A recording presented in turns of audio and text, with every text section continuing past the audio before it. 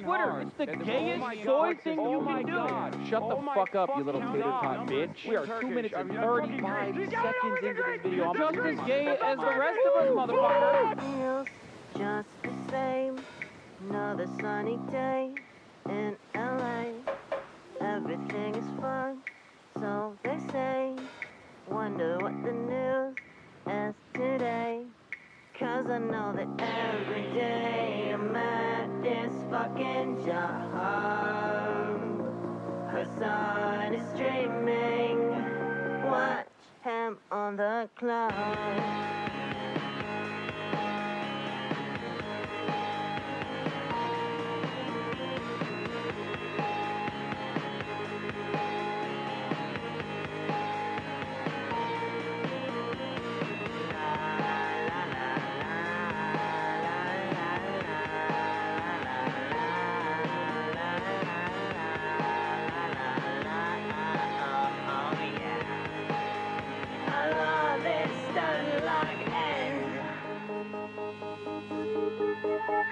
Listen, bro, the Lyra does not need this. Trans people love playing Hearts of Iron 4. Eating pussy is the basic, bare minimum thing you can do. You can be like, you have a fucking fat penis, and women want to have sex. Your job is posting, you're gay. Okay? God, I don't hate make the fucking women rules. so much! But is he really a socialist? He's such a himbo, I can't handle it. He's got a car and a house, and it's better than mine. How the fuck can I sit here like everything's fine?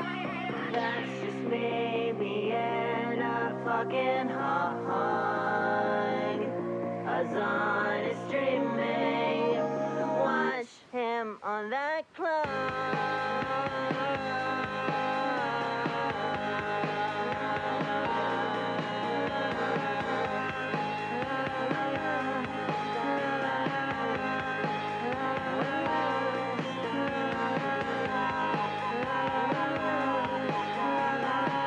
What's going on, everybody? I hope everyone's having a fantastic evening, afternoon, pre-noon, no matter where you are in the world. I'm Hassan Piker in this Dawson. I'm broadcast coming to you live from gloomy and rainy, as a matter of fact, California, Los Angeles. Folks, we're live and alive, and I hope all the boys, girls, and MBs are having a fantastic one, because today's a beautiful day. Today's a wonderful day. This is Hassan streaming theme song from my favorite socialist himbo official video by Theresa Sweetheart. Criminally underrated introduction song. Woo! It is Saturday. Happy Saturday to all, ladies and gentlemen. It's Saturday, September 27th, 2025. 11:13 a.m. and I'm actually right on time. Maybe some might say perhaps a little late, but it doesn't matter. It's 70 degrees and cloudy here in California, Los Angeles. And this is the part of the broadcast where I will be telling you about my personal news. As always, you already know. This is where I tell you about what has taken place in between the time period where I press the stop streaming button and press the start streaming button. For all my parasocialists out there, that's exactly what I'm going to do, so help me God. Okay, for all the parasocialists who are like, Hassan, what do you do when you're not live? What do you do? I need to learn more about that. I need to learn more about your life behind closed doors. And the reality is there's not much going on. I think I put myself out there pretty much all day, every day. You already know. But, yeah, yesterday we had a very special guest for a very special episode of not only the broadcast, but also a very special episode of the Fear and podcast. And politics on the podcast, Fear and is going woke. Yeah, you already know. That's right. Fear and is going woke. Oh yeah, they're making Kaya metal edits. I know. I saw this last night.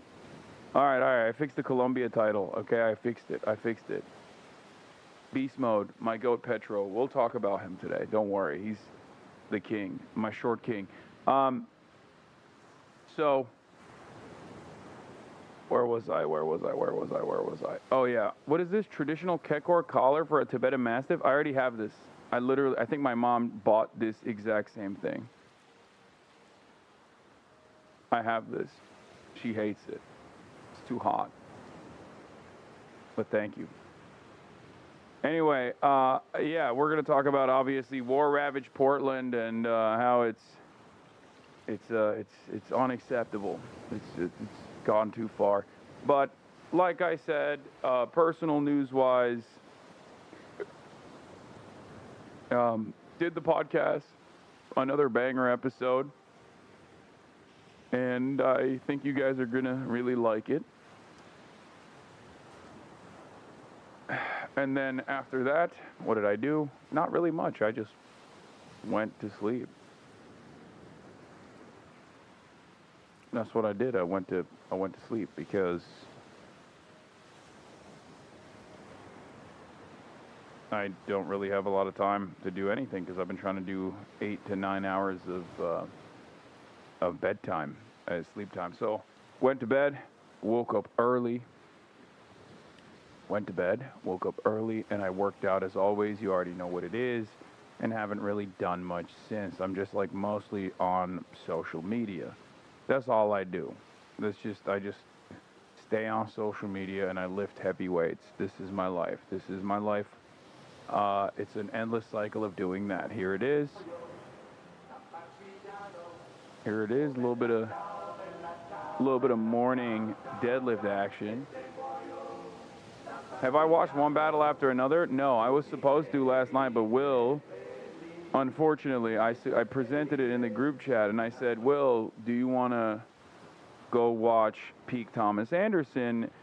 And he said that he would love to. Normally, we go and watch movies together, but unfortunately, he has to do the rush drop, and he hasn't had enough time to do the rush drop, so I haven't been able to do it.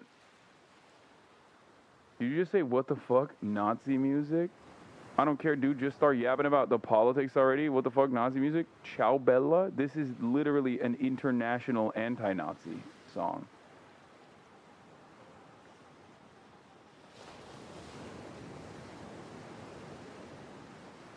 It's a song that is the exact opposite of it's an anti-Nazi song. It's an anti-fascist international anthem. Anyway.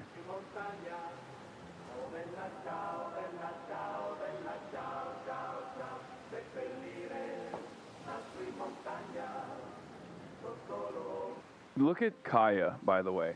It's insane.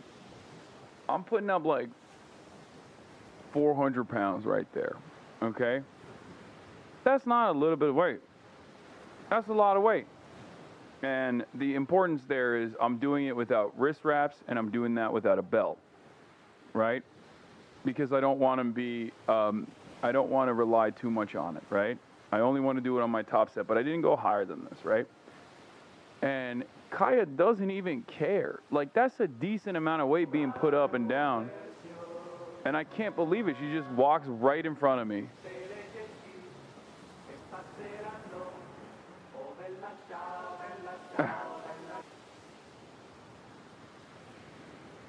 This is a dog that does not care, okay? This is quite literally, women don't care about the heavyweights, man. I just don't understand. I just don't understand how she is so, like, not being impressed by the weight is one thing, but like not even caring about your own personal safety and security is an entirely separate thing. And it's so funny that she just does not even understand. She's so used to being around the gym since she was a bebe, that she quite literally will just like walk under 400 pounds, which is not good. That's not a good thing at all. That's like actually, she should be a little bit more concerned for her own safety. Because if I accidentally like dropped it or something, it's over. It would break her arm, or it would destroy whatever it touched. She'd be like, hurt me, dog. I'll be suing your rich streamer ass.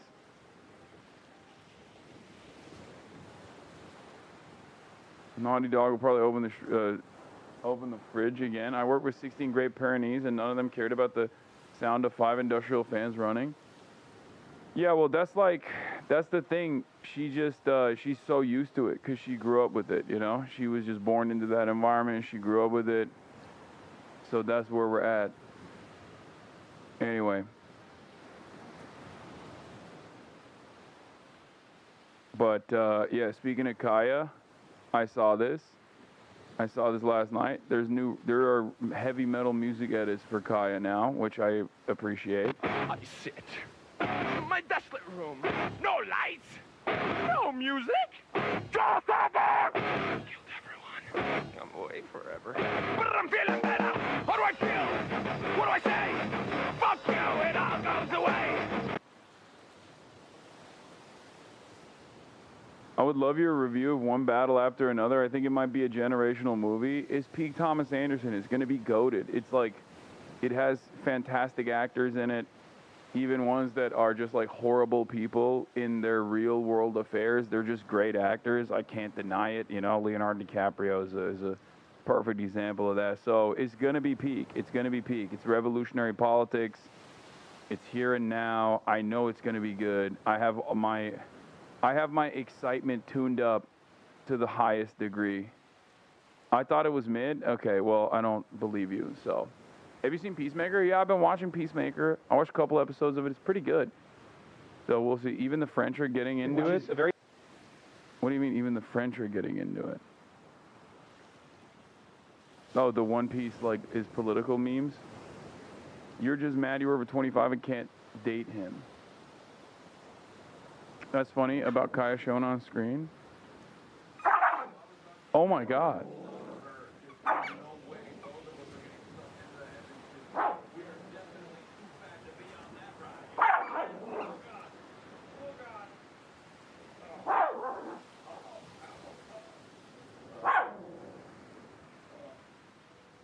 So your dogs know? Kaya has hate watchers? Ain't no fucking way. Yeah, what the hell? Bro, the only show that Kaya actually locks in and watches, and I mean it, like seriously watches and pays attention to on the TV is that movie that won an Oscar, I think, like where there's no dialogue whatsoever. It was a Flow or something. Like the one with the cat. She literally loves that movie. I don't know why. But she just locks in the entire time, through and through, okay? Wall-to-wall coverage, she's in there, she's watching, she like gets animated when like certain animals show up.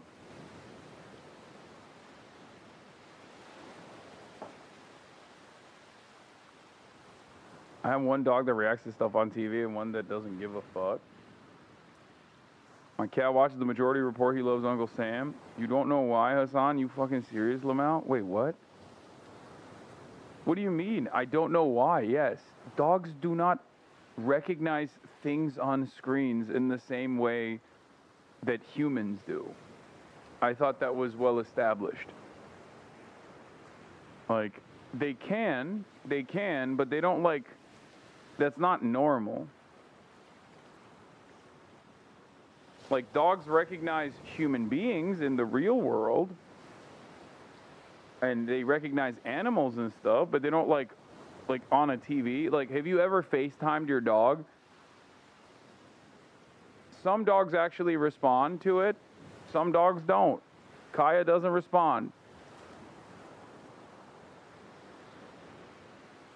Kaya does not respond to FaceTime. Like, I have tried desperately to get her to pay attention to me on FaceTime. She just does not care. She doesn't understand it.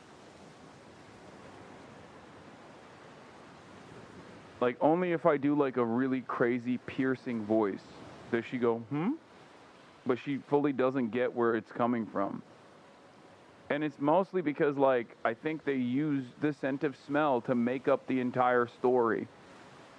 They use scent to, like, understand things. Obviously, sight is important as well, but scent is significantly more important in terms of their perception. And you can't scent out an iPad, you know?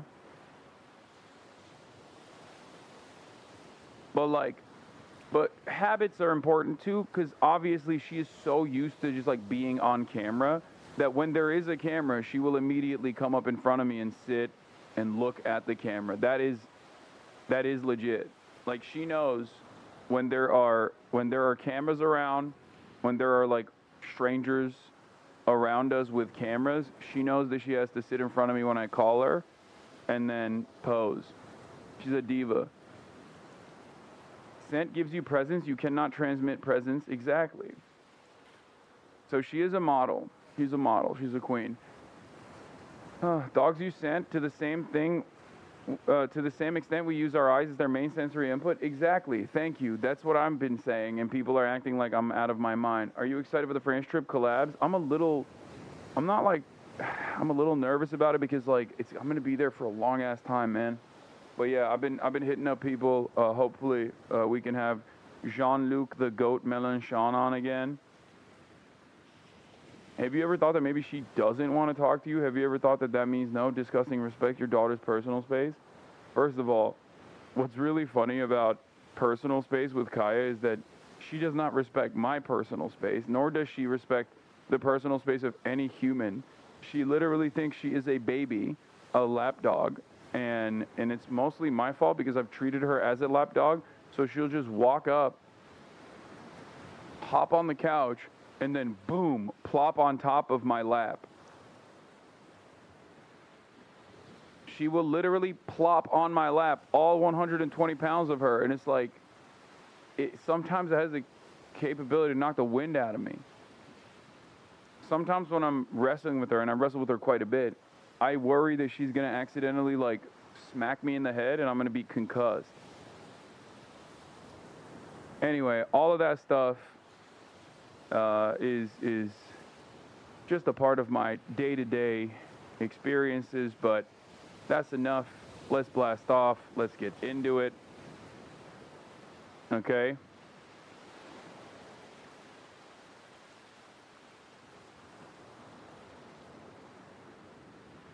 Playlist for later. Are you going to watch the Squeezy's trailer for GP Explorer? Yeah. I think a lot of people don't realize what I'm doing in France. I'm going to be going to France for the next week, and next weekend, specifically, when I'm in France, I'm going to be the American broadcaster alongside Pokimane for Squeezy's whole production. And it's going to be this major international event, and I'm very excited about it. And it's kind of funny that I haven't really talked about it at all, but yeah, next Sunday, it's going to be crazy. It's going to be crazy. It's going to be wild.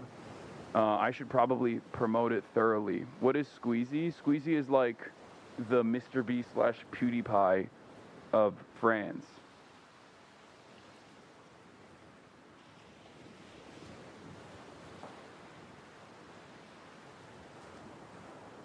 Really enjoyed your CA interview. I'm a longtime reader, so it was cool to see the worlds collide. Yeah. He's like, imagine if PewDiePie was like left wing, or Mr. Beast was like left wing.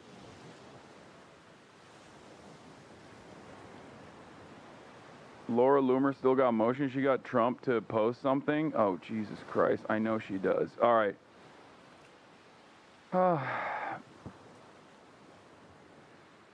What are you drinking, a 40? Yeah, I'm getting hammered, dude. No, it's coffee. It's organic cold brew concentrate that I dilute with water.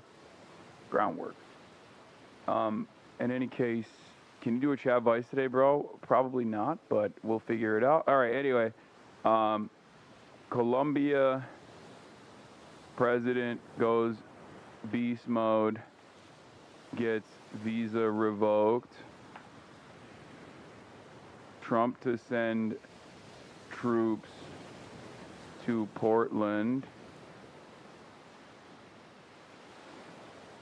BLM FBI fired.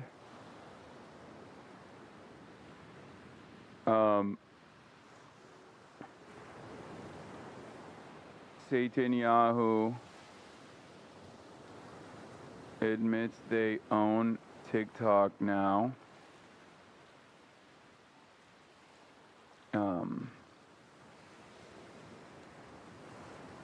Anyway, what else? What else? There's a bunch of stuff going on. Portland, Oregon or Portland, Maine? No, Portland, Oregon. I think, right? Why would it be Portland, Maine?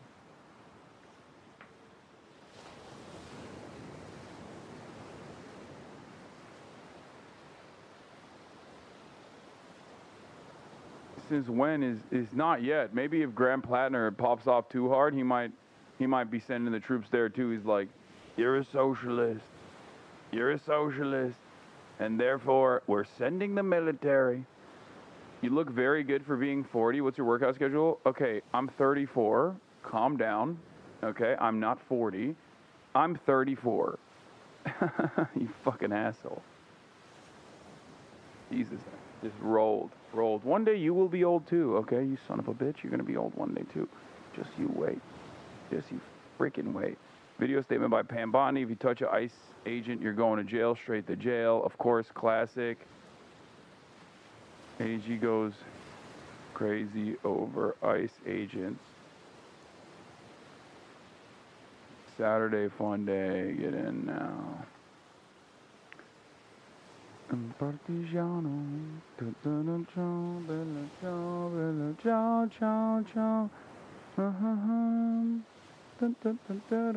Turkey's in a pain to protect the flotilla. Erdogan probably watched your stream yesterday. Yeah, he listens to me, dude. I got motion in Turkey. I got big motion in Turkey. He's just trying to be like me, little bro. Yo, who made the pants, big dog? Carhartt, WIP collection. Do we have a blast off meme? What is this? Tactical Metal Gear sleepover? Yeah, eventually. Not yet. Are we locked in on China or delayed again? Yeah, we're locked in on China.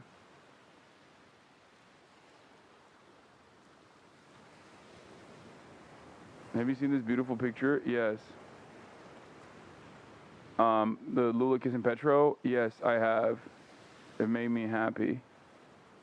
They're not like the most, they're not as aggro as I wish they were.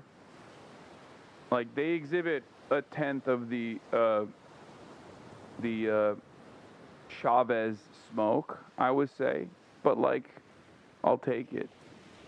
Actually, with Petro, I would go so far as to say he goes even beyond. He goes beyond Lula for sure. I think Lula's been a bit too moderate. I will say it. Lulag aside, I feel like he is 30 minutes only, 9K, they're shadowing you, dog. I think there's an issue, there's a discrepancy with, like, the way people see viewership. Because there's like 23,000 people in here. It's not. I think there's like a lag in the view count. That's why some people come in here and they go, oh, dude.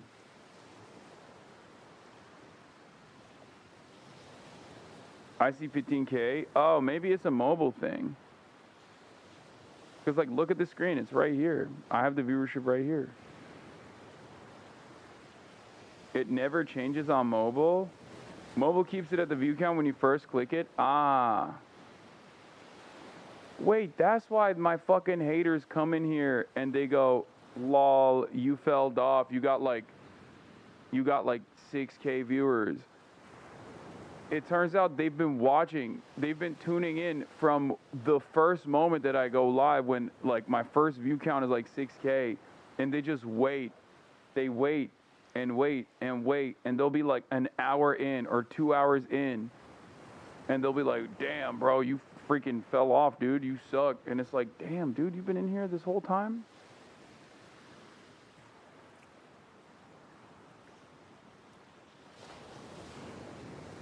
Literally, no. Mine changes on Google Pixel. I think for some people, it's just like, it just gets stuck, maybe. I don't really know. I don't really care. It doesn't really matter. Who gives a shit? Just watch the goddamn stream, man. Can you not enjoy it if you don't feel like an entire arena full of people are watching? Like, do you just go, honestly, I was going to get my news from this guy, but if he's not cracking 30K minimum, if he's not got like 40,000 people in here, what's the point? You know what I mean? What's the freaking point, fam? This sucks.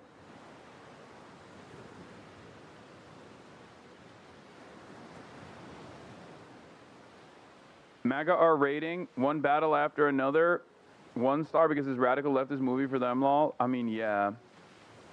It's okay. I think you have to remember that they do not matter, especially when it comes to art.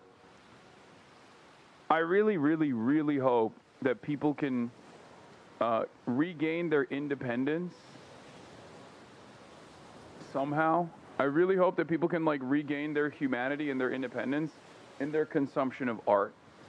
Because one of the worst aspects of like internet and the democratization of media has been that like everyone is more susceptible to someone else telling them how to feel about like consuming works of art, and it's like you shouldn't let that. I know it's funny for me to say it because like a lot of you probably ask my takes on shit for that reason too. But like there are plenty of instances where I can't even convince you, like with comedy.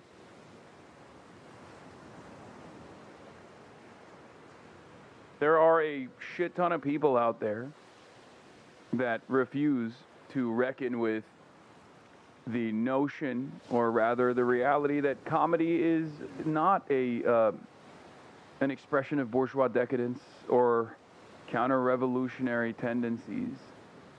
You know? Some people just can't comprehend that. They can't contend with that reality. They just go, nah, no, laughter, not the best medicine. Actually, as a matter of fact, medicine itself is bourgeois. No Valorante gift subs? Yeah, Valorant is still going crazy over the gift subs. Anyway, I'm not going to watch the entire Petro speech, but he's been going boss mode and beast mode, if we're keeping it $150 here. We're keeping it real. He is my goat, my small king, okay? My short king. And he went maybe a little too beast mode, as a matter of fact.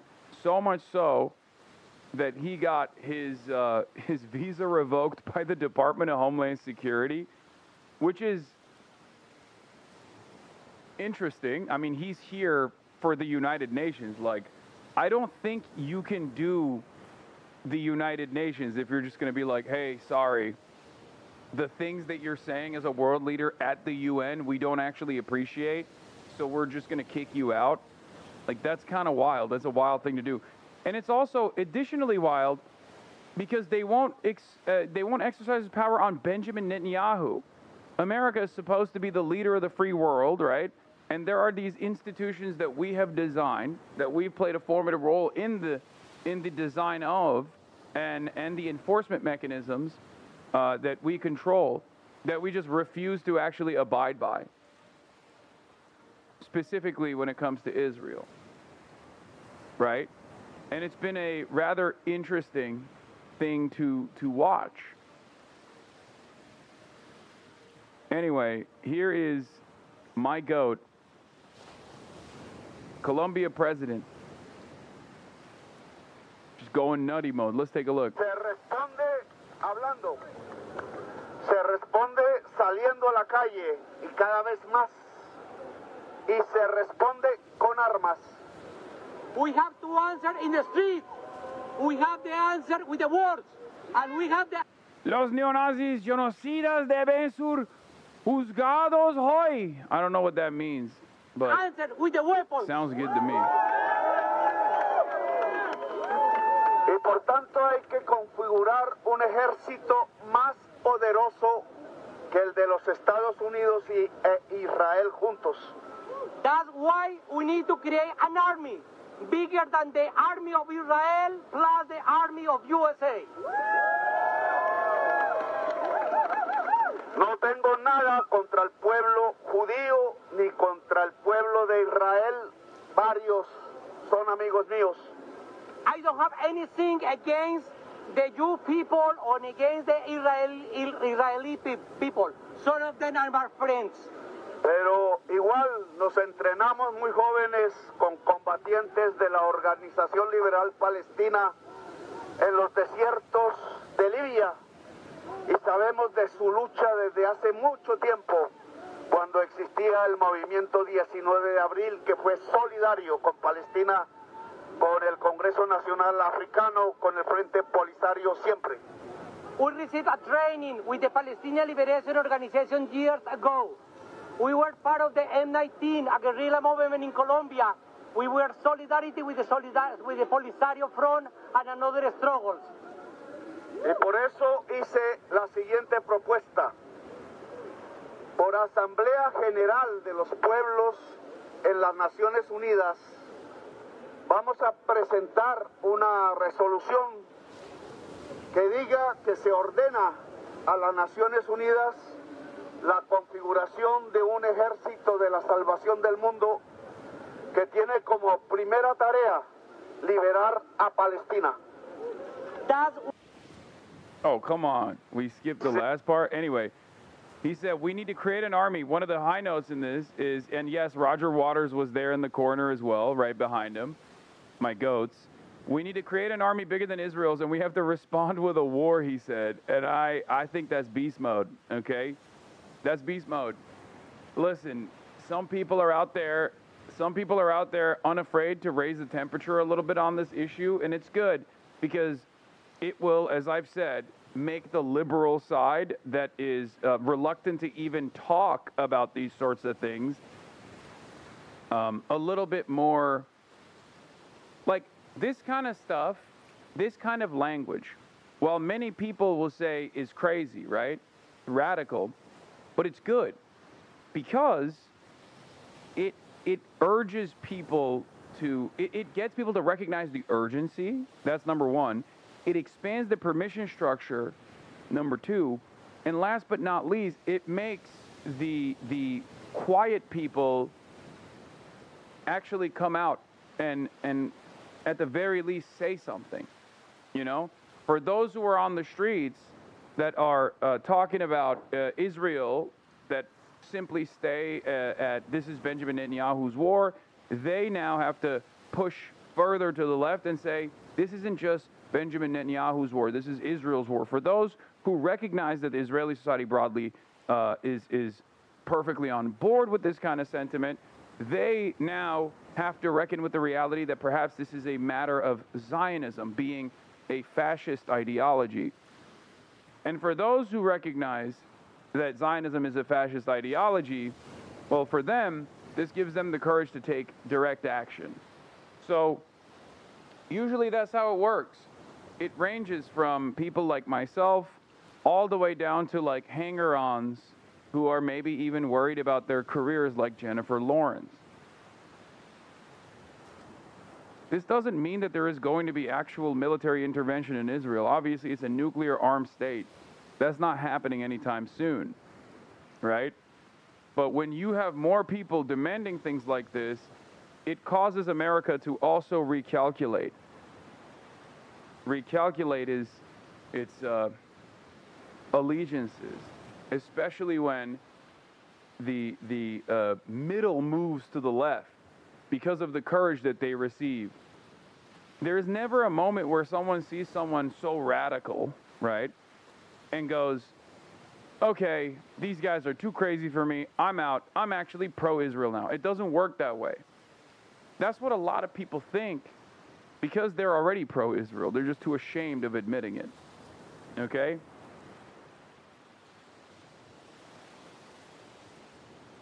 Anyway, this was funny though. Earlier today, Colombian President Petro Gustavo stood on a New York City street and urged U.S. soldiers to disobey orders and incite violence. We will revoke Petro's visa due to his reckless and incendiary actions.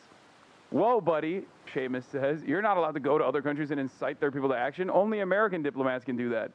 And not only that, but also, I don't even think this is a one-to-one comparison with what Petro was doing. Petro wasn't inciting action in the way that like an American diplomat that's actually a CIA agent tries to invoke like a color revolution or whatever. He just straight up was acting as the head of state, recognizing right from wrong, and also telling American soldiers that they don't have a duty to obey orders if those orders are unlawful. That is the truth. That is a part of the American rule book, by the way. For those of you who do not know, and I'm sure there's plenty of military members in here, active duty and former veterans as well, you literally don't have to follow rules that are illegal, okay? They will court-martial you, You will lose your job. You might even be thrown in prison for an extended period of time. But once the legal process goes through, you will be found totally innocent. Like if your commanding officer issues an unlawful order, you have no obligation to follow through on it. Like, for example, if tomorrow, former veterans, yeah, you know what I mean, former active duty veterans, okay, shut up. If tomorrow, let's say Pete Kegstand calls all the generals over and he gives them this like incredible speech and he tells them, you don't have to do this thing, you go to jail. Wait, what? No. I'm saying in the worst instance, like you get court-martialed, you might even be jailed for a brief period of time, but it's still better than participating in a genocide, for example. And many people have done that. Also, anyway, Pete Kegstand brings all the generals over, let's say, and he's like, we're going to do the Crusades. Look at my tattoo. Isn't it cool? We're warrior culture, you know? And then he's like, we're going to war for Israel. If your commanding officers also lead you to do that, and you say, nah, I'm not doing that. I'm not following this order, especially by the numbers. If you did like an officer's mutiny or something, like, yes, initially you will be, in the interim, you might get criminal punishments within the military courts, but it's far better for you to disobey in advance than to participate in a fucking genocide. It's morally right, and history will absolve you. History will vindicate you. 100%. Yeah, and also there is at least some semblance of fairness in the legal structure that exists. Otherwise, it wouldn't be in the fucking rules, you know? Yeah. Military oath is to obey all lawful orders. Disobedience of illegal orders are a part of that oath. Okay? You are under no obligation to obey an unlawful order. Remember that. 100%. Military personnel, and I will repeat this over and over again, military personnel are not required to follow illegal orders. Okay? The United States boldly broke with the ancient military custom of swearing loyalty to a leader. Article 6 required that American officers thereafter swear loyalty to our basic law, the Constitution. While many other nations have suffered military coups, the United States never has. Our American Code of Military Obedience requires that, should orders in the law ever conflict, our officers must obey the law. Many other nations have adopted our principle of loyalty to the basic law. What makes an order illegal? I don't know. Go kill these like children prisoners of war. That is an unlawful order. You are under no obligation to follow said order. That's it. That's a huge thing in the U.S. military, by the way. I mean, you'll still get punished for it in the interim, but it won't be permanent. Just something to remember for many of you. And before people say easier said than done, dog, you're already in the fucking military. What do you mean? Your life is already dog shit. Okay, you get thrown in the fucking brig for like a couple weeks maximum, okay? Unless they execute you, no, that's not how this works. The fuck? Oh no, dude. Like, yeah, there is a due process as it stands, okay? I'm saying worst case scenario, it's still better than mutilating children.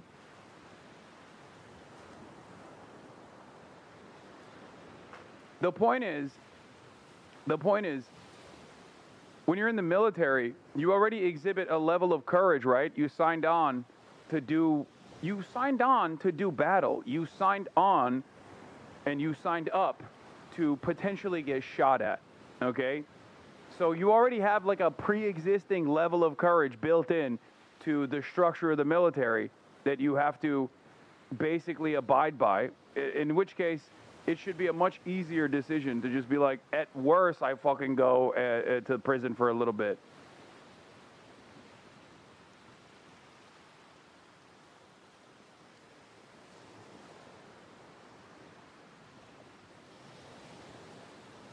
What you saying? The U.S. military won't execute disobedient people? Just don't go to the fucking military, Unc?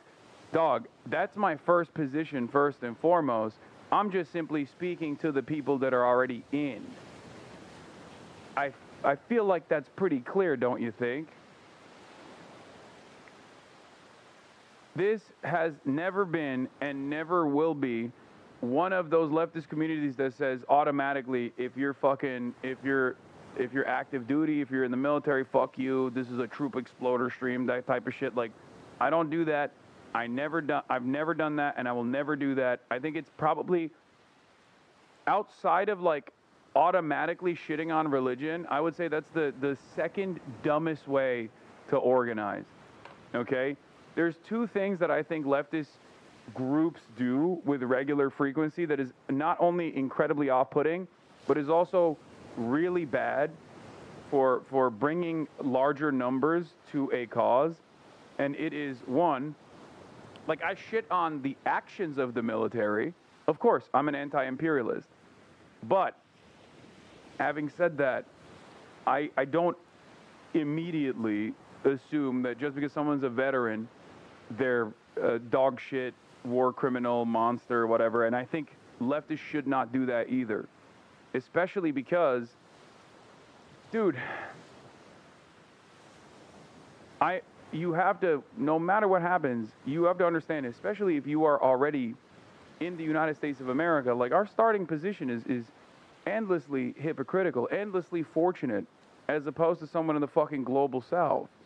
And therefore, especially when you got a dude who's like from a poor family or whatever, because I've met so many fucking veterans who have radical politics now, radical leftist politics, who are anti-war veterans, who have seen it in action, who have participated in these acts of violence, who are destroyed by it, and then realize that this was all for naught, and spend every waking moment fighting against that to ensure others don't fall into the same trap.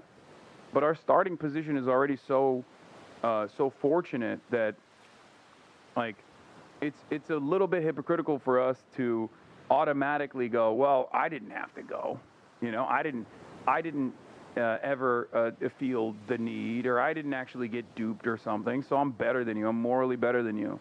As long as someone's current opinions are in the correct direction, as long as someone is leading with empathy first politics, and they are trying to offer some kind of restitution for what they've done in the past, then it's, you know, I don't have a problem with that. Vincente, thank you for the 5 get the subs. Especially because you are quite literally fucking, you don't, listen, you're literally dropping a massive, massive opportunity when you do that, okay? Like, other veterans in this community will probably agree with this, but, like, think about it. A bunch of dumb fuck dickheads from, like, Iowa that have never thought about anything, that have never had any sort of organizational structure in their lives, all of a sudden are due to the poverty draft or due to one reason or another, finding themselves in this, like, massive fucking jobs program. And in the aftermath of, like, all of the, like, the basic training and the actions that they engage in, especially if they go on tour, if they're active duty, they come back and they're like, this shit sucks. That's an opportunity ripe for radicalization in the appropriate direction, as opposed to just being like, you're a war criminal, fuck you. You know? In any case, it doesn't matter. Many of the people are just on the logistics sides anyway. It's just like a fucking massive jobs program. I wish that it was a jobs program that focused on building bridges and shit instead of just, you know, murdering children. But regardless, when a lot of people are in this system, it opens their eyes up to said reality. What motivated? Here, yeah, this is the type of shit I'm talking about. I just don't think it's like a smart strategic decision to automatically oppose people. But that's just not who I am anyway. Like, when I see someone from Israel, I don't immediately assume that they're going to be like super invested, hyper Zionist. I just don't. Until people show you who they are, don't make any assumptions. That's the appropriate thing to do. You to enlist? Poverty. I joined the Army because of poverty. You know, the number one recruitment tool of the United States military is to go to... Have you not seen the polls? I have. I have. It still doesn't matter. It still doesn't matter. I never will, and I will never do that. It doesn't matter. I have seen it. Overwhelming majority of Jewish Israelis fucking love what Israel's doing, okay, in Gaza. And still, I'm not going to automatically start with that. Okay? I'm not going to automatically start with that assumption. Obviously, you can very quickly fucking figure it out. Yeah, remember what Norm said about his parents? Not the same, of course, but about Germans? Yeah, I know. Except even in that conversation, Norm Finkelstein understands that, like, it's kind of fucked up that his parents feel that way. It's more so an understanding of what they've gone through. You do realize that, right? Because in that story that he describes, he's talking about a German friend of his that he is bringing home to his parents. Like, the point is, it's still not the best idea to automatically assume that that someone that you're talking to, even from an in-group that's like overwhelmingly in favor of this like incredibly fucked up thing, you shouldn't have your starting position be this assumption. And there are obviously going to be instances where that leads to that unwinds and leads to failure down the line. I mean, come on, you know that. I'm just giving you my perspective. You can tell me that you can sit here and explain to me how combative you are to every single person, but I think it's important not to be that way, especially because it's good to always operate under the assumption that you can change people's minds by communicating with them, by getting them to understand your worldview. And that's how you bring more reliable allies on your side. Highly impoverished areas and offer things that America doesn't offer you, like health care, housing, income, stability. We offer our soldiers socialism to go abroad and defend capitalism. And I was too poor to say no. I was in the Army from 2001 to 2014, served in Iraq and Afghanistan, both theaters. I got out of the military 7 years short of a 20-year career, and that doesn't happen that much. And the reason I did is because the longer I was in the military and the more I saw what America did abroad and what we were really, our true motivations were, it made me realize that America was not on the right path. And, you know, I would talk to Iraqis and say, hey, why do you hate America so much? And they would say, you know, you invaded our country, you blew our neighborhoods up. Started realizing, shit, maybe we're the bad guys.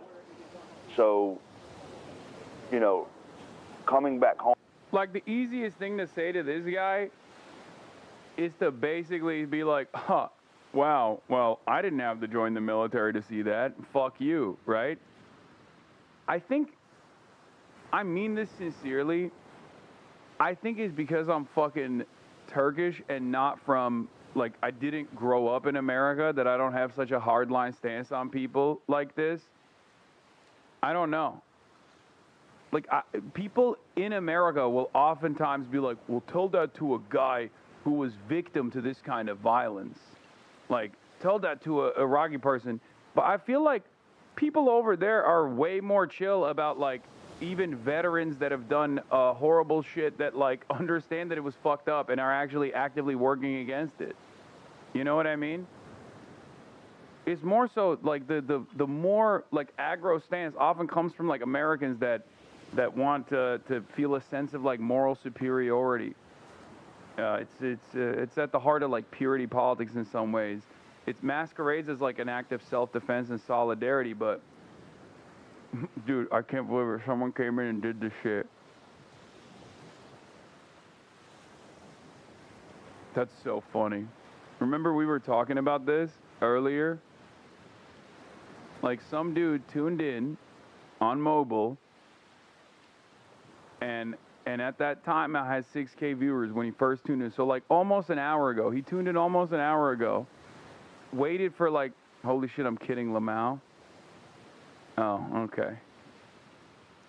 All right. Well, some people do that unironically.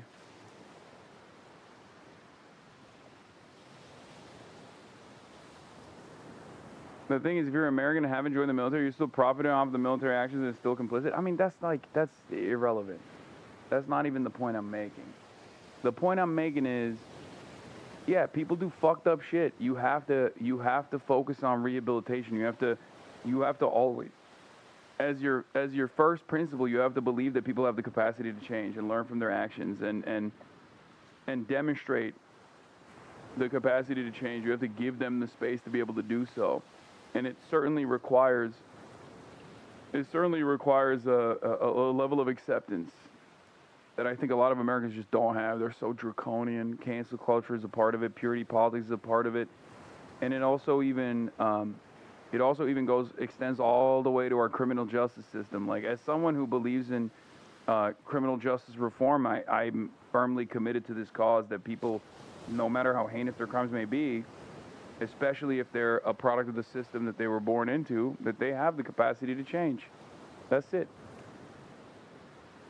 Getting off the Kool-Aid and realizing what my country really is, which is a place where white supremacy has never been held accountable. White supremacy is the root of this whole thing, and it's never been held accountable. There's never been a time where we corrected the wrongs of white supremacy. And so we're taught from a young age to put our hand over our heart and declare our allegiance to a flag, but that flag never declares its allegiance back.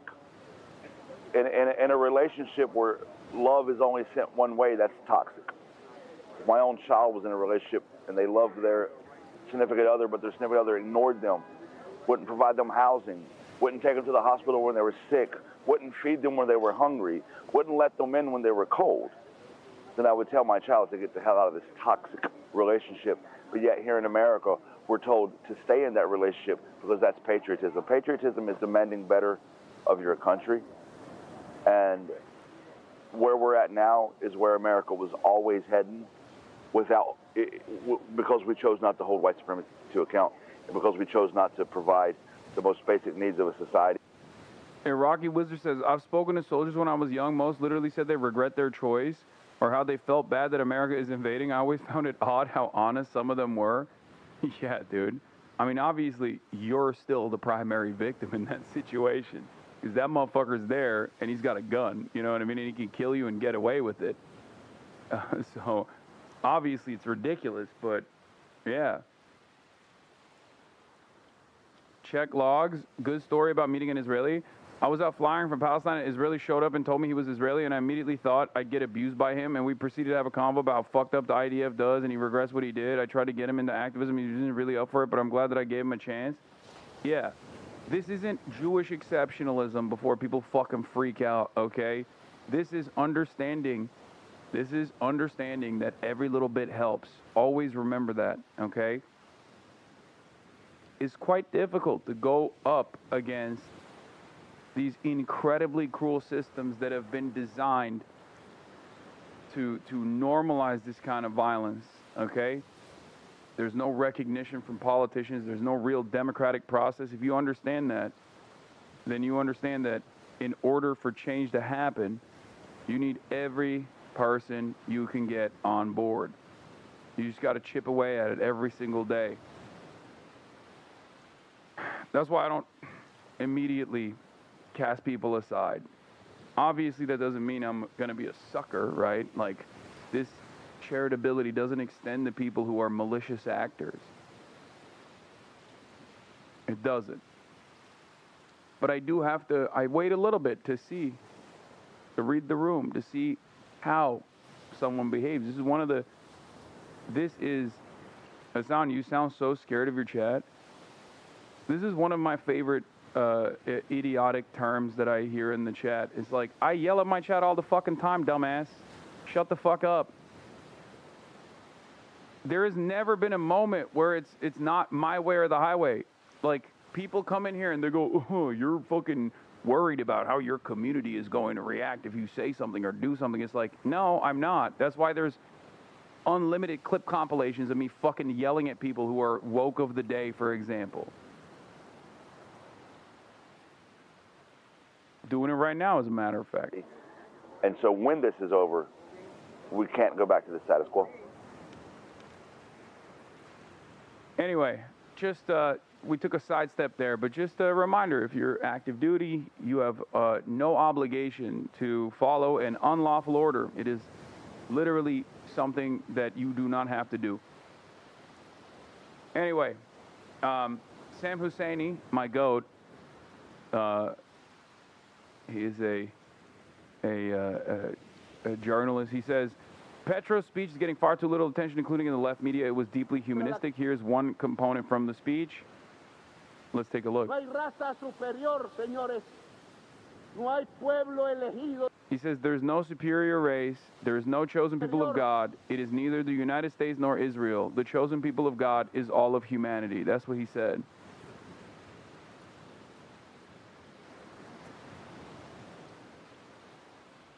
For every one soldier, there's like this. There's like 4 like this that brag about fucking kicking kids in Afghanistan. The first time Fred kicked a kid in Afghanistan, he pointed an imaginary AK at me. No chocolate for him. Wait, what? Yeah, bro, there's fucking psychos. Remember. Dude, chatter. Remember. This is the American military we're speaking of, okay?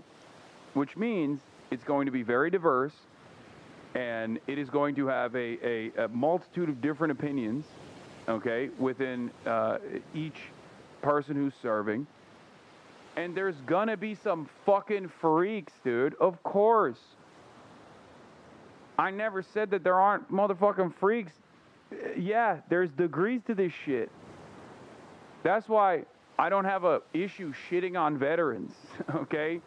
This is something I talk about all the time. On the one hand, like I said, I don't automatically assume that just because someone's a veteran that they're like a fucking war criminal, monstrous piece of shit and their worldview is awful or whatever. But I also don't do the opposite either. Because on the opposite end of the spectrum, you got those who just do that like aesthetic posturing where it's like, thank you for your service, sir. Thank you for defending my free speech. Like, I don't do any of that shit either. Okay? I don't do any of that shit either. You know this. I mean, there's one veteran with an eye patch that I talked big shit about, if you recall, in a very famous incident that got me in a lot of trouble at the time, okay?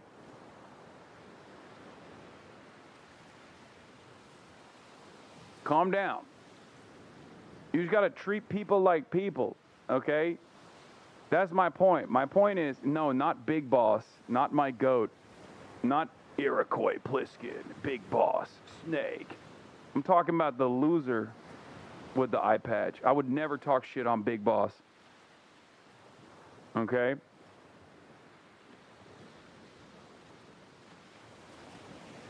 I thought I was a Trump supporting idiot and I checked out your content out of pure curiosity and now I'm the loudest Marxist-Leninist in my family. Thanks, King. Hell yeah.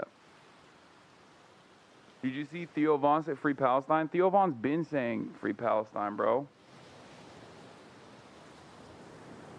Iroquois Pliskin is his son? Yes. Solid Snake.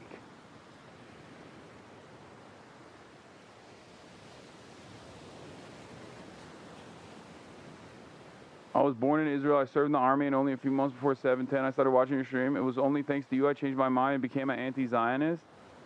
See, there you go.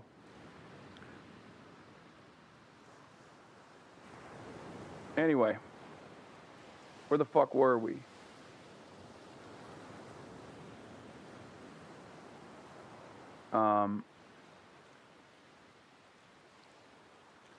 So yeah, we got Petro, my goat. We'll talk about Laura Loomer as well. But first and foremost, breaking news. This administration is so incredibly invested in relitigating old wounds. Okay? They are so unimaginably invested in relitigating old liberal wounds, old grievances that they have from the first administration, that they're just having this like incredibly broad loyalty pledge that ends up attacking a shit ton of liberals, okay? Which I will recognize, I will admit, and I don't really know if I should even be saying this out loud, this is good because they're not making a distinction between like radical elements or anything like that.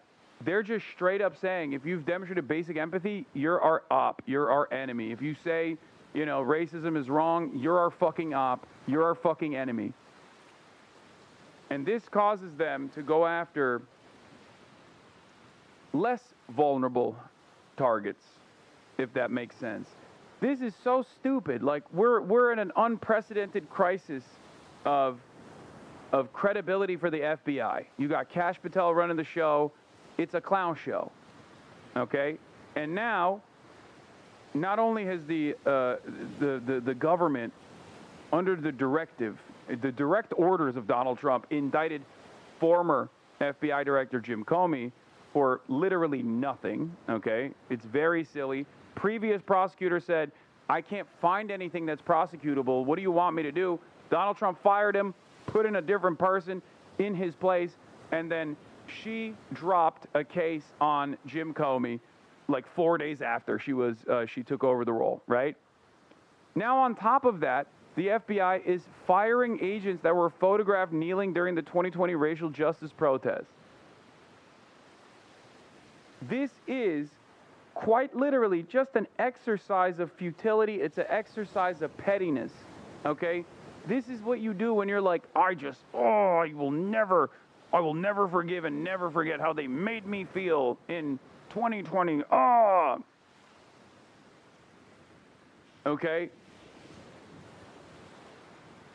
It's so funny that is where these guys are at. So, number one, they did this shit. The FBI's fired agents photographed kneeling during the 2020 racial justice protests. And number two, they're going after Portland, Oregon.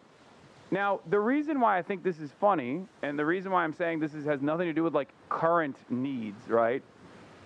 Like, they're not even trying to manufacture a crisis and then try to tackle that crisis militarily.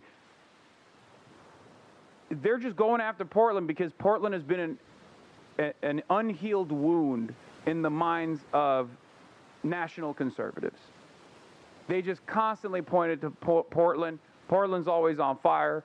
Portland is out of control. Portland's going crazy. We got to do something about it. And Donald Trump did. In 2020, he literally sent BORTAC units, the SWAT team basically, for ICE, to go to the streets of Portland and black bag people, okay? Just like literally apprehend them in the streets in unmarked vans with military gear. They did that, okay?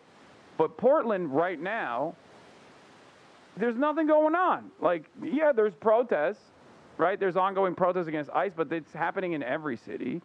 Like, there's nothing particularly unpleasant that's taking place in Portland currently that isn't taking place everywhere else, from Illinois to Los Angeles, in Chicago to Los Angeles, to many other parts of the country where there are ICE apprehensions taking place. The only reason why he just came out of nowhere and decided that Portland has to be tackled with the military is because they just don't like Portland. That's it. It's just that Portland is like a symbol for what conservatives despise about their neighbors and their politics, okay? Okay, also, doesn't this feel like a distraction, or am I tweaking? No, these are not distractions. If it's an actual initiative by the federal government to, like, exercise military power over certain areas that they just don't like because of the politics demonstrated by said areas, then it's not a distraction. That is the main course, okay? That is the actual event. This is the actual event, okay?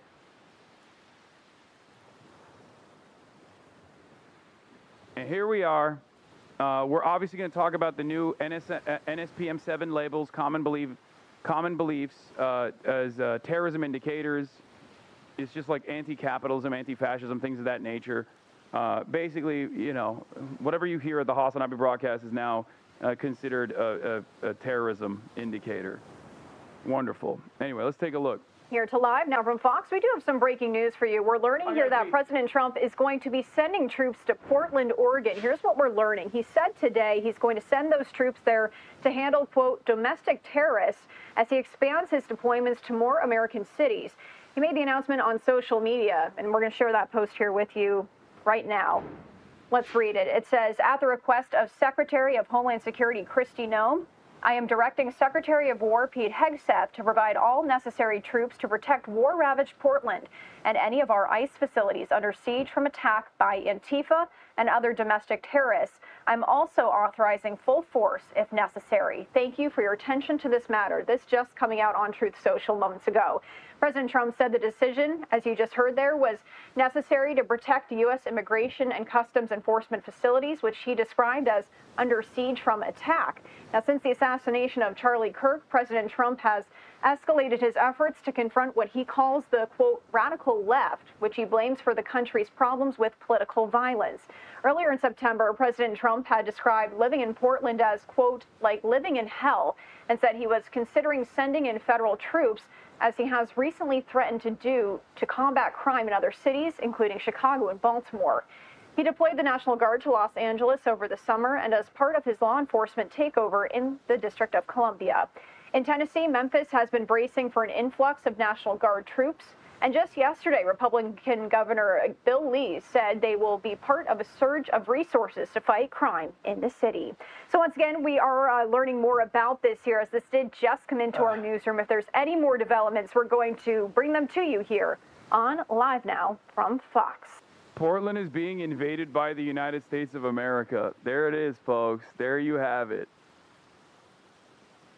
Pentagon officials don't know what full force means. This full force language is not a term commonly used in the Pentagon. No clarity on whether this means active duty troops or National Guard involved. No clarity on whether Trump intends to invoke the Insurrection Act despite the lack of any kind of major rebellion. Pentagon officials, according to Dan Lamothe, who does military affairs at Washington Post, Pentagon officials are seeking clarity on what President Trump means with this post about military forces going into Portland. They have no information to provide at the moment.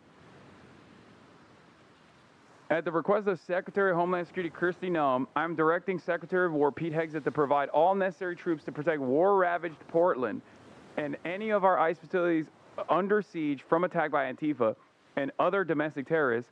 I'm also authorizing full force if necessary. Thank you for your attention to this matter. The less popular that they get in the eyes of the population, the more aggressive they get. Okay? Like... People are like, hey, man, we don't like this. Can you fucking fix the grocery prices, please? The more people go, dude, what is this? What is going on? I don't like this. Please fix the housing crisis. The more they go, oh, do you want me to be more aggressive? That's what I'm hearing from you. I'm hearing from you that you want me to kill people in Portland with the military.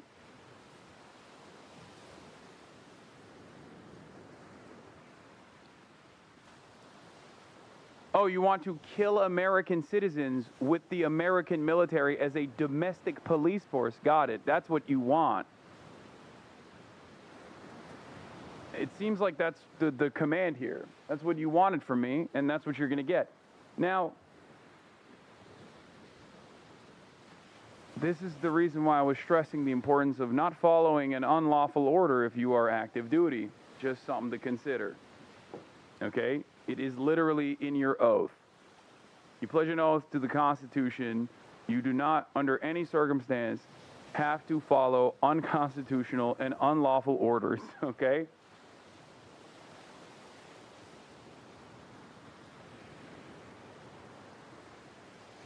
Brother, you must be the most vindicated man on this planet. Wallah. Yeah, but it doesn't feel good because there is no cause to celebrate because I'm always predicting the worst shit happening. So when the worst shit does inevitably happen, there is no moment where you go, well, I told you. There's no I told you so moment. In any case, motherfucker put that jacket on purpose. It's a Ralph Lauren jacket. But yeah, Antifa Brigadier Commander. At your service. Here it is.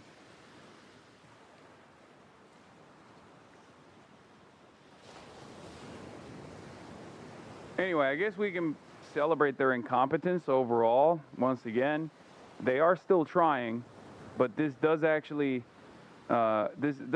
make their efforts. This actually does harm their efforts in general, I think. Because, like, I try to imagine what a competent administration would do in this moment. And I think first they would have to do like a PSYOP, you know what I mean? Maybe even multiple false flag attacks or something to just like present an imminent threat. Because right now there isn't a lot of appetite for this kind of action by the broader public. Of course, there's this kind of action, there's appetite for this kind of action from like really, really hardline conservative areas that have like imagined a universe where Portland is on fire and they need to be punished by death by the American military so we can like stamp out any sort of like liberalism and leftism that is an imminent threat.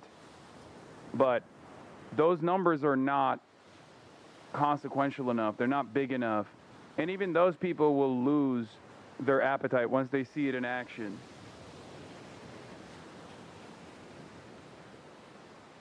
Here, my Antifa commander hat.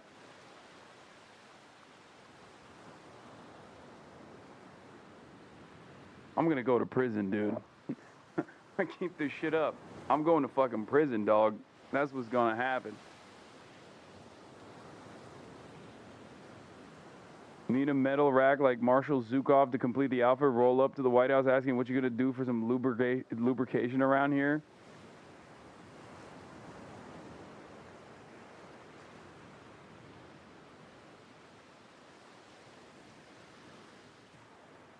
Anyway.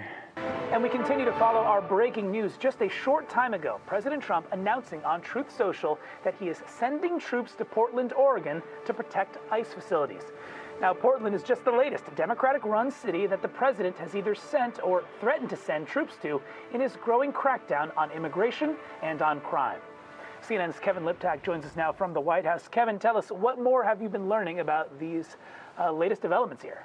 Yeah, and there's no question this is an escalation in the president's push to deploy the U.S. military on domestic soil. It follows this pattern. We saw it in Los Angeles. We saw it here in Washington, D.C. of the president choosing Democrat-led cities and states to make this push and really kind of pushing the boundaries of the use on domestic soil of the U.S. military. The president writing on Truth Social this morning that at the request of Secretary of Homeland Security Kristi Noem, I am directing Secretary of War Pete Hegseth to provide all necessary troops to protect war-ravaged Portland and any of our ICE facilities under siege from attack by Antifa and other domestic terrorists. I am also authorizing full force if necessary. Thank you for your attention to this matter. Now, there are a lot of unanswered questions here. One is the timeline, when exactly we would see these troops arrive into Oregon. We also don't know what types of troops the president is talking about here, whether it's National Guard, whether it's active duty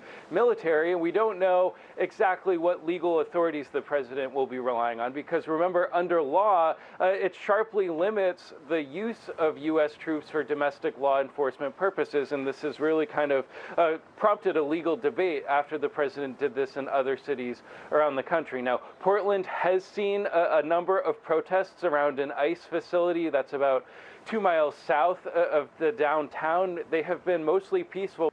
For the record, this will turn into, like, the goal here is to develop so much resentment and foment so much discontent as a reaction to this ridiculous initiative that it does escalate. This is a provocation. Make no mistake, this is 100% clear-cut a fucking provocation.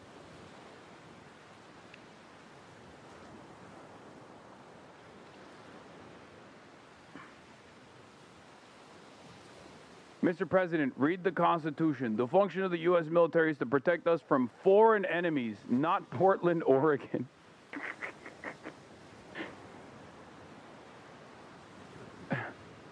In this country, we have local and state police for law enforcement, not federal troops. Stop deploying the U.S. Army against Americans. I don't think Americans are going to like this. No matter how much smoke motherfuckers have for Portland, like, with the exception of, like, maybe 20% of Trump's base, there are 100% people that were in the military in the past, people that are still in the military, people that have family members that are in the military that are going to look at this and be like, all right, dude, what the fuck are we doing? Dial it back. The only people that will get excited at this is going to be a marginal part of Trump's base. And he doesn't have support to lose right now. I think this chips away at his approval rating. I think this chips away at his approval rating pretty significantly. This is, again, an overreaction from an administration that is fearful. This is an overreaction from an administration that recognizes that they're kind of weak.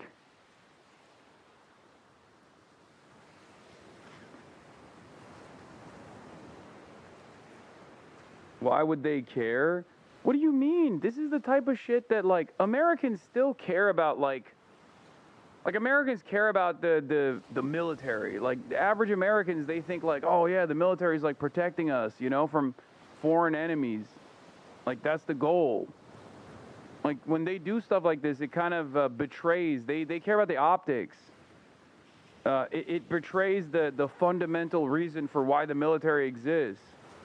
You know, in their minds, it's like they don't have to think about what the military is doing in Iraq, but like in their minds, there is like there's this idea that like at least they're doing like they're doing it to protect us, right? It's a false notion, regardless, but like they believe it anyway.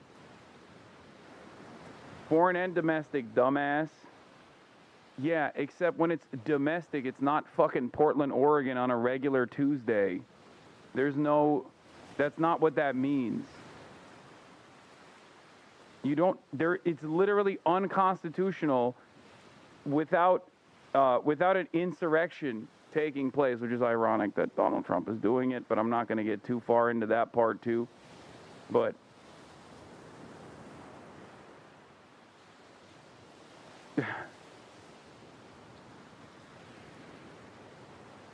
like, it's ridiculous to be like, I've just decided I'm invading Portland with the military because I'm bored, okay? Do you understand how fucking stupid that is? I mean, it's stupid. It's so stupid that even the dumbest American will look at that and go, this is a little crazy.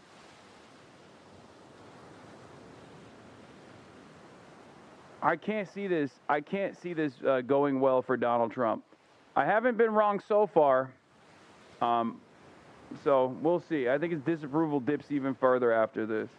But there have been some violent clashes that have led to injuries for federal officers. It's led to arrests. They did it to LA and his base didn't care? You're wrong. You're wrong. It slowly but surely makes this a story. LA was the beginning.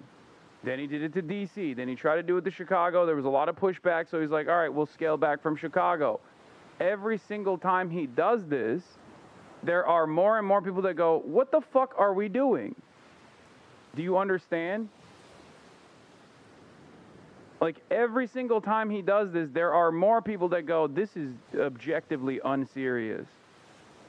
Liberals look at it and go, okay, there is a severe crisis here. We have to take to the streets. Apolitical people go, what the fuck are we doing? This is so insincere. This is so silly. It's the same reason why they look at like Kash Patel leading the FBI and go, I don't trust this institution anymore. It doesn't seem like there are serious people in charge. That's what the apolitical people are seeing when they look at this. And the more these kinds of images take place all around the country, the more discontent grows.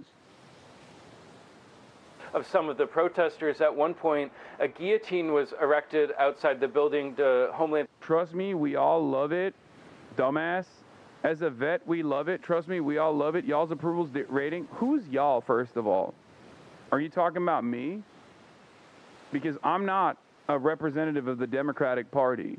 As a matter of fact, I am very angry at the Democratic Party. I'm on the disapproval side on the Democratic Party, and everyone in my community is on the side that disapproves of the Democratic Party, which is why it's down to fucking 30%.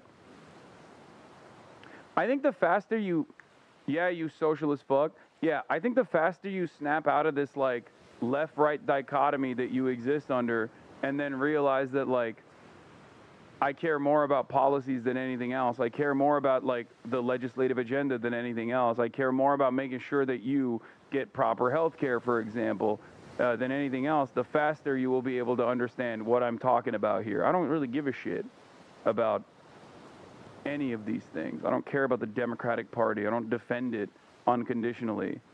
Okay? As a matter of fact, I'm very critical of the Democratic Party. But I do like that you're generalizing all vets and, like, as a vet, we love it. All the vets, all the vets in my gun club love it. We're all divorced dads with nothing else going on in our lives. So we think when the government is behaving in this way, no, the faster you stop bitching and leave to the UK to live in a socialism life, you'll be happy. He said the UK, he said I need to escape this country and go to the UK to experience socialism. Oh, brother. If only you knew.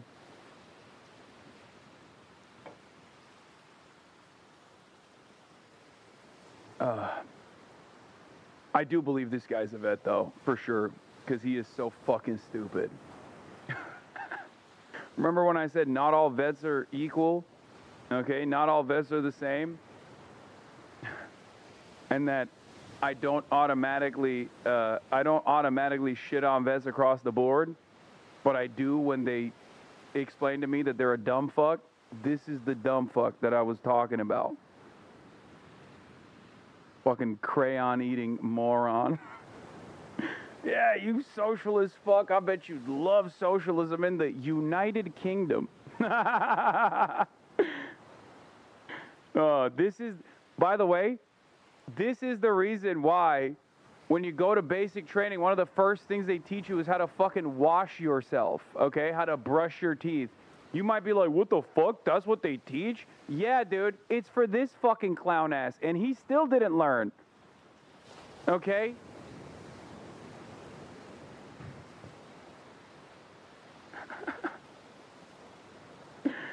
All right. This guy's awesome. You're dope, Chatter.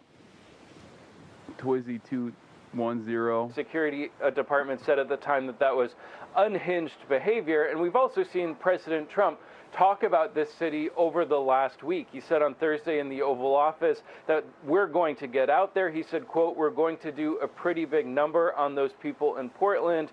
He called them professional agitators and anarchists, and you saw in his Truth Social post today referencing Antifa, the president has taken steps this week to label that group a terrorist organization. Now, leaders in Portland have made pretty clear that they are not welcoming federal intervention. The mayor said this week that, like mayors across the country, I have not asked for and do not need federal intervention. That's the mayor, Keith Wilson. We've also heard from leaders in the city and state just last... He's a Kai Cenat fan who also fucking... He's a... Big Dog is a Kai Cenat fan who also happens to be replying to people about how George Floyd was a scumbag. Bro, he's a child? He's not a child. He's a boomer, I think. God, it fucking, the mind of some people fascinate me, dude. That's awesome. Like in between replying to people about how George Floyd was a scumbag, he was a drug addict, He's like, hell yeah, Hasanabi reached 240,000 subscribers. I love that. That's my goat right there.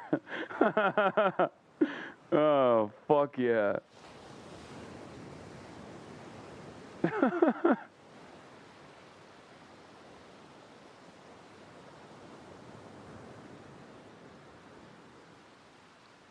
This is what I voted for. Hell yeah. Look, he just keeps reposting Hasanabi.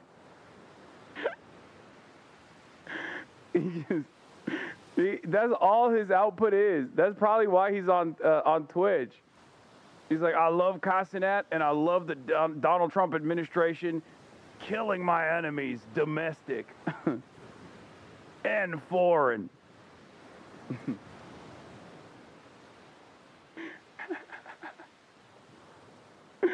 Yo, this guy is awesome. He's posting W or L chat in the Hasanabi chat to like 12-year-olds while simultaneously talking about how the American military has to start killing these goddamn radical Antifa. Respect. You know that motherfucker failed the ASVAB, okay? Didn't even... His score was 1. Last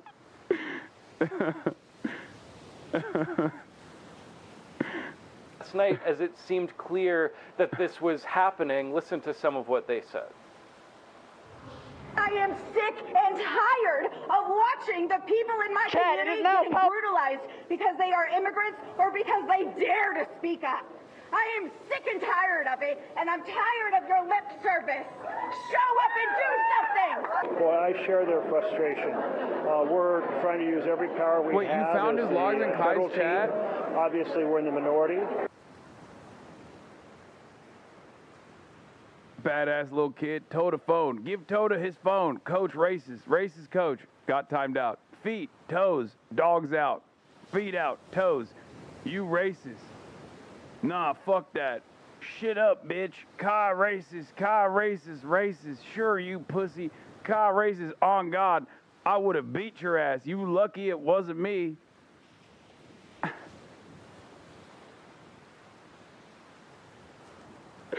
Hey, yo. Wait, is he still in here? I love this guy. Oh my God, this is my new favorite chatter, man. Oh my God.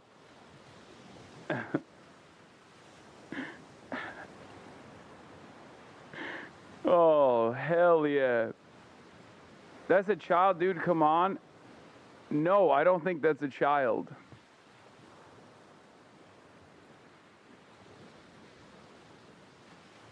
I don't think this is a child at all. I think this is a whole ass adult who behaves like a child online, but you think a 12-year-old gives a fuck about George Floyd one way or another? What are you, crazy? No, this is like a 40-year-old, most likely Hispanic, Iraq war veteran, okay? That's like, in my mind, that's the profile.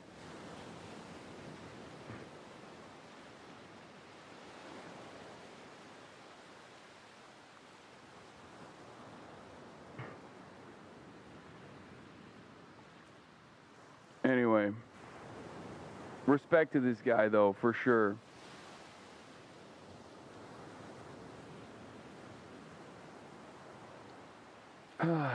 Keep scrolling. I'm invested now. Remember 9/11?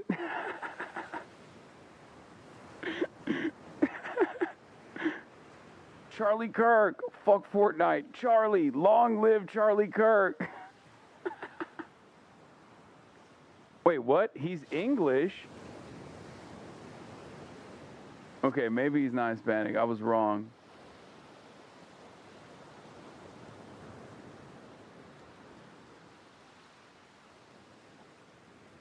How does that... Wait, what?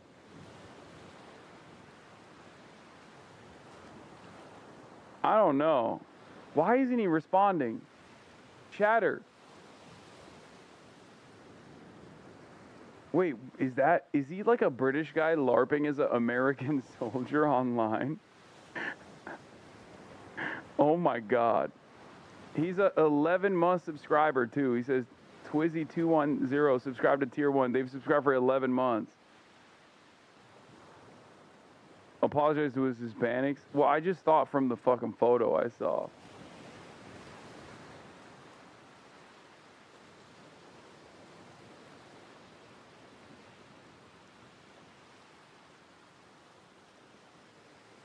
Oh my God, is that like a British?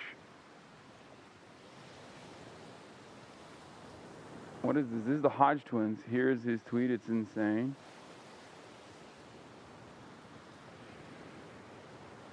Where'd he go? Why isn't he responding?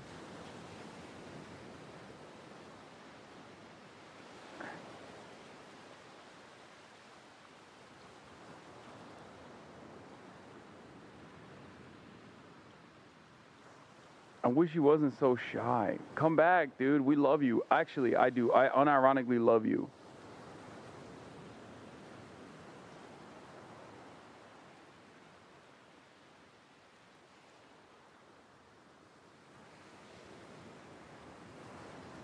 His Twitch bio says he's the Hispanic queso.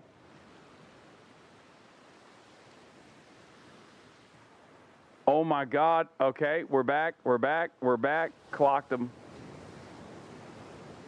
Don't fucking play with me.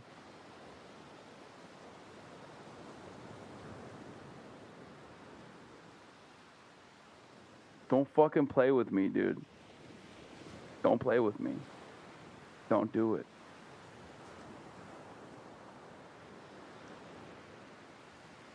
I wish he was still in here.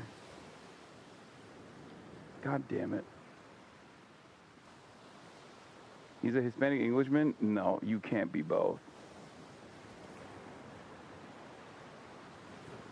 Is one of the biggest L's for the UK is like the significant lack of Hispanic people, Latino people as a whole. That's like, you immediately feel that in the air. When you land in the UK, that's like one of the first things you recognize, especially if you're like from Los Angeles. You feel it. You feel it in every fucking street corner. You feel it with the food. Straight up. It's a big L.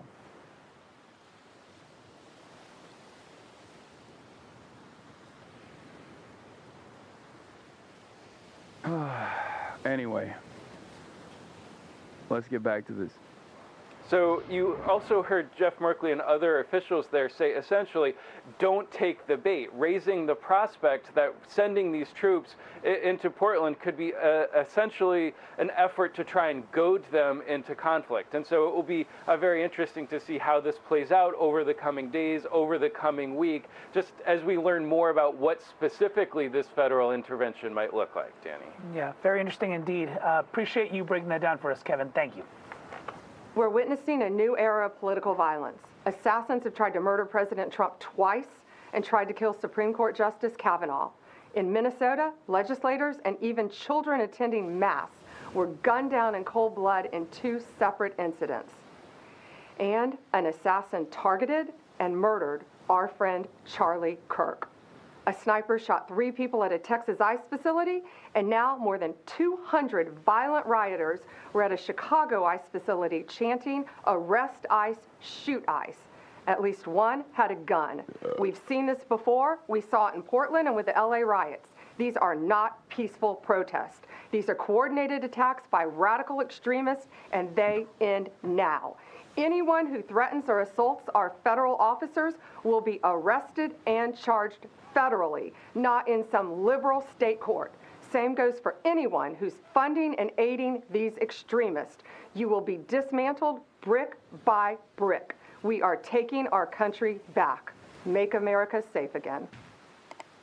Roughly 48 hours after a gunman opens fire on ICE's facility, he ironically shoots migrants, but yet we know he was attacking the ICE agents. That was the target. He wrote it in a note. He wrote anti-ICE on a bullet, and yet you had these protesters in the streets shouting, "Arrest ICE, shoot ICE." When in that actual shooting, Rachel, in Dallas, ICE agents went in and risked their lives to try and rescue and bring those detained illegal criminal aliens to some safety, risking their lives. They have been blasted as Gestapo, but you know what I call them, are heroes. Absolutely. To go into the line you can see of gunfire. The video inside. You know what the I call facility, them? you Our see the heroes. migrants.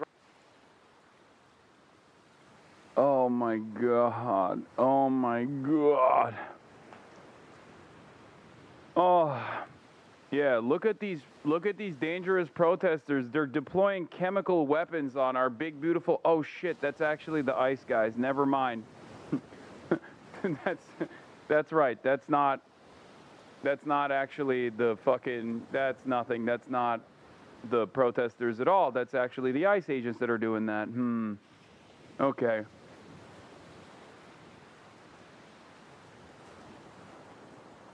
Running from the vans going in, and then you see all of these ICE agents coming out in the opposite direction, running towards the gunfire. Running towards in order to rescue. And that's why they're heroes. Yes. Attorney General Pam Bondi wrote this on X: the Department of Justice will not stand idly by in the face of such lawlessness. At my direction, I am deploying the DOJ agents to ICE facilities and wherever ICE comes under siege to safeguard federal agents, protect federal property, and immediately arrest any and all individuals engaged in any federal crime. How close do you think we are to a civil war? I think like this is just discontent. That's it. I don't think we're that close. I'm not one of those guys. I've never been one of those guys that's like, it's a civil war, it's a civil war. I think until they just like completely dismantle free speech and due process, you won't actually have like real militancy. I think at most it's going to be mass unrest. And one side is going to have to give. And if there are significant enough numbers,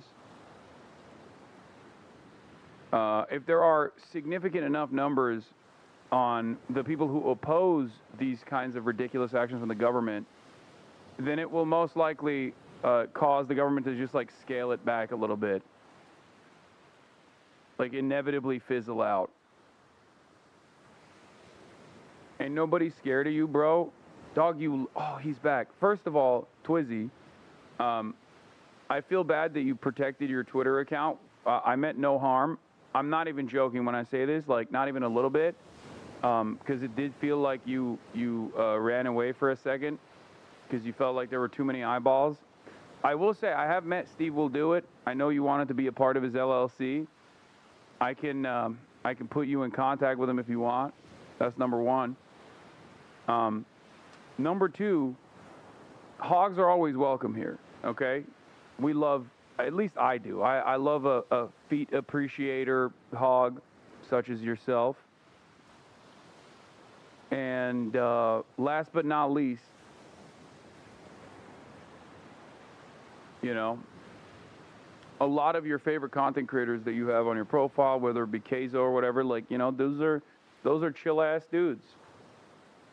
I don't know if they would like your worldview if they encountered it, because maybe you need to, you know, really reconsider your footprint, your profile, like what you put out there.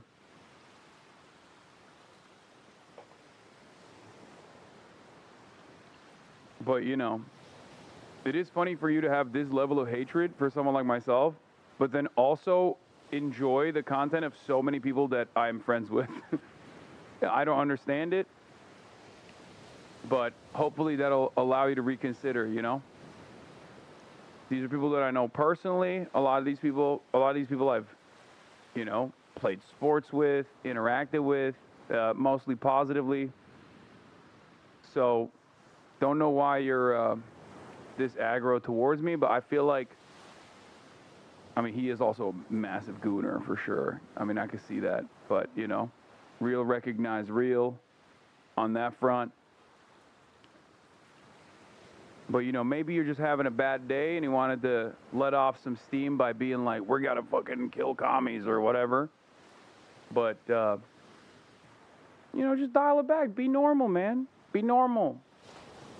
Chill out. This guy's gonna hunt and peck You, Peck typing, you gotta give him a little bit to reply? Wait, what?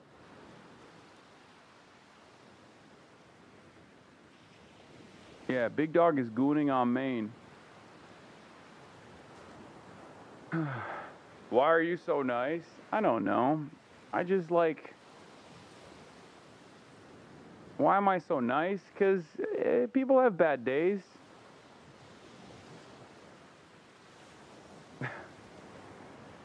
No one is unironically that angry all the fucking time.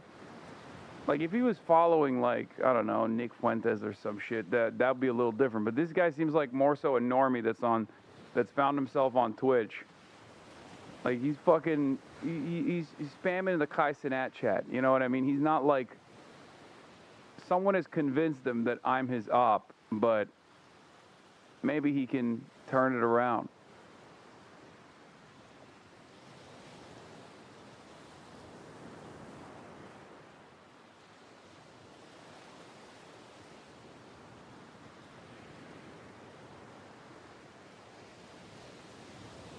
Better be careful these days with these psychos, though. It's fine. Why do I get yelled at and this chug gets cuddled? Because the expectation is higher from you. If you're a leftist, you have to present yourself a certain way on the internet. And also, leftists get more annoying. At least hogs are funny in their anger. You know? Also, half the time I get mad at like a leftist is because I'm also demonstrating compassion, and then you're yelling at me for doing so. You know? You just come in and you're like, how dare you? How dare you? How dare you act as though people are a product of their social conditioning? Fuck you. Like, that's why I yell at leftists as well, because I'm like, please, stop. It's just, this is my worldview. We're going to have a little bit later the acting director of ICE, Todd Lyons, on, because... This is why you have so many haters? They're just fans trying to get coddled? That's probably what it is. We're also going to get into the fact that these apps that are tracking the location, that are giving the location of ICE agents, is putting them in increasingly danger. If you develop this app, right, and I get it that, you might have an app for, like, cops that are waiting, speed traps. That's one thing. But I don't know what the other purpose of one of these apps is. They're designed to track ICE and to let people know where ICE is and is going. If you wind up giving a shooter, giving information to a shooter who then uses that to murder somebody, why are you not going to be held culpable for that? We talked to Jonathan Fahey yesterday, the former ICE director, and I asked him if, this breaks, are these apps breaking laws? Yeah. He makes the case that they will. There's a disclaimer on these apps that says that this is for information only and not intended to obstruct with federal immigration law, but that's exactly what it's doing. Now, connect all the dots, Charlie, very quickly. You see ICE agents and operations are being put on real time on these sites where people can find it. And one party, in this case the Democrats, continue this insane rhetoric dehumanizing ICE agents as Gestapo in slave patrols. The likelihood that a deranged individual will act upon it, that's exactly what we're already we just saw in Dallas. An 800% increase in attacks on ICE. Clearly, I think you make a great point, Charlie. I'm Steve Ducey. I'm Brian Kilmeade. And I'm Ainsley Earhart. A protest that erupted after Yeah, this was a major L for America in general. But before we get to this guy, as I covered yesterday, let's talk about Trump's NSPM7 labels. They are labeling common beliefs as terrorism indicators. New Order targets anti-Christian, anti-American, and anti-capitalism opinions, with the mainstream media distracted by the made-for-TV drama of James Comey indictment, which, by the way, that's such a non-issue. Like, I know that's a severe violation, right? But it's also a non-issue because it's just, like, that's going to handle itself. What are we talking about? Like, that's not a serious... It's a serious setback, but it's also not, like, a serious problem because there's 0%. Once that gets the court, it's getting thrown out. Like, that's crazy.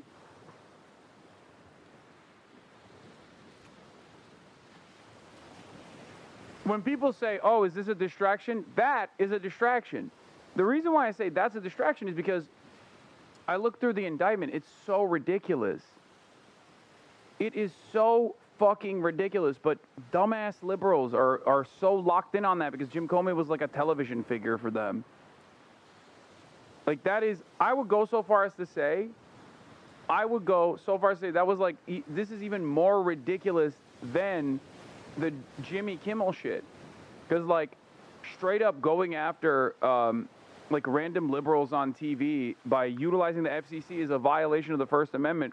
Whereas like frivolous litigation that the administration is like kick-starting when it's clear that it's not going to go anywhere, I think that's not that.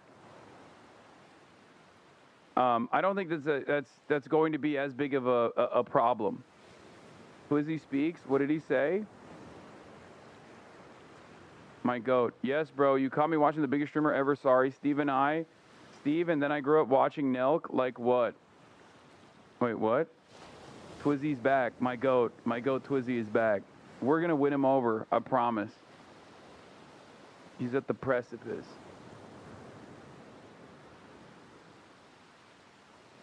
He grew up watching Nelk. Maybe he's not in his 40s. He talks like a fucking boomer, but perhaps he's not. Anyway, with the mainstream media distracted for the made-for-TV drama of James Comey's indictment, Trump has signed a little-noticed national security directive identifying anti-Christian and anti-American views as indicators of radical left violence. Called the National Security Presidential Memorandum 7, it's being referred to as NSPM 7 by administration insiders.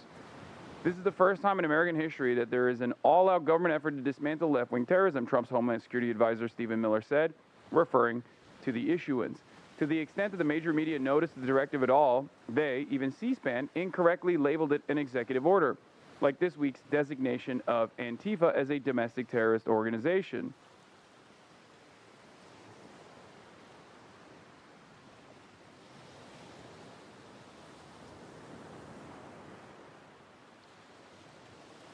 Wait, hold on.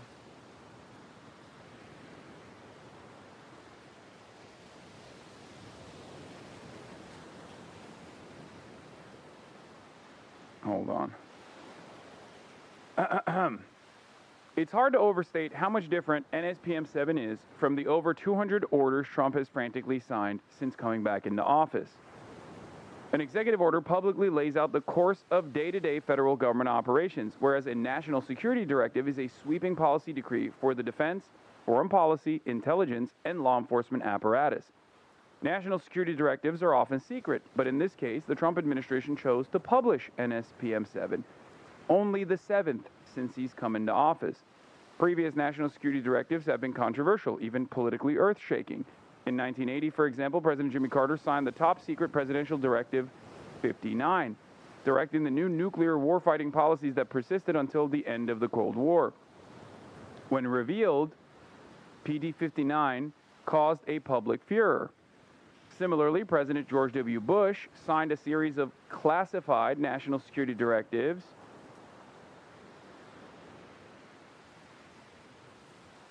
Hold on.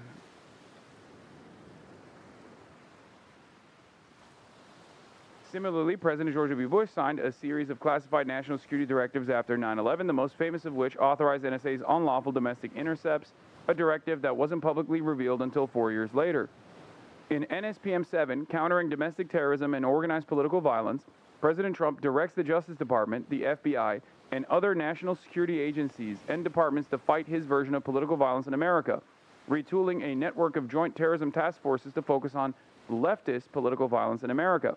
This vast counterterrorism army, made up of federal, state, and local agents, as Trump aide Stephen Miller said, form the central hub of that effort.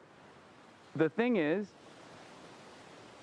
I don't think liberals are even remotely aware of what this is, okay? Or at most, they think that it's just about, radical leftists or something. People that they also don't really like, people that they see as like spoilers to Kamala Harris, even people like myself. It's not.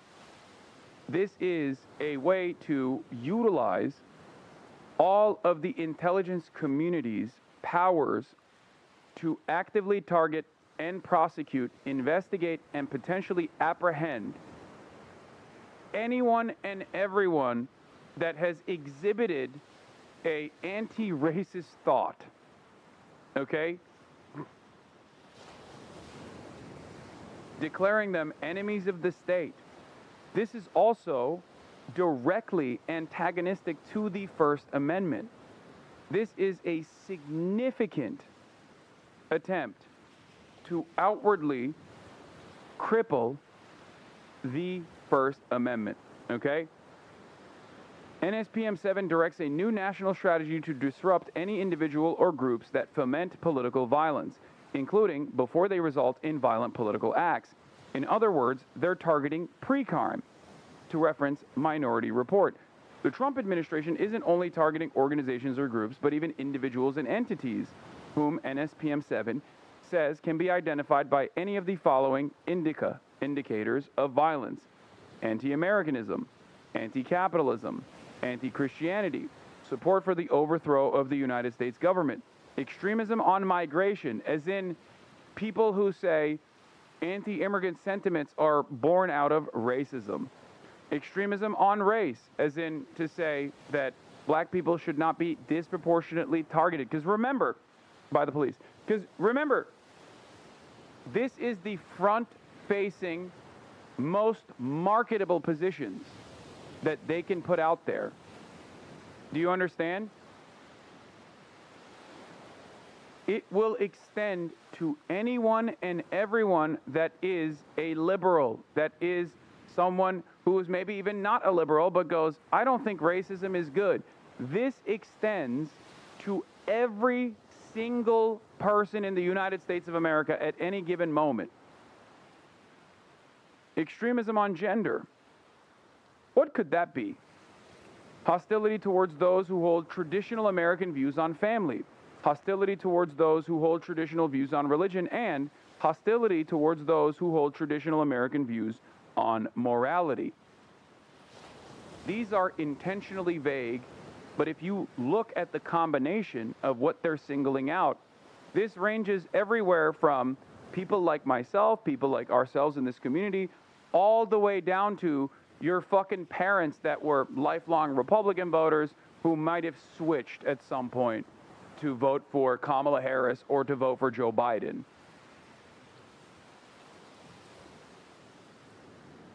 Do you understand? The United States requires a national strategy to investigate and disrupt networks, entities, and organizations that foment political violence so that law enforcement can intervene in criminal conspiracies before they result in violent political acts, the directive states. A pre-crime endeavor, preventing attacks before they happen, is core to the post-9/11 concept of counterterrorism itself. No longer satisfied to investigate acts of terrorism after the fact to bring terrorists to justice, the Bush administration adopted preemption. And for a lot of people who were oblivious to what they were doing at the time, this simply meant round-the-clock, 24/7 surveillance in Muslim neighborhoods, trying to find, like, the FBI used to do this all the time, trying to find people who are, like, who have, like, intellectual disabilities and whatnot, to try to goad them into doing something, like, to try to radicalize them, then goad them into doing something, and then stopping it ahead of time to basically say, look, we did it. Many such cases took place on U.S. soil, okay? This happened quite a bit. This happened a lot. The FBI used to do this all the fucking time, okay? They would go after, like, some autistic teenager who's Muslim online, and they'd be like, ooh, you should get some Tenorite at this drop site that we left for you. And then they would apprehend the person and be like, this guy's a terrorist. We apprehended an Islamic terrorist. Okay?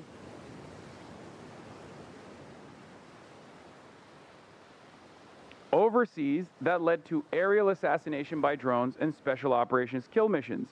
Domestically, it led to a counterterrorism campaign whose hallmark was excessive and illegal government surveillance and use of undercover agents and confidential human sources, to trap and entrap would-be terrorists.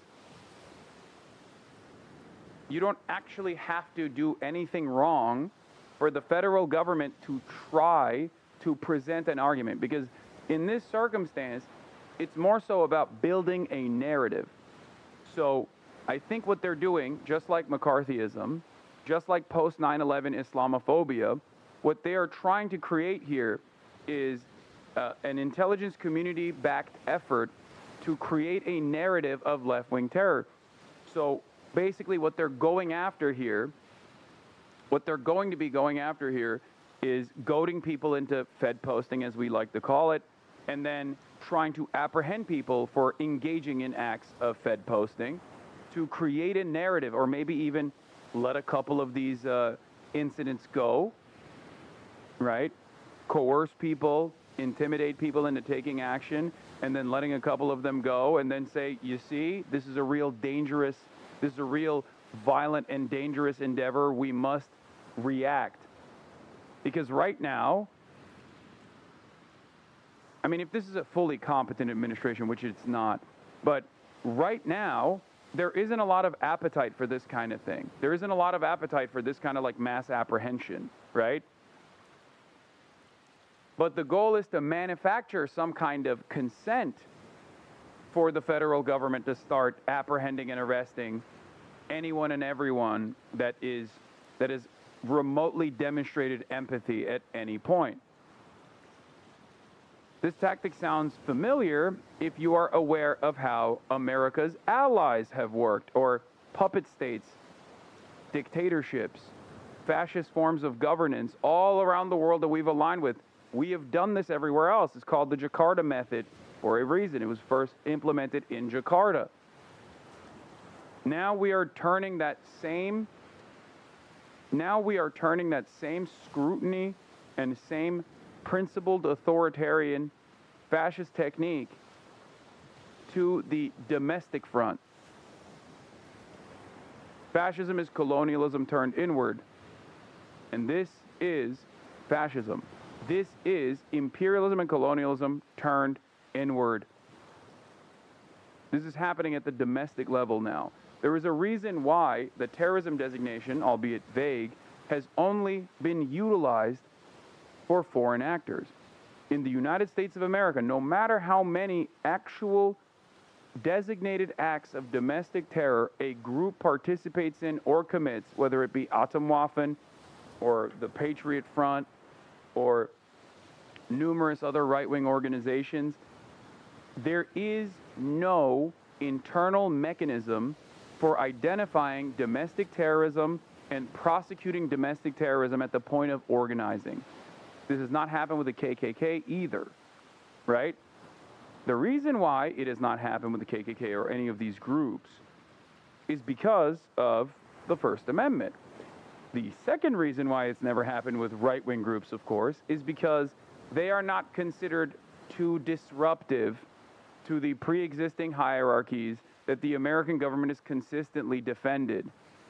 This has, however, happened to the Black Panther Party and numerous other black revolutionary groups. During the civil rights struggle, this is precisely what they did with the Black Panther Party and numerous other organizations. They did it, they disrupted it, they infiltrated these groups, they assassinated its leaders.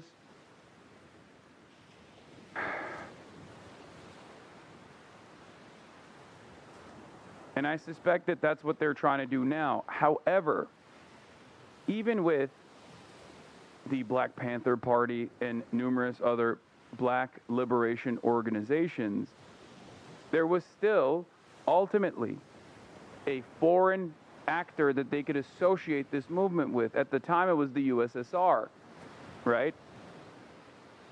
This was during the Cold War still. So they could still associate it with the USSR, or they could still, there still was a lot of racial animosity, way more so than it exists now. There is racial animosity in this country. White supremacy has not gone away. This is an inherent contradiction that Americans have never addressed, okay, adequately. Having said that, however, the racial tensions in this country at this stage are nowhere near where they were during the civil rights struggle. Okay? The reason why I'm bringing this up is because I do not suspect there is enough appetite from the broader base of support, or even just like the broader base of Americans, to allow the government to intercept, infiltrate, and engage in this kind of ridiculous prosecution for any kind of anti-racist organizing, for example. So, on the one hand, I don't think liberals are aware of what's coming next. And I keep repeating this over and over again. I talk about how dangerous this is, how worrisome this is, and how un-American this is, even though it has happened throughout different periods of American history in our darkest chapters. But also, on the other hand, I think once it kicks into high gear, more and more Americans will start getting frustrated. Adam Johnson reports on a similar incident. A federal judge Thursday sentenced a former U.S. Navy sailor to 12 years in prison for plotting a terror attack against a naval station, Great Lakes, in Chicago's north suburbs, and seeking to help the Iranian government move radioactive material to the United States.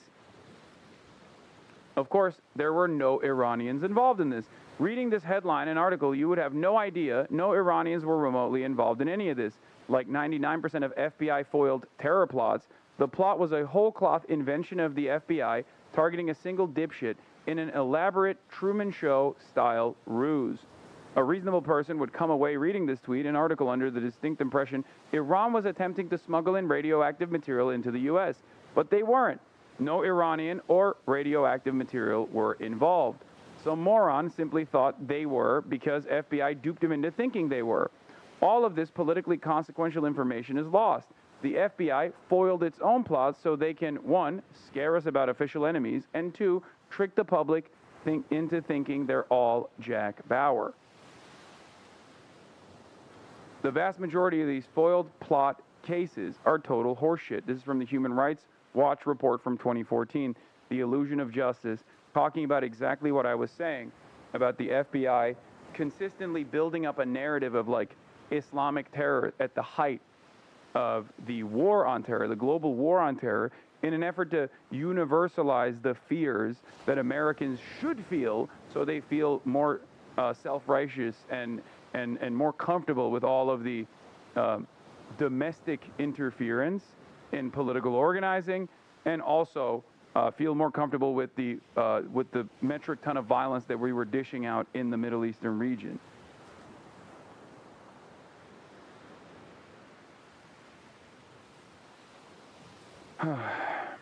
Some analyses show, according to Salon.com, that only 1% of quote-unquote terrorists caught by the FBI could actually be said to be quote-unquote terrorists. Like, you know, people who legitimately, on their own, radicalize and choose to take action, and then the FBI infiltrates or intercepts their communications with like a foreign entity or whatever, and then stops them before they actually engage in an act of like stochastic terror. Okay? The overwhelming majority of intelligence community operations of this sort are built around coercion and entrapment.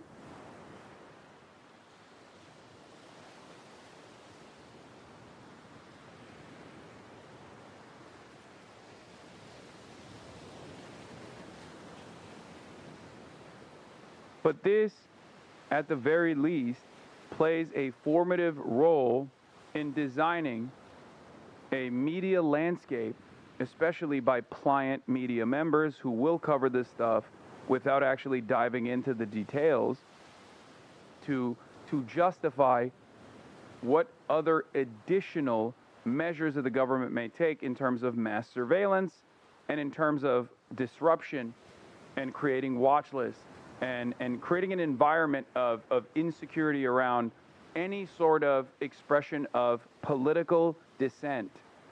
That is the overarching goal of the government here. Now with Donald Trump's directive retooling the counterterror apparatus to go after Americans at home, this means monitoring political activity or speech as an investigative method to discover radicalism. Contrary to other national security documents, all during the post-Watergate era, NSPM 7 doesn't even mention the First Amendment or the fundamental right of Americans to organize and protest. The focus on speech is evident throughout NSPM 7. The directive says that political violence is the result of organized campaigns that often begin with the left, dehumanizing targets in an anonymous chat forums. Okay, peki. Tamam. Okay, göndereceğim. Nereye? Okay. Aldım. Okay. My dad is trying to talk to me while I'm reading this thing. Jesus Christ. Hold on. In anonymous chat forums, in in-person meetings, social media, and even educational institutions. Remember, even in college, okay, even in a classroom. To give a sense of how broad this formulation is, Trump's earlier designation of Antifa as a domestic terrorist group was accompanied by a White House fact sheet singling out people who celebrated Luigi Mangione, the alleged killer of United Healthcare CEO Brian Thompson last December. As I wrote at the time, this describes a lot of Americans. This is not a political singling out of radical potential terrorism or something, okay? This is straightforwardly prosecuting whoever they want to prosecute. Like, this is trying to create an environment where there is just cause to go after whoever the fuck they want. This is so over-encompassing and so broad that it literally has, it's not just people like myself, it's just, this means Trump voters even, you know what I mean? This is anyone and everyone.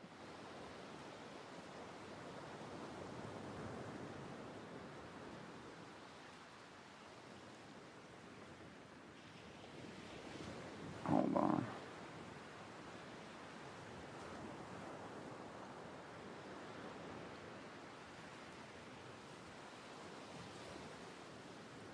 One second. I just have to finish this thing that I'm doing. Okay.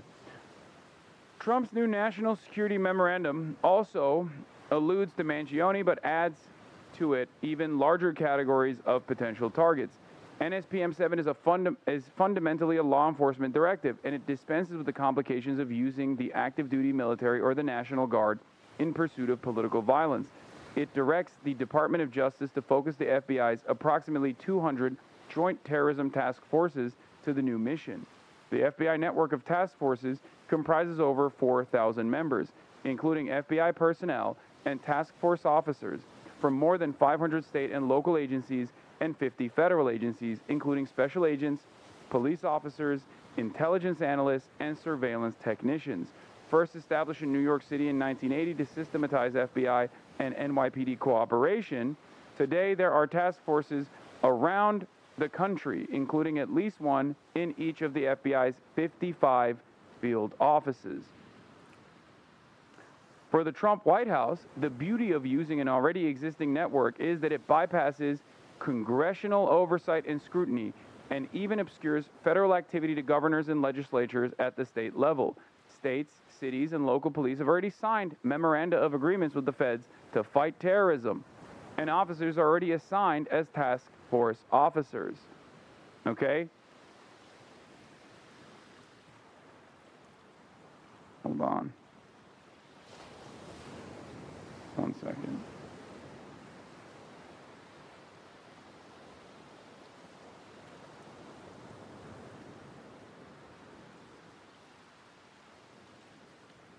NSPM 7 says that the JTTFs shall investigate potential federal crimes relating to acts of recruiting or radicalizing persons for the purpose of political violence, terrorism, or conspiracy against rights, and the violent deprivation of any citizen's rights. These last two parts here are also intentionally vague to be as broad and as over-encompassing as possible, okay? Because some of this stuff, like radicalizing people for the purpose of political violence, directly intervenes with the First Amendment, because you can say that about anyone, right? You can say that about anyone and everyone. Your cook, no. I mean, yeah, this is basically written as a fucking, written as a way to apprehend and single me out as like a fucking domestic terrorist, but it's written in such a way that it also extends to fucking literally David Pakman even, you know what I mean? It's written as a way that this could mean anyone from people like myself all the way to like the Podjohns, okay? It's not just people like myself. It's not like Jason and Ruhe or whatever. It straight up implies, the way this is written, it straight up implies that if you're like a part of the Satan Church, for example, and you know, you're doing like a fundraiser or a back to school drive or something, you are potentially liable here. You can be prosecuted. You can be investigated. Philip DeFranco, like every single person that has ever conveyed any sort of like anti-racist statement is liable for an investigation or a prosecution. There's a gender indication there that means that if you're gay or trans, again, you could be pegged as an extremist. If you're black or brown and you have exhibited anti-racist tendencies, or if you have participated in any sort of like anti-white supremacist action, anti-ICE protests, extremism on migration, that's what this means. I know a lot of you are laughing at me saying you could be pegged and going, lol, pegged as gay and trans, lol, don't peg the gays and trans, but like, you're not understanding the severity of this crisis once again. Okay? This is an attempt to criminalize any sort of non-Republican viewpoint. I don't even want to say leftist viewpoint here, okay? I don't even want to say non-Republican viewpoint here, because like this even could potentially criminalize Republican viewpoints as well, as long as they are a Republican that says, yeah, I also think ICE is fucked up. You are now a target.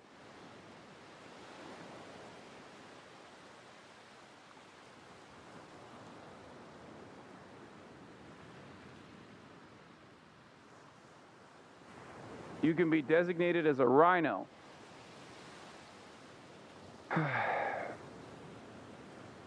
The Attorney General shall issue specific guidance that ensures domestic terrorism priorities include politically motivated terrorist attacks such as organized doxing campaigns, swatting, rioting, looting, trespass, assault, destruction of property, threats of violence, and civil disorder. The NSPM-7 says, civil disorder, question mark. I don't want to sound hyperbolic, but the plain truth is that the NSPM-7 is a declaration of war on anyone who does not support the Trump administration and its agenda. Yes, it repeats the word violent over and over to purport only to go after citizens who are moved to take up arms, but it also directs monitoring and intelligence collection to map and target new evildoers, to borrow a Bush label he took from the Bible just days after 9/11. Okay? Hold on.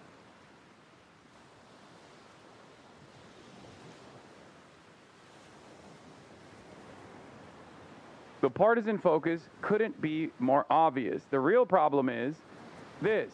Since Charlie Kirk was murdered, a friend of mine assassinated, nothing changed on their side. White House counterterrorism czar Sebastian Gorka told Newsmax after NSPM-7 was signed.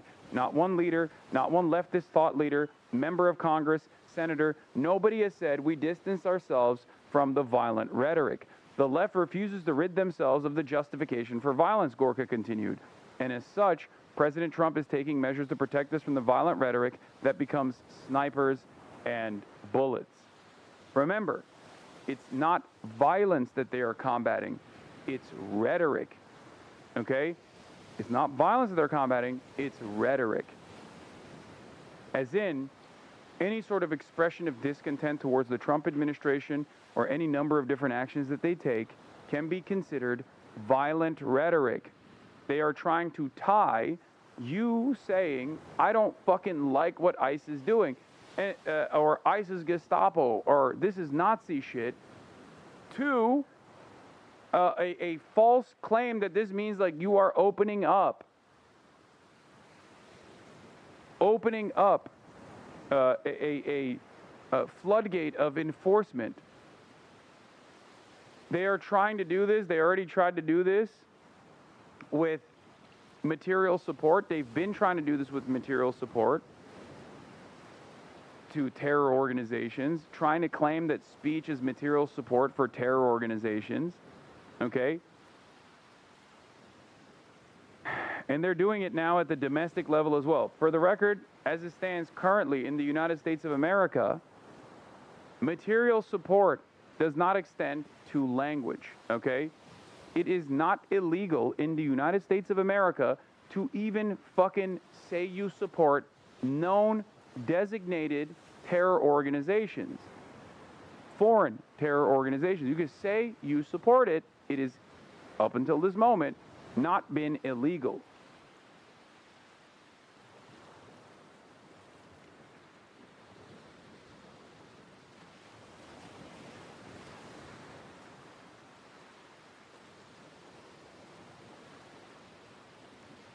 We are a nation where fucking David Duke, the Grand Wizard of the Ku Klux Klan, ran for office. We are a nation where members of the American Nazi Party run for office. Okay? Well, you might consider that to be extreme, and I certainly do. The reason for why this has been allowed is partially because of the First Amendment. Now, they're taking that away. Another aspect of this is, again, anti-Americanism. Remember, these are the hallmarks of terror, they say. Anti-Americanism. Now think, close your eyes for a brief moment, and think. Who do the Republicans accuse of anti-Americanism? It's not just those who liberals consider to be radicals themselves. It's everyone, okay? The entirety of the Democratic Party and its base of support. Who do the Republicans accuse of anti-capitalism? Nancy Pelosi is a communist in the eyes of the Republican Party. Kamala Harris is a socialist communist in the eyes of the Republican Party. Anti-Christianity as well. This is designed to target any and every liberal, any and every person on U.S. soil that has ever looked at what Trump is doing and said, I don't like this.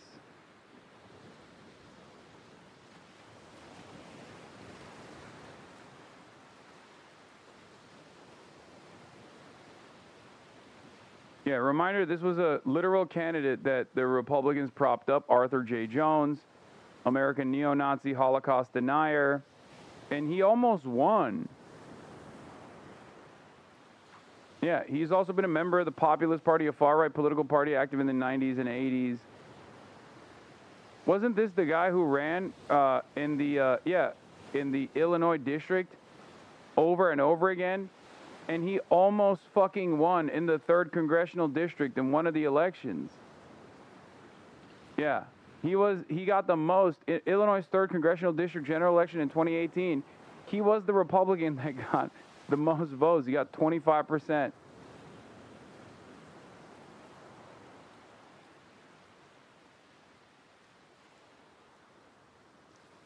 %.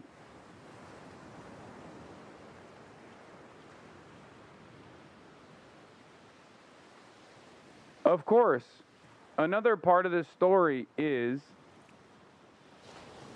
the question, the obvious question, is there a difference between far left extremism and far right extremism? And the answer, of course, is yes. Now, I'm biased. I'm obviously biased. But think for a brief moment. We are billed as far left extremists. And as far left extremists, we believe that everyone should have health care. We believe that the interests of profits cannot go over the interests of the people. We believe that everyone should have more autonomy in the workplace. We believe that people should have free education all the way up to the college level, no matter what their background looks like. We believe in a more tolerant approach to immigration, instead of immediately deciding that things we don't understand are awful and scary and must be excised and destroying America. We believe that these populations are actually helpful to build this multifaceted, diverse American culture. Is that the same as the exact opposite of this position, to target people due to inalienable traits and characteristics, and then punishing them and putting them in concentration camps and kicking them out of this country? I don't think so.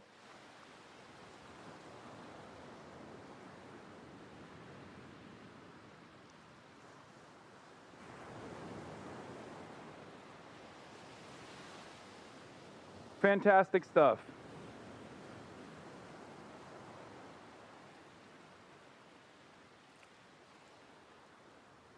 That is where we're at, though.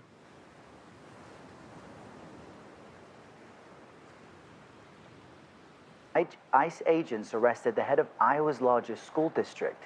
Immigration officials say Des Moines Public School Superintendent Ian Roberts was considered an ICE fugitive and was living and working in the country illegally. Lana Zach brings us more from Iowa.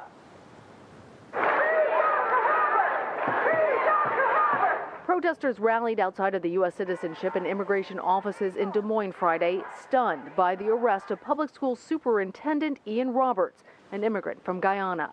The general public, I think, is not okay with what's happening. In a targeted enforcement operation, Roberts allegedly fled before being arrested. Officials say inside the vehicle he was driving, they found thousands of dollars in cash and a loaded handgun.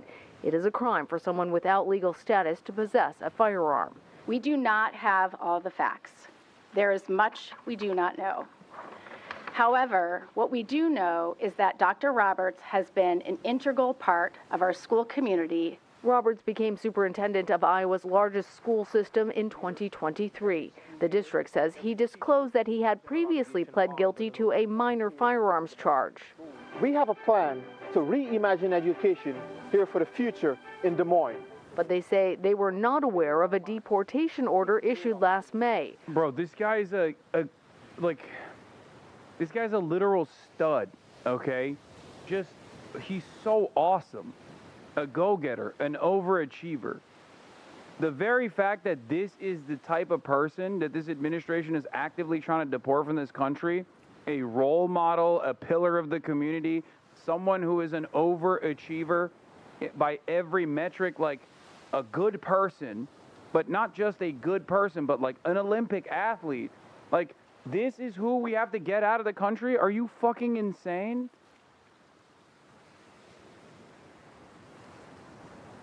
This makes no sense. Like, go ahead, try to explain this to people. Unless you are straight up a Klansman who sees a black person and goes, hell yeah, I'm glad that we got this scary thug out of here. Like, most people are going to look at this and be like, why the fuck are you kicking this guy out? There's like a million dumb fuck dipshits I think would be better served if we kicked them out than this guy. Like, what the fuck?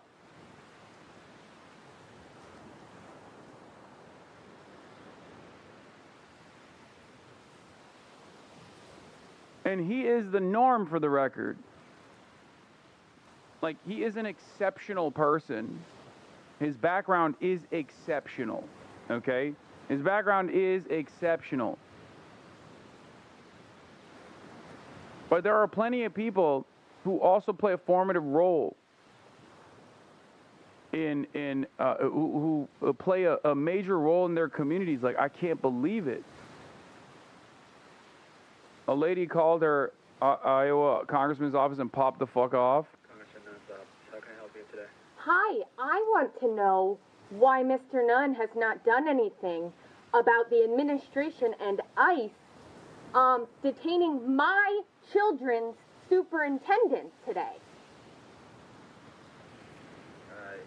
Yes, ma'am.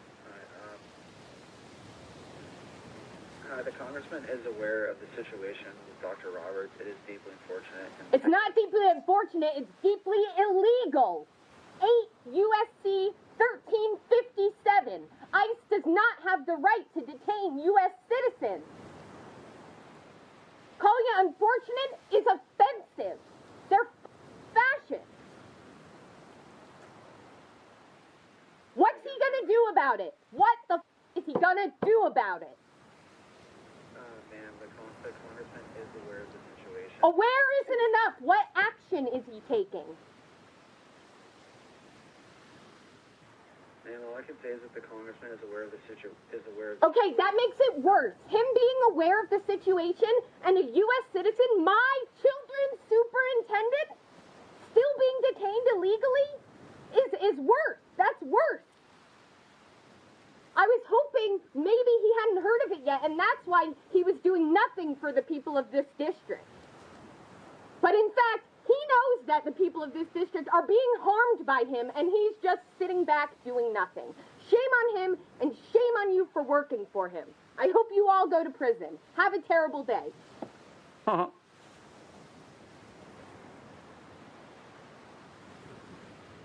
Trump won the city of Des Moines 55-45. Iowa is red as fuck.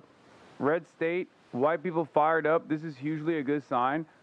Yeah, I was about to say, I don't think Des Moines, Iowa fucks with this decision. Are there obvious, like, straight up Klansmen that are going to look at this and be like, hell yeah, brother, this is why I voted for? Sure. But I don't think the people, the normal whites, are going to look at this and be like, great, I'm so glad you have apprehended an overachieving, beloved figure that is a pillar of this fucking community. You're talking about a guy, like, this is where the DEI hire narrative becomes even clearer than before. Obviously, it's a way to just like say, oh, that's a black person, he didn't deserve to be here. We all know that. But this is where it becomes undeniable when you got a dude who has a fucking PhD and has done numerous lectures and is like an Olympic athlete, an Olympian, okay, who rose through the ranks and became the superintendent of the district, like, and is a beloved figure in the community, getting treated like a criminal.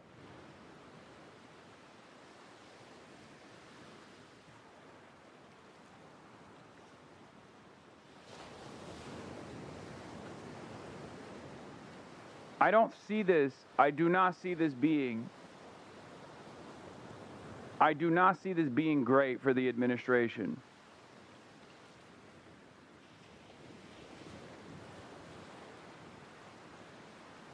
This is even worse in terms of the reception from the broader population that's impacted by this. This is even worse than like the random hairdressers getting apprehended and detained and shipped off to El Salvador. That is a crime against humanity in and of itself as well, make no mistake. But now you're just going after like straight up notable figures in the community. It's only bad if you assume that public opinion and voting will still matter. I don't know why you think that when I talk about broad public sentiment shifting, that I'm actually referencing like a midterms that may or may not happen. I'm talking about broad public sentiment shifting and then there being extreme levels of discontent. In the absence of a pressure valve such as midterm elections or any sort of punishment that you can do through the democratic process, I promise you, people will let their voices be heard. I'm not talking about the midterms. I'm talking about right now.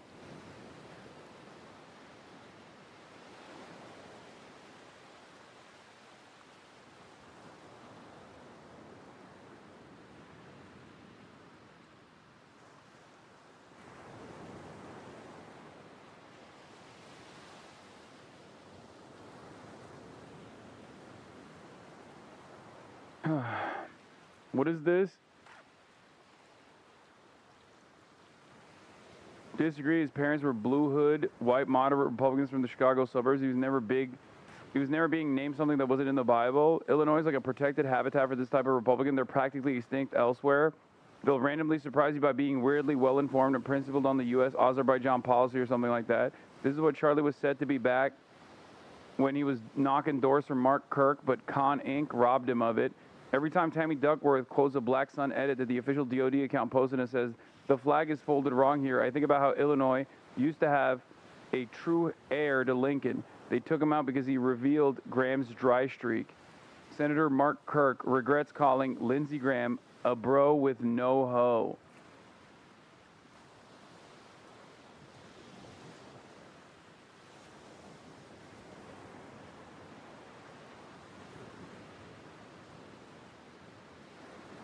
I do think this is a much more propaganda influenceable situation. If the admin can blow up the illegal gun, etc., narrative, they can win on this in a state like Iowa. It depends entirely on how well known this guy was before all this happened and how hard it'll be to tarnish his reputation. Low info voters are always easy to fool. Dude, saying that a guy had a gun in Iowa is crazy. Yeah, of course he had a fucking gun, man. It's Iowa. What are we talking about? You're not thinking about this in the perspective of Iowans. Obviously, white Iowans, when they see a black guy with a gun, they automatically assume crime. But, like, even then, especially if he is a beloved figure in the community, it's not, you know, I mean, he's the fucking superintendent.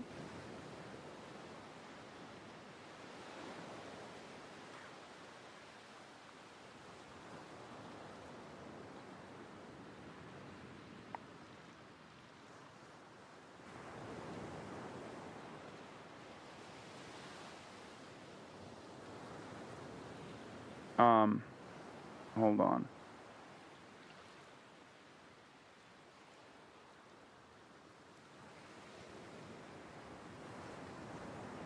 Hold on.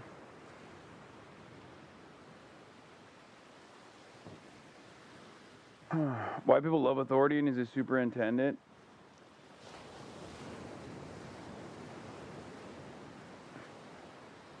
Stephen Miller thinks he's a threat. Yeah, Governor Newsom's press office. Stephen Miller is a fascist. Why do you think they posted this? I'm telling you, like, right now, low-key, I get mad at Gavin Newsom, but he is like a magnet, dude. He is like a magnet for conservative discontent at this moment.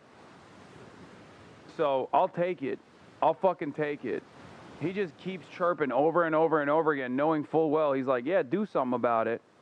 And I'm glad that they're just like actively getting mad at him and not actively getting mad at like random people, okay, random American citizens they want to fucking target and prosecute much easier than someone like Gavin fucking Newsom.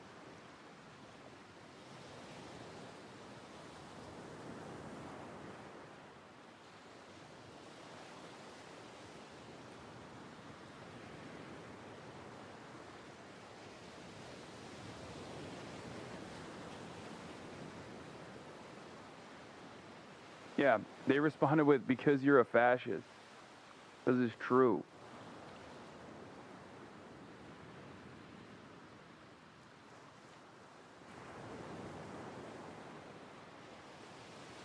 I just can't believe they took this dude out. Roberts is accused of overstaying a student visa issued in 1999.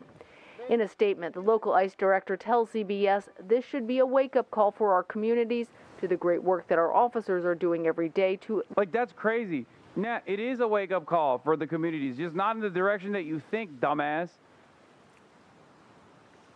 That's what it is.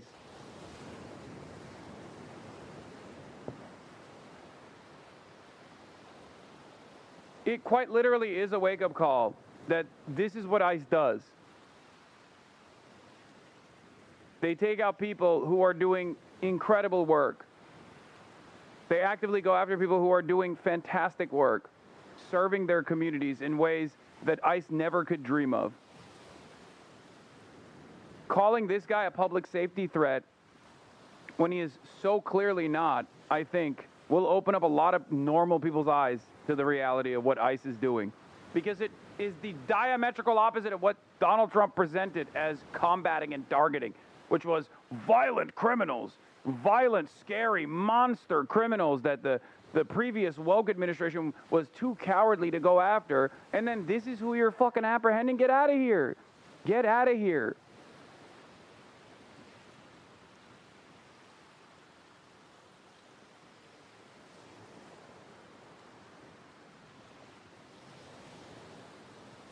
I'm sorry, if you look at a guy like this and you go, that's a villain, automatically, a guy with a resume like this, if you look at a guy with a resume like this and you say, no, he deserved it, you are straight up a fucking grand wizard of the Klan, okay? Like, I don't even think regular racists would openly be like, yeah, this guy needed to go. Like, he is so above and beyond that, like, the average racist that's just like, I don't know about black people, I don't know about Mexicans. Like, the average racist would look at this guy and be like, oh, maybe you should have let this guy go. You know what I mean? Like, that's crazy. That's fucking nuts.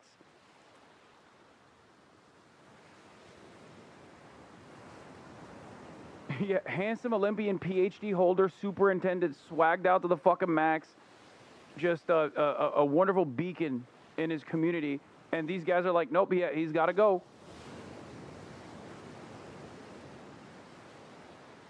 I think you're sleeping on the average races. No, man. I'm saying that there is levels to this shit, okay? There's levels to this shit. I'm not saying that the average race is a good guy. I'm saying you don't have to be a good guy to think this is a bad thing. Do you not understand?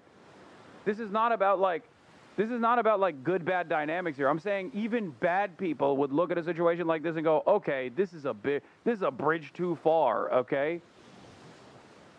That's it.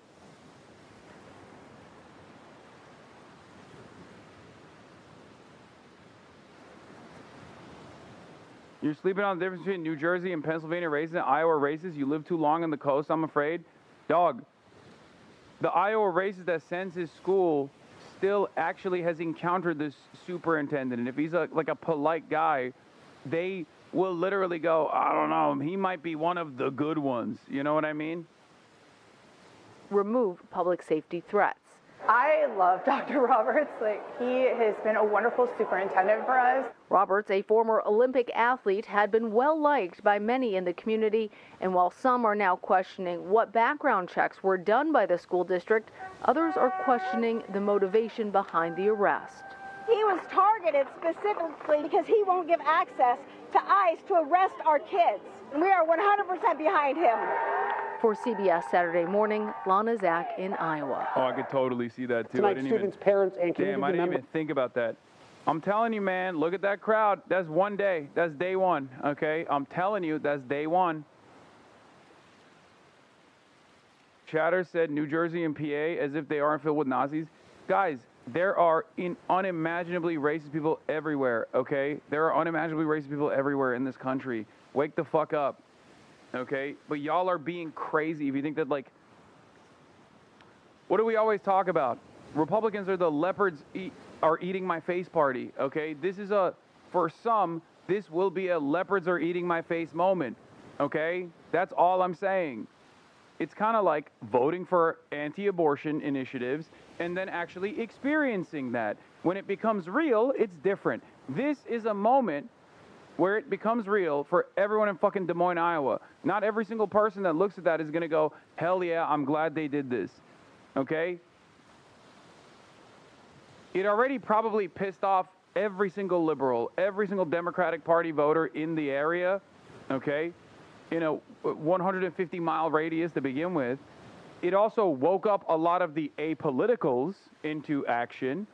But not only that, but I'm telling you, there are probably Republicans in the margins that will still, it pissed off all the independents and even some of the Republicans, okay? There is no coalition you can keep up when you do stuff like this.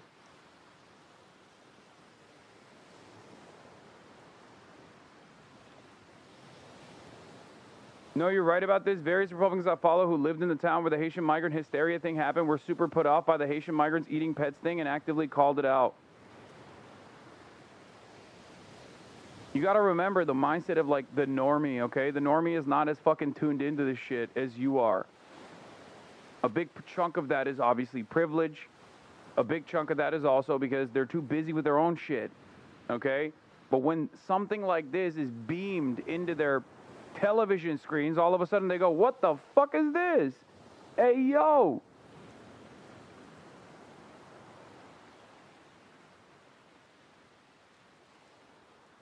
Like you're thinking that every single person is as like tuned into everything that's happening in the real world as you are and actively making a decision to ignore it or champion it. That's not the case. For the normies, there are still dudes out there. There are still plenty of fucking normies out there that you could potentially encounter that have no opinion on Israel-Palestine, for example. This is the most consequential issue right now in global affairs. A genocide is taking place. We're paying for it with our tax dollars, right? For you guys, that seems impossible to avoid. I promise you, there are a fuck ton of apolitical normies who are just like, I don't really know what's going on. What, Israel, Palestine, what is it? I haven't really tuned in. I promise you.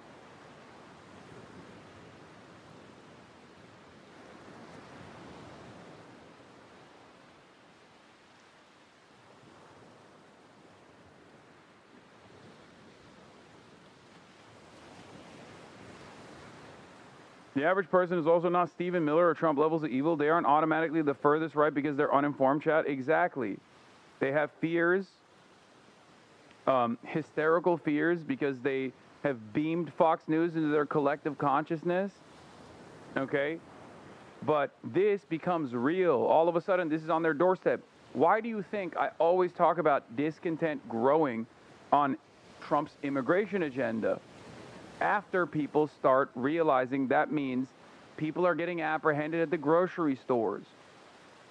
Because there's a difference between championing a cause online or championing a cause in theory by believing the bullshit hysteria surrounding said cause versus seeing it in front of you. I talk about this every day, so I'm shocked that people don't understand when it happens once again. Like the other day, ICE came in and apprehended a grocery store clerk, right? In broad daylight, in the middle of the fucking day. People took out their phone cameras and started filming. How much you want to bet there were Republicans there that were also grossed out by that process? That's the difference between talking shit to someone online, for example, and then talking to them in person. The energy is very different because the humanity of the person that's being harmed is impossible to look in the other direction of. That's why I say there's levels to this shit, okay? That's why I say there's levels to like how racist someone thinks they are even versus how racist they are in the real world. Valentina Gomez comes to mind. A fantastic example. I told you guys, Valentina Gomez was getting so many likes on Twitter when she was running for treasury of her, whatever state that she's in. I forget where it was. Was it Missouri? She was running for treasurer, right? And she kept talking, she kept like saying the F slur and saying we have to kill all F words and we have to kill all trans people, all this stuff. And she was getting hundreds of thousands of likes. And you guys were like, look how racist these people are. These people are, she's going to win. I was like, no, she's not. Because I'm willing to bet that even in a state like Missouri, even in Republican company, if she talked like that in polite society amongst other Republicans, unless she's literally in a fucking Klan meeting, people would tell her to shut the fuck up. Republicans would tell her to shut the fuck up. And guess what? She got like 7th place in that fucking treasurer's race. She got the most amount of clout on Twitter though, but she got 7th place.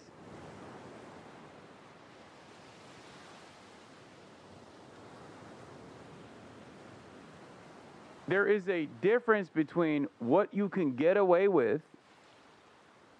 There's a difference between what you can get away with online and what you experience in the real world.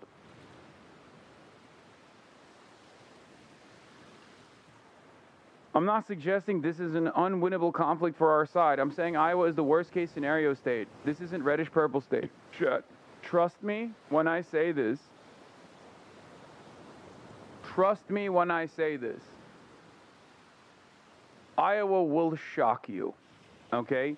Every part of this country will shock you if you don't understand the theory that is already implemented, the theory that you are experiencing in action, okay? Every part of this country will surprise you. Because when this kind of action comes to their neighborhood, when this kind of enforcement comes to their neighborhood, there is a very different attitude. And the example I kept using over and over again, and no, I'm not talking about Iowa voting for Obama twice, guys. Stop. I'm not talking about that at all. This is not about politics. This is about something different. This is about human behavior, okay? This is about how human behavior works online versus how human behavior works in the real world, okay?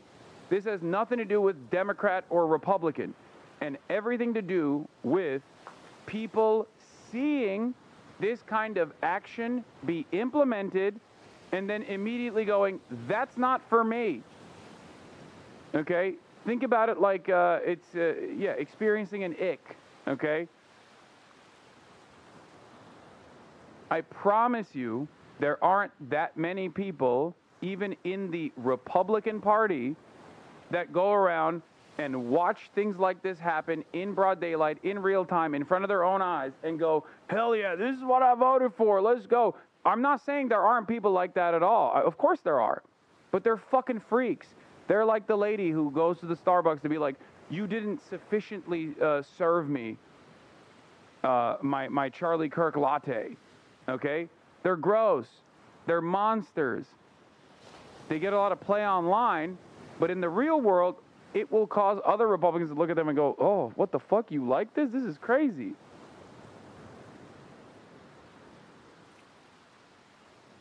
And then also on top of that, you got the tariffs long dicking in a place like Iowa, as Corso is correctly pointing out.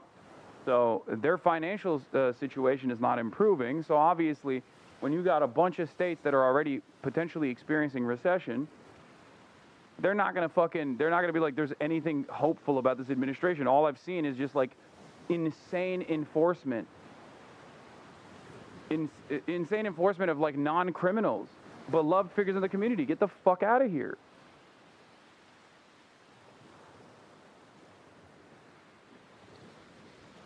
Especially in the absence of receiving treats, the Republican will look at a situation like this and go, maybe this is my breaking point. If they were getting treats and they saw this kind of stuff, maybe they would say, well, at least I'm still getting something out of this administration. But the very fact that they're not getting something out of this administration and they're doing this is going to cause more discontent. Are coming together to show their support for Roberts. We will love one another. We will stand for what is right. We will stand for justice. I think you underestimate people. I'm sorry, but on the ground in Nashville, I don't see this becoming a thing. They don't care. First of all, Nashville is already fucking blue, so you're wrong. Your opinion is warped on that regard. And number two, Nashville hasn't seen this yet to the same degree. As far as I can tell, maybe there has been a high-profile incident, but like I cover all this stuff, and I haven't seen something like this happening in Nashville yet. But trust me, if it does, dude, we live in a country where the overwhelming majority, in the immediate aftermath of the execution of George Floyd, the overwhelming majority population agreed with burning down the police precinct. I think you guys have totally fucking subscribed to the media narratives about how reactionary the average American is, and to a certain degree, it's true. Okay? Like, I think we forgot And in a country where people love cops, okay, because of a steady flow of propaganda, people love policing as an institution, okay? But you are oblivious if you think that the average person that doesn't really pay attention to this stuff could not be radicalized on the spot when they see something like this happen in their backyard. There's a difference between fantasizing about crime happening in blue cities hundreds of miles away versus having the military roll tanks through your fucking streets. Nobody wants the military to roll tanks through their fucking streets, not even Republicans. Okay? Especially when they realize in that very moment, maybe crime isn't all that bad. What the fuck is this shit? That's it. And for the record, look no further than abortion. I keep going back to this over and over again, okay? I keep going back to this over and over and over again. Look no further than abortion. Republicans that thought that they wanted abortion restrictions forever, literally once implemented, were like, okay, I didn't want that at all. I didn't want it. What the fuck? I didn't realize, like, if my daughter is sexually assaulted, like, I want to be able to get a fucking abortion. Or if my wife has an ectopic pregnancy, I want to be able to get this abortion. What the fuck?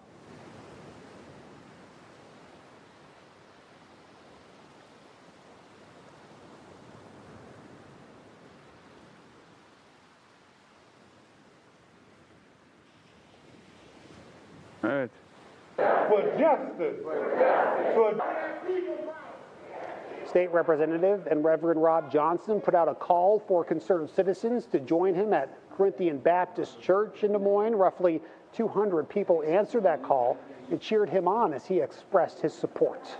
But I want to be very clear. We're not just going to throw Ian Roberts away. I don't care what time.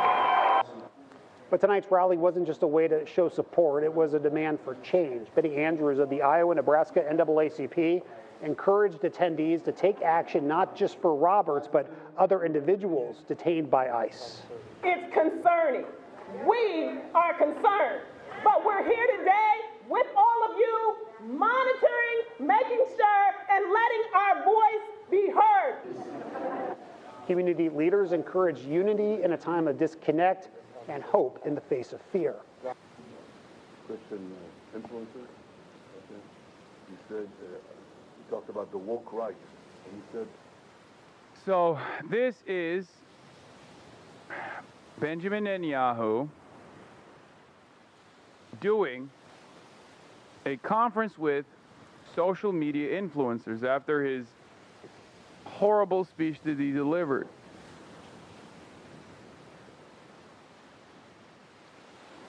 Oh, by the way, actually, you know what? Before I get to this, I do want to talk about Dr. Ian Roberts being picked up by ICE. This is from the St. Louis Reddit.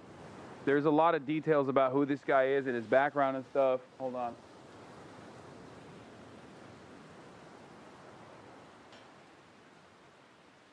My mom is here, so Kai is freaking out.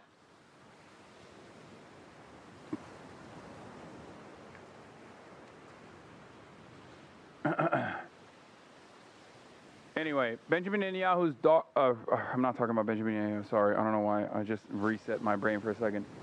I want to give you guys a little bit more into the background of this person from people from the actual subreddit itself, from r/St. Louis. Today, does anyone here have experience with this educator from St. Louis Public Schools? According to LinkedIn, he was an administrator with SLPS from 2015 to 2018. He's been the superintendent of schools in Des Moines, Iowa for the past 2 years. Today, ICE picked him up in Des Moines. According to media reports, he has an order removed from the year 2024 and no work authorization. He reportedly ran from cops and when captured had a loaded handgun and $3,000 in cash. He has a previous gun charge, which, again, according to media reports, is a felony because people here without legal authorization are not supposed to have guns.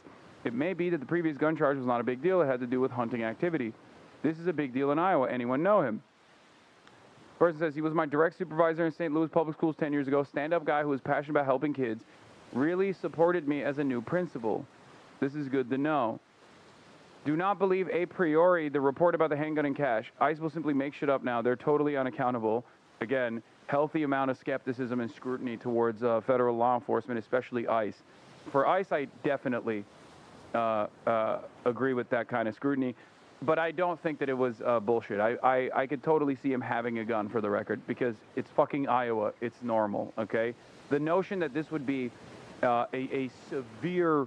the notion that this would be considered something so severe that it's punishable with deportation is fucking ridiculous. It's just more of a... it's more proof that he's just an American, okay?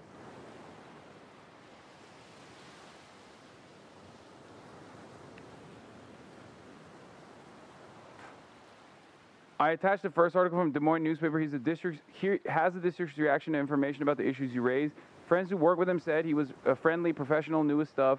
Friends from Des Moines say this was a hit because he wouldn't let ICE into the school buildings to grab kids. I'm an educator in Des Moines. The idea of this being a targeted hit is accurate. At least it feels like it. ICE has published inaccurate information in their official releases indicating he entered the country in 1999 on a student visa, but he graduated from Chopin State in 1998. So there's definite credibility question of his final order to vacate timeline. They also try to smear him with an old weapon charge, even calling it criminal, when in truth it was a hunting rifle in the backseat of his car that he paid a $100 ticket for. They also suggest he had no work authorization, but he was approved by a third-party betting source when we hired him, vetting source when we hired him, and had a complete I-9 with all appropriate and requirement documentation. Thank you for all your input. I know the West Des Moines School District does federal background checks and other extensive ones. This is the same for DSM District that blows credibility as well.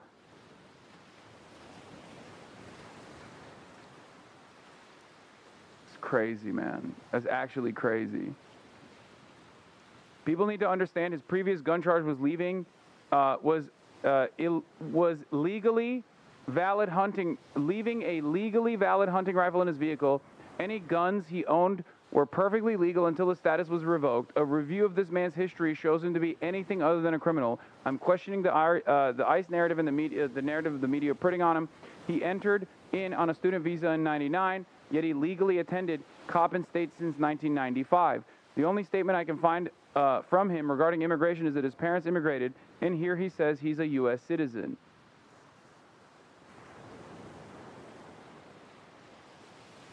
This appears to be a hit and a smear campaign. Here he states he was born in Guyana. This is the more interesting response. He states in his birth in Guyana in an interview in Brooklyn. Other people put together he's maybe been here since he was 5. So we're looking at either residence in the USA since childhood with no restrictions on ability to work, study, travel in his life, a possible dual citizenship issue, or a student visa that actually did expire after he left his grad program in 2023-2024. Whatever the case, an immigration judge under the DOJ, not ICE, ordered his deportation. Given the details, it is extremely unlikely to impossible for him to have U.S. citizenship. If birthright citizenship, he would not be deportable. Alternatively, it is very, very rare to denaturalize a naturalized citizen. Yeah, so he's probably not an American citizen. It makes sense. It makes sense if he was in a grad school program all the way until 2024, and then they immediately kicked in an order of removal once his student visa was like, his student visa was up. Not that it matters. Even if he was here illegally since 1999, I don't give a shit. That person is an exemplary human being that all immigrants that haven't done any crimes, that have just been working regular jobs, deserve to get full-blown documentation, okay? But this person is beyond that as well. He's an exemplary human. What the fuck? Clearly, the very fact that he was the superintendent, clearly the very fact that he was a superintendent in Des Moines implies that numerous background checks have taken place and they've found him to be perfectly fine working in the United States. Like, he had the proper work authorization.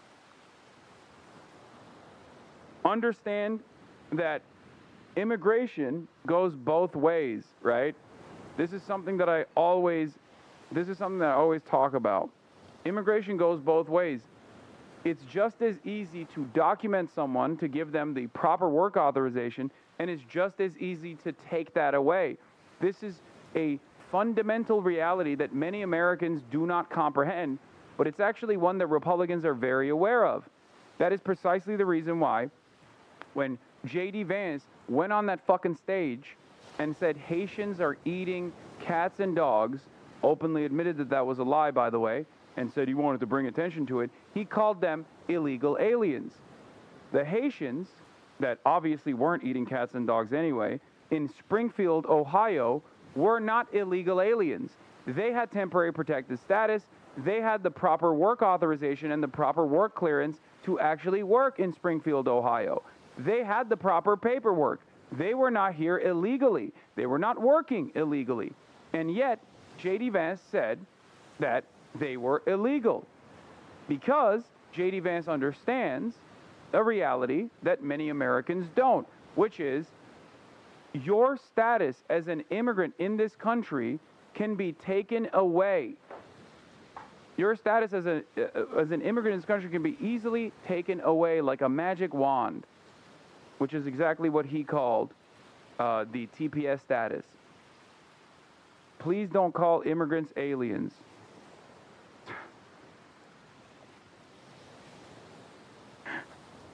I love liberals, man. I love wokes.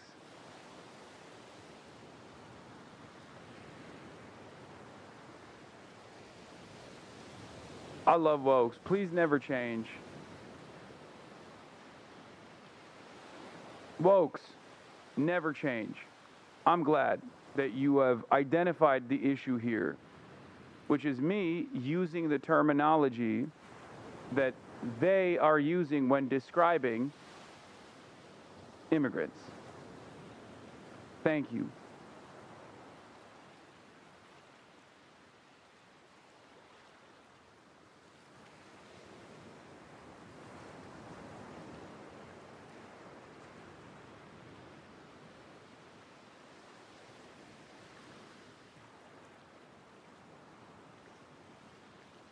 Thank you.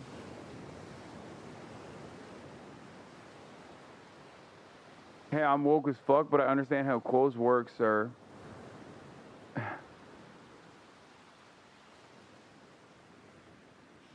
I'm gonna sit my white ass down.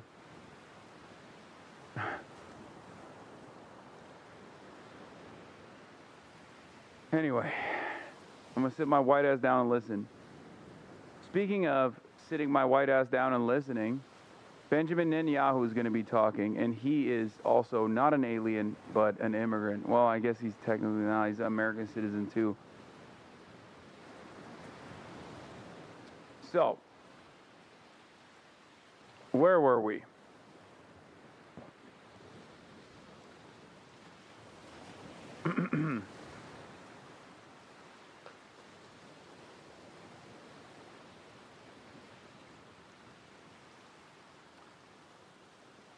As I've spoken out against this time and time again, Israel saw TikTok as a major priority, a major tool of influence.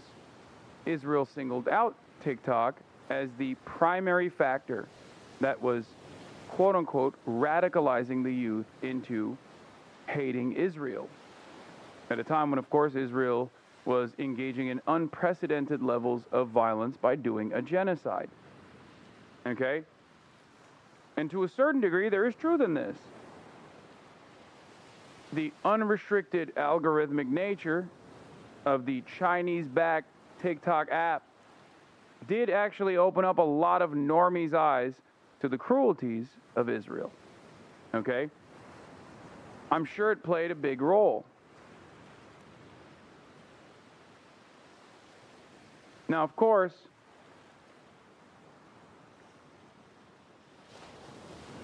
ever since then, Israel has wanted to do everything in their power to take out TikTok or at least control it. What is this? Oh, did you forget Obama deported 3 million people? Some of them were exemplary, dude.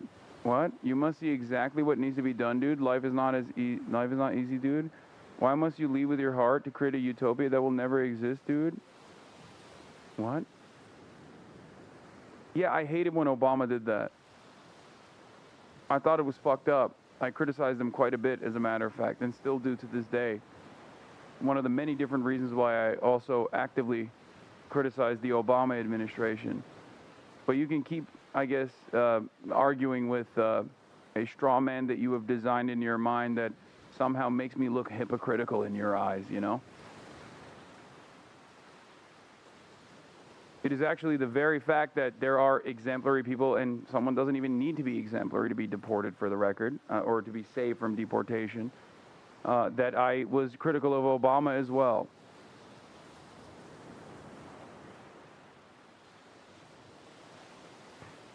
Probably easier to fucking argue with like a thing that you made up in your minds, though, I think, right?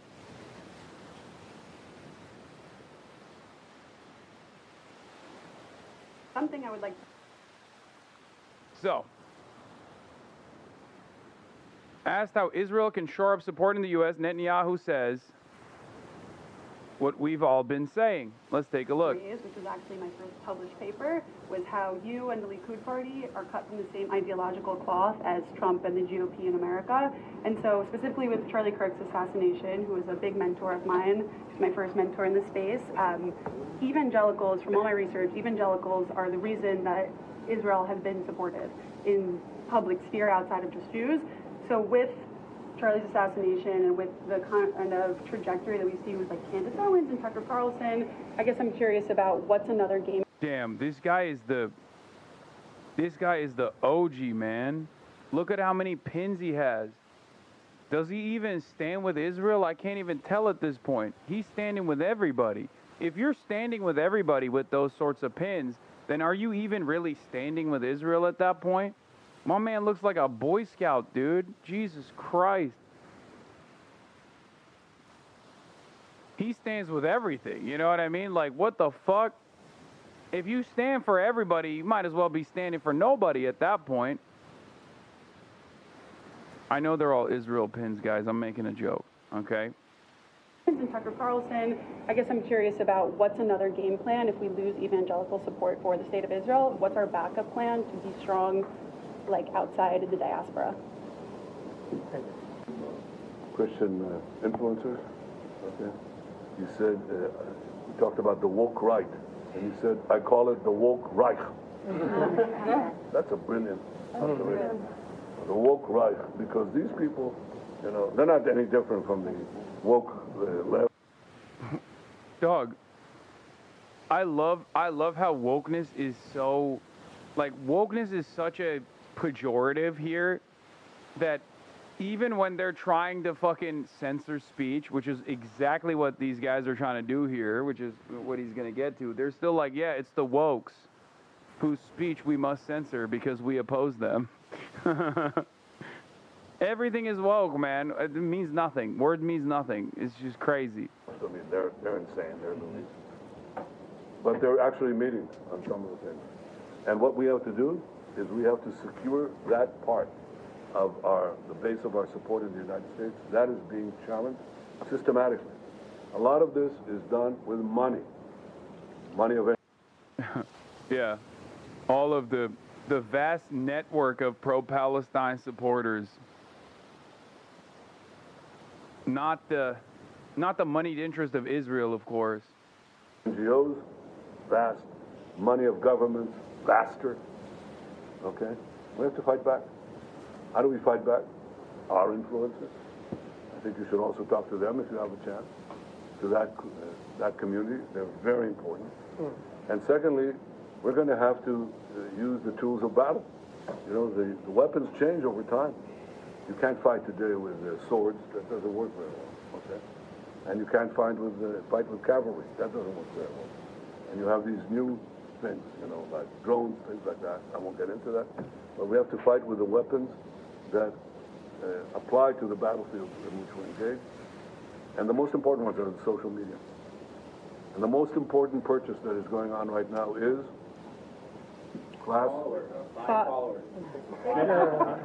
TikTok. TikTok, number one.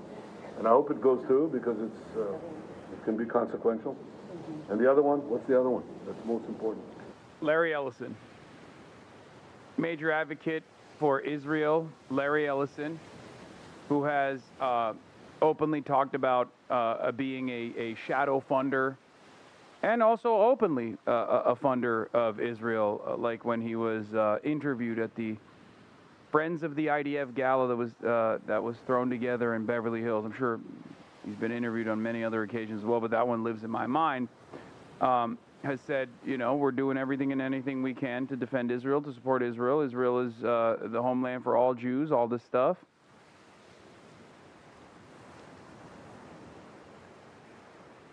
He's the one who's purchasing TikTok. You already had all the data and Oracle servers. And now they're going to control the algorithm as well.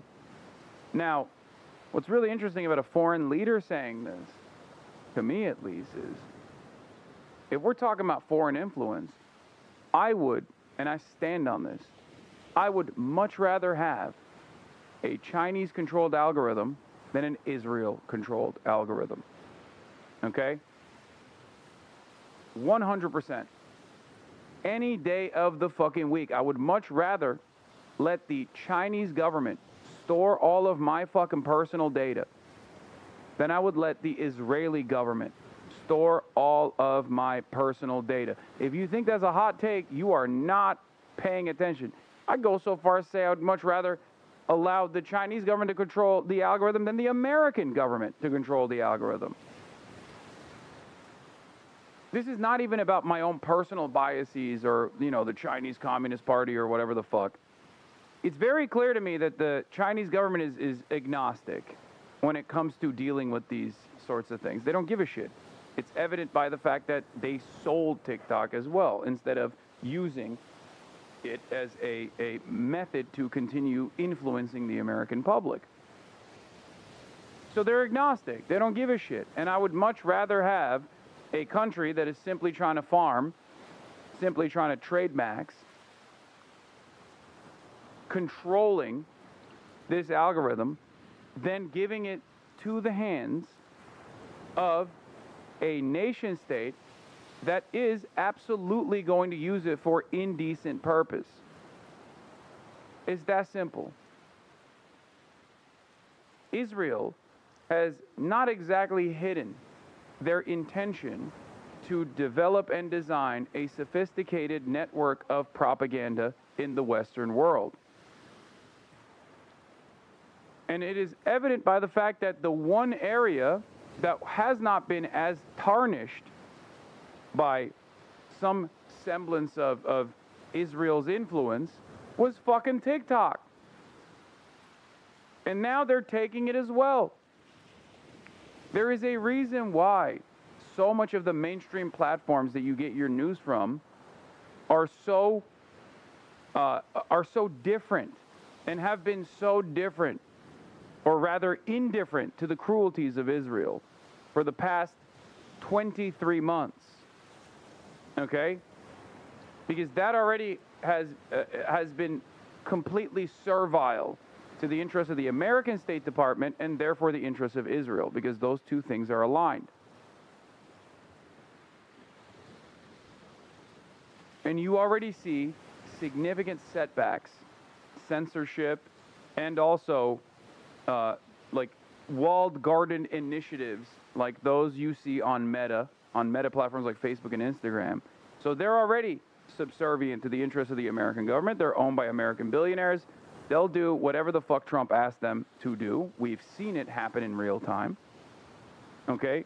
So the one truly independent platform in that regard was TikTok. And now they recognize that. They didn't like that. And they put the fucking claws out. And it's crazy that they're not even hiding it. Like, he just straight up says, what's the most important social media platform?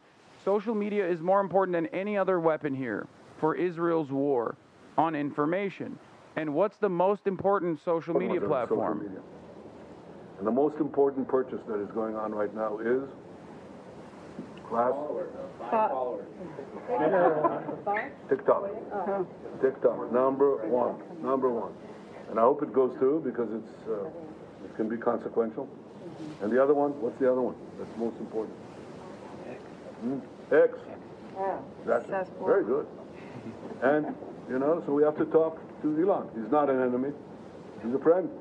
We should talk to him.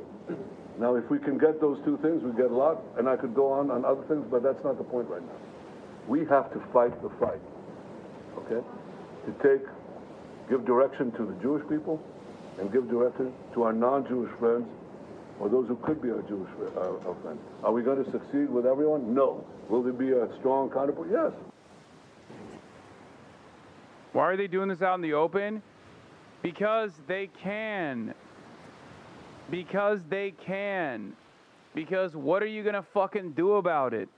Have you not been paying attention to every single thing that Benjamin Netanyahu has been able to get away with?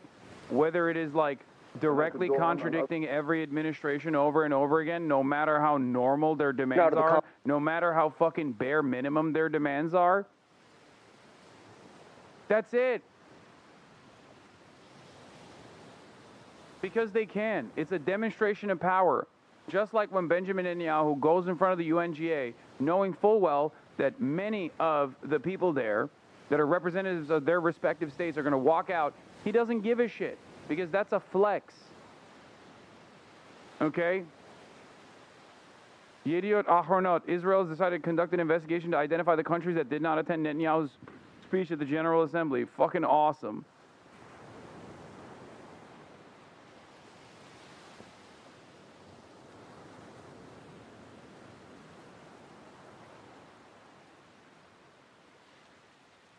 Now, this is not a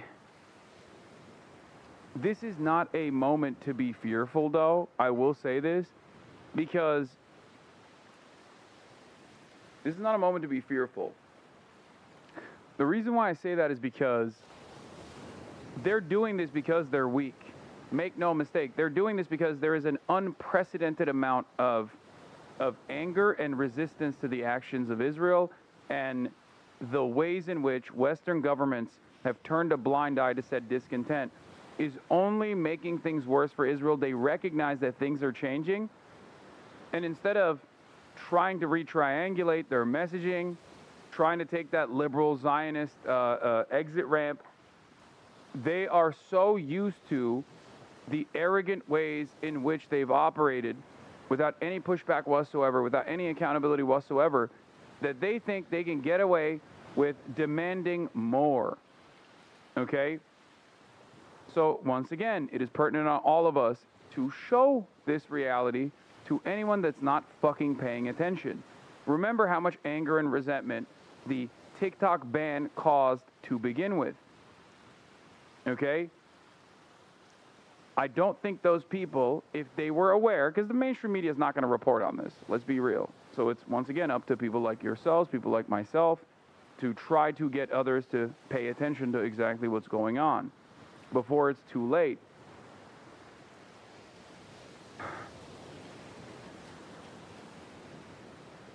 But the reason as to why they're doing this shit in broad daylight is because they've never experienced any kind of repercussions whatsoever.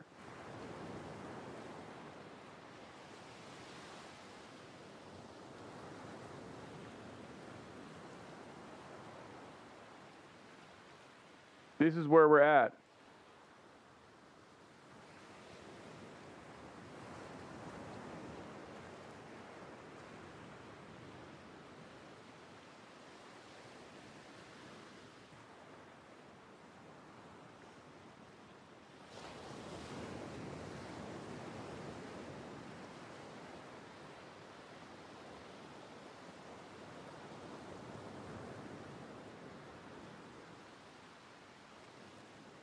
Hold on, I'm tweeting.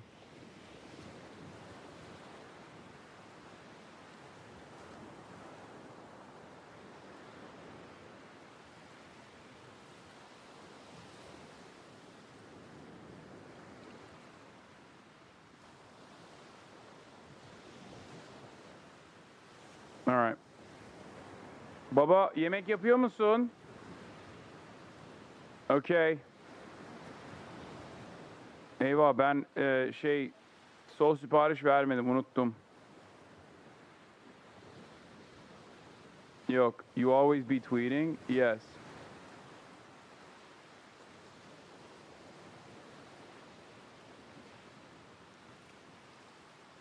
Anyway. Now we're going to talk about Trump's Gaza plans, as if things weren't bad already. Okay? I'm going to give you the two different methods that they have in mind for what must be done in Gaza. Both are bad. One is far worse than the other. And then I will show you what Israel's opinion is on all of it, which is, of course, everything is bad unless it's like full-blown submission to the Israeli state. Conflict in the Middle East. President Trump saying he thinks he has a deal to end the war in Gaza and bring the hostages home, but he's not sharing many details. And ABC's Alex Brachet is now following this from Washington, D.C. Good morning, Alex. Good morning, Gio. Yeah, President Trump isn't sharing many details, but there is a big meeting between him and Israeli Prime Minister Benjamin Netanyahu scheduled early next week as world pressure for a peace deal grows. This morning, President Trump saying a peace deal between Israel and Hamas is imminent. I think it's a deal that will get the hostages back. It's going to be a deal that will end the war. It's going to be a deal it's going to be peace. I think we have a deal. The president said he will make the announcement soon, but declined to give details. International pressure for peace is at a crescendo. In New York City Friday, thousands gathered protesting the Gaza crisis outside the UN Assembly, and inside, another protest unfolded as Israeli Prime Minister Benjamin Netanyahu delivered remarks. A mass walkout as he took the podium. Please, order in the hall. The Prime Minister defiant. The final remnants of Hamas are holed up in Gaza City. They vow to repeat the atrocities of October 7th again and again and again, no matter how diminished their forces. That is why Israel must finish the job. Netanyahu blasting countries that now recognize a Palestine. Okay, so Trump claims Gaza peace deal is imminent. I think it is going to be a similar structure to the end of the Srebrenica. I'm fucking up the way to say it, where they want like a United Nations controlled mission with Tony Blair at the top. Now, of course, Tony Blair himself is also an asset for Israel and America as well. And yet, even then,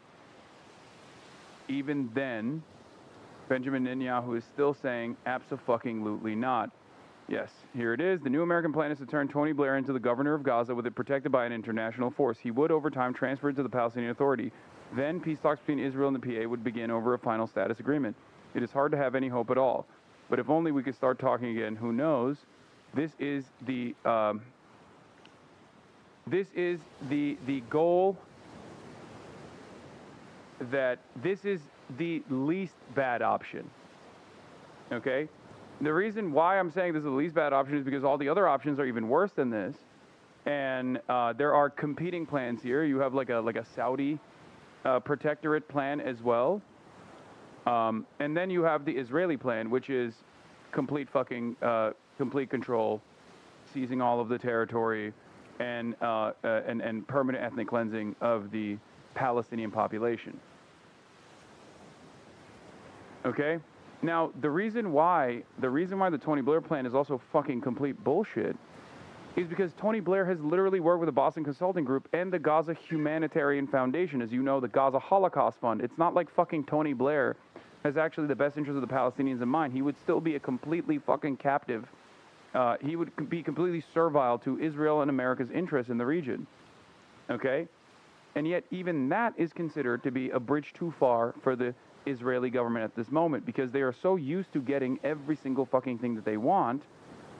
They're so used to getting every single thing that they fucking want that it does not even matter, that they just want full genocide. They don't want anything else. Nothing short of full genocide. What is this? Have you seen this article? It was released by the Times of Israel right before the genocide, then deleted off the face of the planet. Moving forward on Palestine, May 18, 2023, in order to right a wrong, in order to make peace and move forward, Palestine must be obliterated. Is an affront to society, morality, humanity? Yeah, what do you mean? This is just like the average Zionist position. Yeah, I know this is far before October 7, but like, guys, Ben Shapiro literally wrote this exact same article in America on Town Hall in 2012. The article title is, "Transfer is not a dirty word." I've read this exact same article in a million different formations from Israelis, Americans, right-wing national security think tank guys. This has been the project. Yeah. It's psychopathic, it's inhumane, it's monstrous. It's exactly what's going on right now. This is not like, I mean, this is what it is. This is what it's always been. Anyway, new immediate release of all captives and the end of the war. New details on Trump's 21-point plan. This is from DropSite.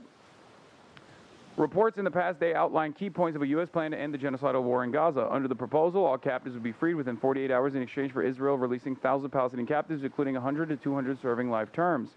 The IDF would gradually withdraw with the Palestinian Authority eventually involved in governing Gaza. Hamas would be granted amnesty if it agreed to disarm and leave the Strip. Trump has claimed Hamas is aware of the details, but the group has not said it received any information on a new proposal. Okay? And Let's bring in Yossi Mekelberg. This is the Tony Blair program. I'm going to get to it in a second. Hold on. There's a couple competing ones, okay? There's like 3 competing major plans. The one unifying aspect of all 3 of these competing major plans, whether it be the Saudi-French agreement, whether it be the American Tony Blair-backed agreement, or whether it be Israel's own ambitions for the Gaza Strip, none of which factor in the sovereignty of the Palestinians or the opinions of the Palestinians or the ambition of the Palestinians. None of it factors in Palestinian interests even a little bit. The only thing it seeks to address, at least for the interim, is the Palestinian need for an end to the bloodshed, for an end to the genocide. Okay, that's it. And outside of that, biliyorum ben şu anda sipariş verdim. Birazdan git. Sağ ol.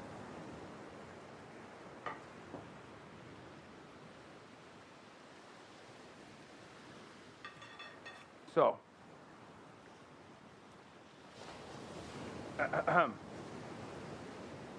main points reported by Al Arabiya: immediate end to the war, release of all Israeli captives, release of thousands of Palestinian captives, including up to 200 lifers, gradual withdrawal of the IDF from Gaza according to a set timetable, unlimited humanitarian aid entry through the UN and international aid groups, closure of the Gaza Humanitarian Fund currently in operation in the Strip, disarmament of Hamas through Arab International Force with a limited mandate, amnesty for Hamas members if they hand over weapons and leave Gaza, Gaza to be run temporarily by an Arab International Force after the war, establishment of a Palestinian committee under PA supervision to oversee interim administration, Palestinian Authority to take over Gaza's management after a limited period, U.S. commitment not to allow Israel to annex land in the West Bank, Gaza reconstruction through an Arab International Consortium over more than 5 years. Okay? Of course, full disarmament is a non-starter for the Palestinian population for understandable reasons. There's an ongoing genocide, and Israel has no ambitions to even dial it back a little bit, so it is perfectly understandable why the Palestinian population, not just Hamas, by the way, because they say Hamas, but it's like that's just a catch-all fucking statement here. But the entirety of the Palestinian population, understandably, is not going to want to disarm while they are simultaneously being destroyed. CNN's reporting added, all captives will be freed within 48 hours. Israel commit not to strike Qatar again. Hamas rule would be replaced with an international administration, later transitioning to a Palestinian committee. The plan does not include recognition of a Palestinian state, and timelines remain vague. IDF withdrawal would be gradual, but no forced expulsion of residents of Gaza would be permitted. Hamas has not been formally presented with the proposal, though Trump claimed on Truth Social that the resistance movement is well aware of its details. Qatar is expected to deliver the plan to negotiators in Doha. Trump also insisted the sides are very close to a deal, while Netanyahu told the United Nations Israel will fight on until Hamas is destroyed. So like I said, there is the Palestinian National Committee adjacent deal that starts with Tony Blair and an international mission protecting the Gaza Strip from Israel, but also simultaneously apprehending those who they say are members of the resistance, of course, as criminals. And then eventually the Palestinian Authority, which is already a part of the Israeli security apparatus and not exactly a beloved institution in the eyes of every single Palestinian, obviously not as unpopular as Israel, but basically the second most unpopular entity in the region, according to Palestinian polls, will govern Gaza as well. Now, Israel does not want any of that. Israel wants to implement the insane expulsion protocol that they have set forward in doing. Building and designing concentration camps in Rafah, pushing every single person into said concentration camps, and then forcibly expelling them from Palestinian land and Palestinian territory with no way of allowing them to return ever again. That's what Israel wants. And it is seemingly a non-starter for them.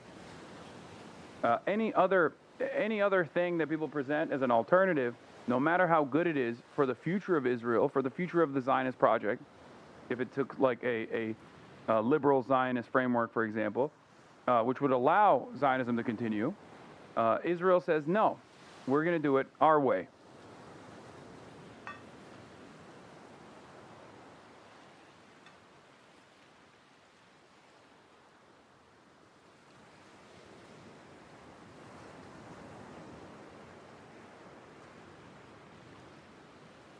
We are once again arriving at yet another impasse where Hamas will be the reasonable party, as they have been so from the jump, and will abide by these ridiculous demands, no matter how ridiculous they may seem, only for Israel to, at the very last second, throw a fucking wrench in the entire process and blow it up to continue its genocide. At that point, the appetite for the administration to continue its unlimited loyalty to Israel will once again cause them to potentially recalculate this allegiance. This is the reason why our support for the Palestinian plight matters.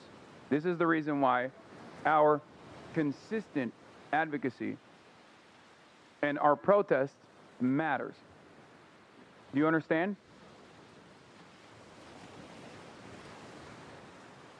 Trump said 4 days of intensive talks have already been held and will continue as long as necessary. I am pleased to report that we are having very inspired and productive discussions with the Middle Eastern community concerning Gaza. Intense negotiations have been going on for 4 days and will continue for as long as necessary in order to get a successfully completed agreement. All the countries with the region are involved. Hamas is very much aware of these discussions, and Israel has been informed at all levels, including Prime Minister Bibi Netanyahu. There is more goodwill and enthusiasm for getting a deal done after so many decades than I have ever seen before. Everyone is excited to put this period of death and darkness behind them. It is an honor to be a part of this negotiation. We must get the hostages back and get a permanent and long-standing peace.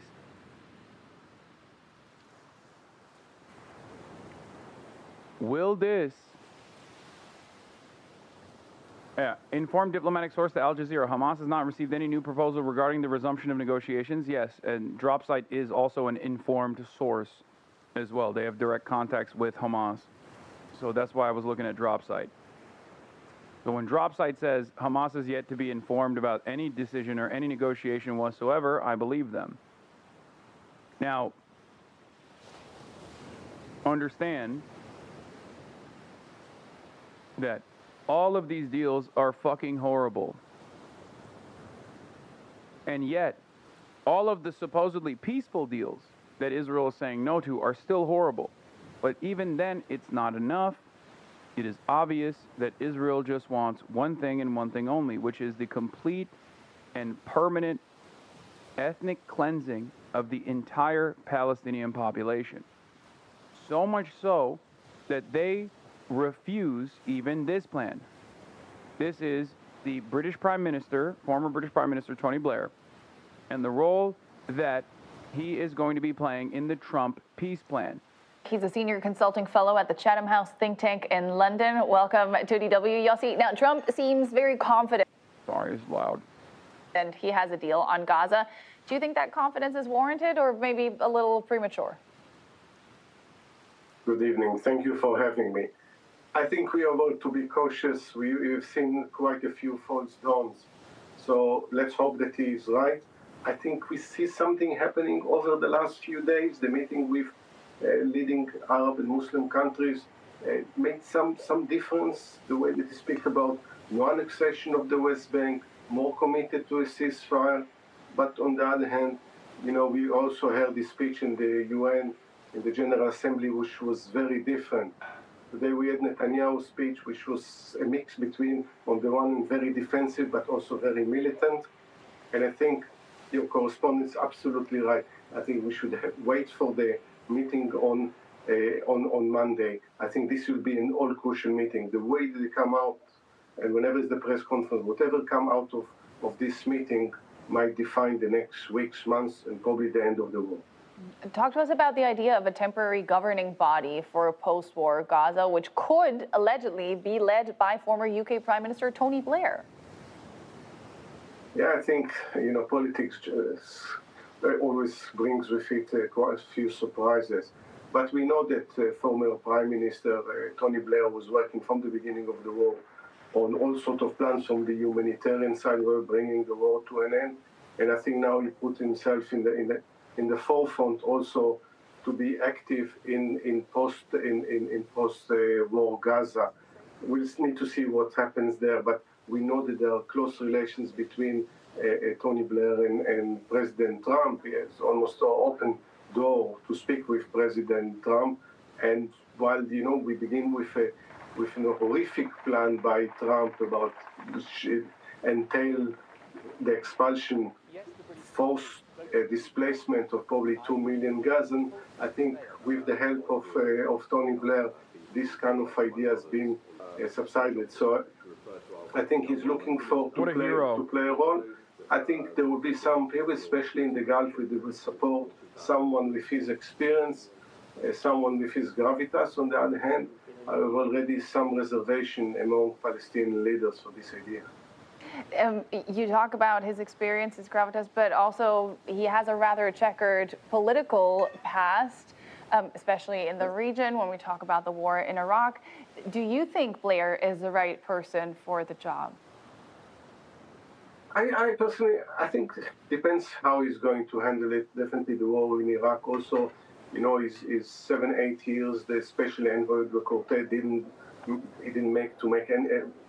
succeed to make any progress on the peace between Israelis and Palestinians. But Tony Blair, much like every other British leader, is a non-entity and simply a servant of American interests.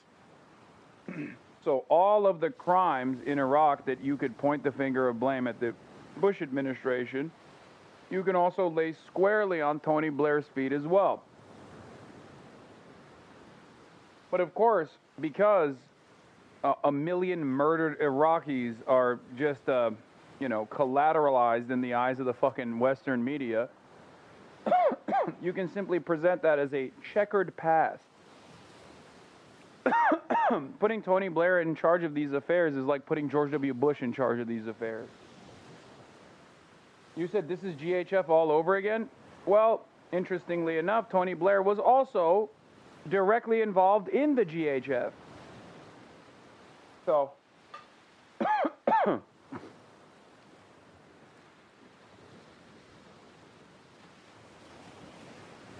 Tony Blair was involved in the GHF. He was a part of the Boston Consulting Group plan. Fuck. Too much spice bar? No, it went down the wrong hole. Originally, it went down the wrong hole when I was eating the chicken. Having said that, it depends how he takes it and what's the response from the Palestinians, the Israelis in the region. If they give him enough power to do and use his experience, it might be a good idea. Personally, I think it's rather be someone from the region for a limited time and then hand it over to a new Palestinian leadership. always the worry is what is an interim becomes permanent, and and for one European former leader to another, instead of actually allowing the Palestinians to lead their own life. We know not a lot about this plan right now. You say it all hinges on what happens on Monday, but just broadly speaking, do you consider this, what we know about this plan, a viable future for Gaza, and would it be accepted domestically, regionally, and globally? I think we see the kind of the direction with the 21 points, the one that we know, the most important thing, and for a very long time, is ending the war. We see what's happening as we speak in Gaza, bringing the hostages back. I think this is important to allow more humanitarian aid and safely to enter into Gaza, and then gradually moving into ensuring there are peacekeeping forces there that ensure the long-term ceasefire, and beyond that, new governance in Gaza. But the long term should be how we move from this situation into a two-state solution, ensuring that Gaza and the West Bank are part of the same political system. What we heard from Netanyahu in the UN today is that he completely excluded the possibility of a two-state solution. I think that's where the position of President Trump is all important. Yossi Menkelberg, Senior Consulting Fellow at Chatham House, thank you so much for all your insights today. Great speaking to you. Thank you. I'd like to welcome Sarah Yerkes now, a Senior Fellow with the Middle East Program at the Carnegie Endowment for International Peace. Welcome to DW. President Donald Trump has expressed confidence, as we just heard, that a Gaza deal is close. Where do you think things stand with the deal, given that, we've heard this before?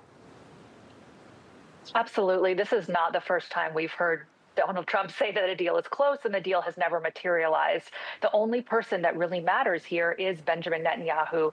And as we just heard, what he said this morning in New York is that he needs to eradicate Hamas, that he will not oversee a Palestinian state. He doesn't want that to happen until Hamas is gone. That is not the same language as saying that a deal is close. Yeah, you were mentioning these comments by Benjamin Netanyahu saying he wanted to eradicate Hamas. When it comes, though, specifically to Donald Trump's claims of a deal being close, we haven't heard from Israel, we haven't heard from Hamas either. They haven't responded to this. What's your take on that? We have heard from Israel. They said, fuck no.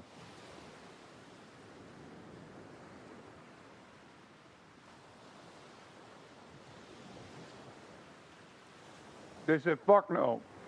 Yeah, I think, what we need to take from that is that, first of all, you do see some important progress. The fact that the various Arab leaders were able to meet, that they were able to meet with Trump, that Trump is putting the full weight of the United States behind this deal, those are all positive signs. But if the two parties involved in this conflict, Hamas and Israel, are not at the table, if they're not the ones who are actually signing off on this deal, they're not there, I think we need to be very, very skeptical that there's any way that we're going to get to a deal anytime soon. Let's talk a little bit about some possible details. There have been press reports of a 21-point plan that includes a ceasefire, release of hostages, a phased Israeli withdrawal, and a new governing authority in Gaza that excludes Hamas. In your opinion, how realistic is a framework like that? And I think on the one hand, this is a very comprehensive framework, which is a good thing. There's a lot of things that need to be addressed in order for this deal to be lasting. But on the other hand, as we've seen in the past with some various deals in the history of the Israeli-Palestinian conflict, when you do this sort of phased approach, there's a lot of opportunities for things to fall apart. And I think, what we need to see is that the Arab states really need to support this. They're going to be crucial in implementing all of these steps. But when you look at the Israeli side, for Benjamin Netanyahu, it's in every interest of his not to actually end this war. For his legitimacy at home, he needs to keep this war going. And so when you offer him this sort of plan where there are many outs where he can say Hamas violated the deal here, they violated the deal here, it gives him the ability to say the deal is done, we're moving on. And I think that's where this could be very dangerous.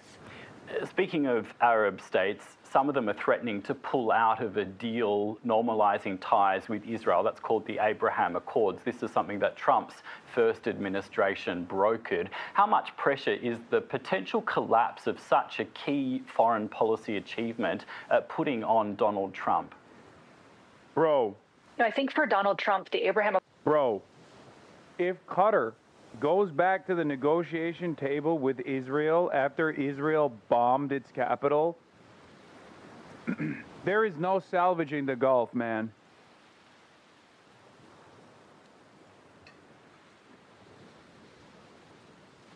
There is no saving the Gulf.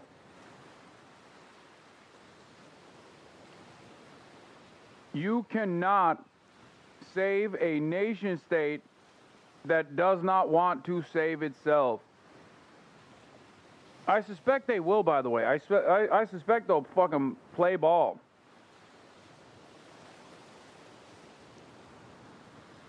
But it is like the concessions, if such a thing were to take place, the concessions have to be like something short of there's like dismantling Zionism, you know what I mean? Like maybe one step removed from like making it illegal to be Zionist. Of course, that's never going to happen, but I'm only saying this to highlight the severity. Highlight the severity of the wrong that was committed.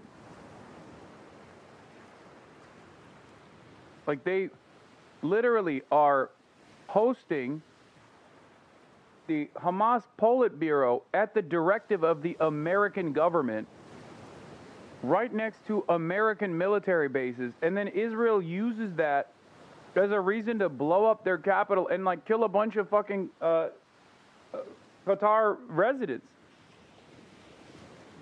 It's the most unacceptable shit I've ever seen.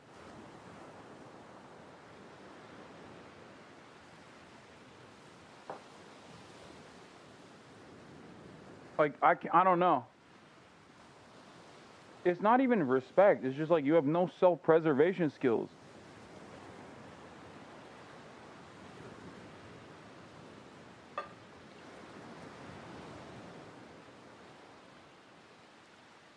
In that situation, I'd be making a call to China, literally. I wouldn't even wait to figure out if it was Israel, wouldn't wait to figure out if, like, the Patriots missile systems were turned off or whatever. I'd just be making a call to China, like, moments after. You know what I mean? Because there's only one fucking entity in the region that is arrogant enough to take action like that. I wouldn't even wait for the dust to settle. I'd be, like, calling up China to be like, listen, big dog, we were so wrong. We were so fucking wrong. I'd be calling up Saudi Arabia to be like, listen, let's let bygones be bygones, okay? I know you wanted to fucking cut me out. I know you wanted to destroy me, but, you know, Doha today, Riyadh next, you know what I mean? We gotta fucking... We gotta start utilizing OPEC a little bit. What are we doing? Accords were one of the most important things, one of the most important achievements he had during his first term. And he really came into office wanting to expand those deals to try to make other normalization deals with other Arab countries. That obviously has not happened in the wake of October 7th. And so, you know, the fact that countries that have had made the deals might be pulling out is very bad for Donald Trump. It's very much in his interest to not only keep the existing deals there, but also expand them. And so that's one of the things that's motivating him. He also is very motivated by this idea that he wants a Nobel Peace Prize. He wants to be seen as a peace.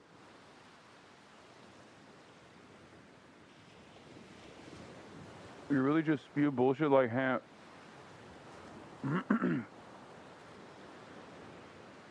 What is this? Bro, are you a fucking Israel dick sucker too? God damn. Pick your poison, dude. Pick a struggle. This motherfucker's in here like, do you have one good opinion other than enjoying the content of Keizo and Hassan and numerous other content creators who I'm friendly with? Like, is there one good political opinion you have accidentally arrived at? Many Americans, at least, have, like, found themselves on the right side with this Israel shit. And this guy's like, nah.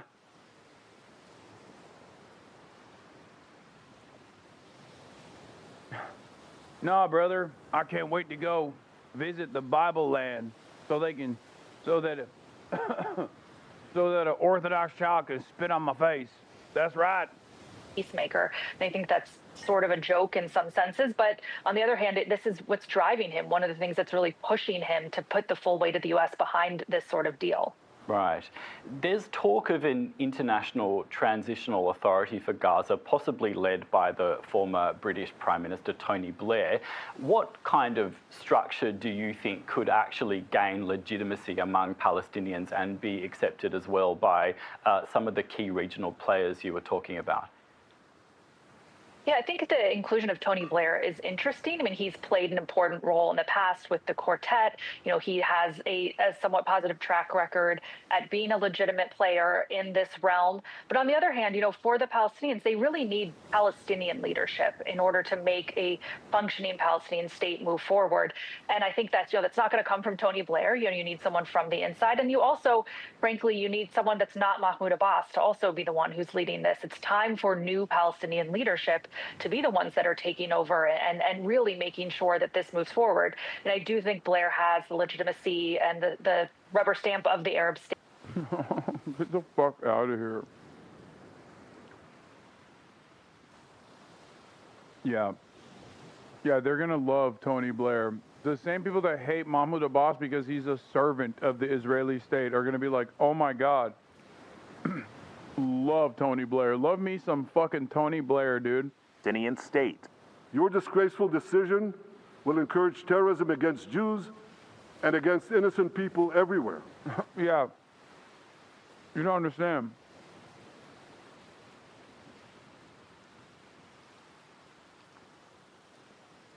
Palestinians love the way British people took control over British Mandate Palestine. Remember. They love that. And also, number two, they respect Tony Blair's prowess as a person also responsible for millions of dead people in the region, specifically in Iraq. When they see that, they're like, well, that's a good guy. That's a guy who I think has my best interest in mind. It will be a mark of shame on all of you. His speech broadcasted on loudspeakers throughout Gaza Friday, Peace between Israel and Syria. where the Hamas-run health ministry reports that Israeli forces killed 47 Palestinians and wounded 142 in the last 24 hours. The need for food and supplies there dire. Now, organizers of an international aid flotilla say they will defy an Israeli naval embargo to get aid into the region. Now, Hamas responded to Netanyahu's speech, saying it's filled with, quote, lies and blatant contradictions. President Trump now expected to host the prime minister at the White House on Monday. Okay, Alex Brochet for us. We appreciate it. Thank you. New this morning, the U.S.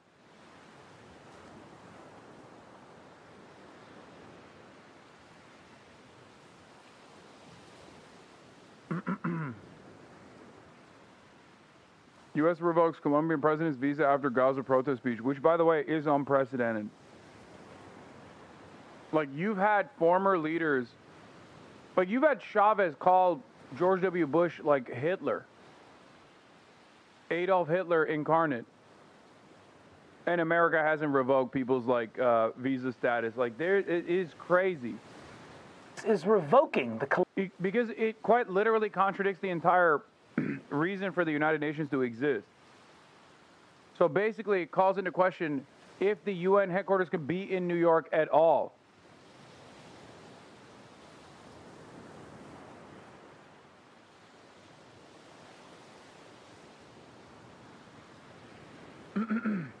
Colombian president's visa after his visit to the United Nations. President Gustavo... Yeah, he called George W. Bush the devil at the United Nations. He had also called him Hitler as well, but at the United Nations, he just straight up on his speech called George W. Bush the devil.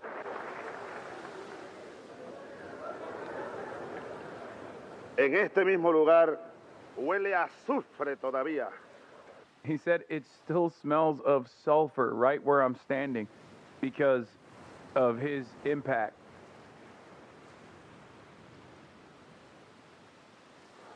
Esta mesa donde me ha tocado hablar. Ayer, señoras, señores, desde esta misma tribuna, el señor presidente de los Estados Unidos, a quien yo llamo el diablo, vino aquí hablando como dueño del mundo. ¿Qué modelo de democracia es ese el que se impone a punta de marines, de invasiones, de agresiones y de bombas? A donde quiera que él mira ve extremistas. Yo estoy seguro que te ve a ti, hermano, con ese color y cree que eres un extremista. Called him a Con white este color, supremacist devil. Evo Morales, que vino ayer, el digno presidente de la Bolivia, es un extremista. No, no es que somos extremistas. Lo que pasa es que el mundo está despertando y por todos lados insurgimos los pueblos. El señor presidente vino a hablarle, así lo dijo, hoy quiero hablarles directamente a las poblaciones del Oriente Medio. Mi país desea la paz. Esto es cierto. Si nosotros nos vamos por las calles del Bronx, si nosotros nos vamos por las calles de Nueva York, de Washington, de San Diego, de California, de cualquier ciudad, de San Antonio, de San Francisco, de San Antonio. Look who it is.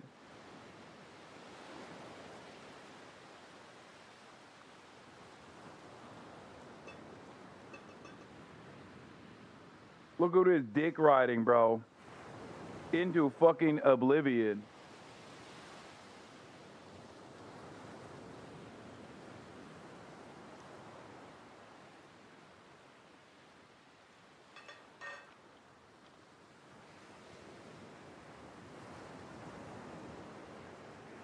De San Francisco, y le preguntamos a la gente en las calles, a los ciudadanos estadounidenses, este país quiere la paz. La diferencia está en que el gobierno de este país, de Estados Unidos, no quiere la paz. Quiere imponernos su modelo de explotación y de saqueo y su hegemonía a punta de guerras. Quiere la paz. ¿Y qué está pasando en Irak? ¿Y qué ha pasado en el Líbano y en Palestina? ¿Y qué ha pasado en 100 años, pues? Wait, why did he bring up Palestine? This is 2 decades prior to October 7. That's weird. That's so strange to me. Why would he bring up Palestine? That wasn't even a thing, right? That's not just like a year before October 7. That's 2 decades. I'm just confused because I thought, no, like literally, 2006, that's almost 2 decades. Huh. I'm so confused as to how this could have happened. En América Latina y en el mundo, y ahora las amenazas contra Venezuela, nuevas amenazas contra Venezuela, nuevas amenazas contra Irán. ¿Qué le dirían esos pueblos a él? Si esos pueblos pudieran hablar, ¿qué le dirían? Yo se los voy a recoger porque conozco la mayor parte del alma de esos pueblos, los pueblos del sur, los pueblos atropellados. Dirían, Imperio Yankee, go home. Ese sería el grito que brotaría por todas partes si los pueblos del mundo pudieran hablarle a una sola voz al imperio de los Estados Unidos. Why you mock October 7th tragedy? Something that I'm beginning to notice is that like a lot of the people that come in here are just like too stupid to understand how language works. It's pretty funny that he still thinks like this is a workable counter here, but that's not even what I'm doing. I'm mocking the people that think that October 7th is when this conflict began. If you had any working brain cells and weren't simply like a Unit 8200 bot, or basically like a human that works in the same way that like an AI chatbot does, you would know that I'm making a joke about how history did not begin on October 7, especially as it pertains to the oppression that Palestinians were facing. Also, another person in the chat asked me, did Chavez have aura? What more do you need to see? Yes, he did. Ayer estuvo el diablo aquí. He had mad aura.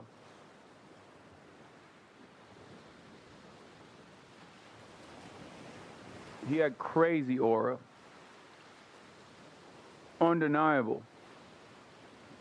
Petro took to New York streets in a pro-Palestinian demonstration and urged the U.S. military to disobey Trump. Take a look. Desobedezcan la orden de Trump. Obedezcan la orden de la humanidad. Disobey the Trump's order. Obey the order of humanity. All right, for more on this, let's bring in CNN contributor Stefano Pozzebon in Bogota. Stefano, where is the Colombian president right now? Well, Danny, Gustavo Petro is here in Bogota. He arrived around 4 a.m. local time, which is 5 a.m.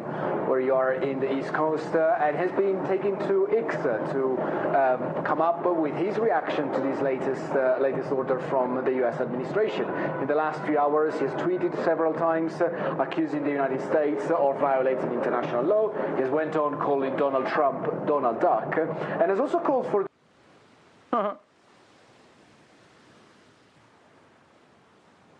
Bro is literally praising Chavez. I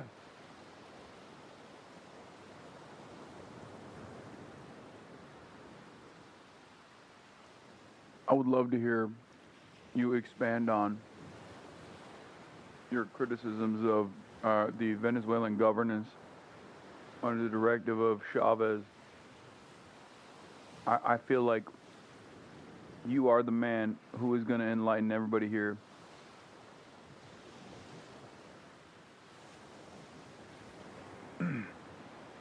Gringos, you're lucky your authoritarian wannabe dictator is an idiot like Donald Trump and not Hugo Chavez, someone who was objectively correct about many things and had the charisma to lead millions within and out of the country. I mean, I would like for it not to be Donald Trump, but I wouldn't mind a charismatic figure that, you know, forcibly nationalizes the entirety of the extraction industries, implements a lot of modest social democratic changes, improves literacy in this fucking country, pulls millions out of abject poverty, builds hospitals in rural areas. These are the types of things that I would like for any American leadership to do.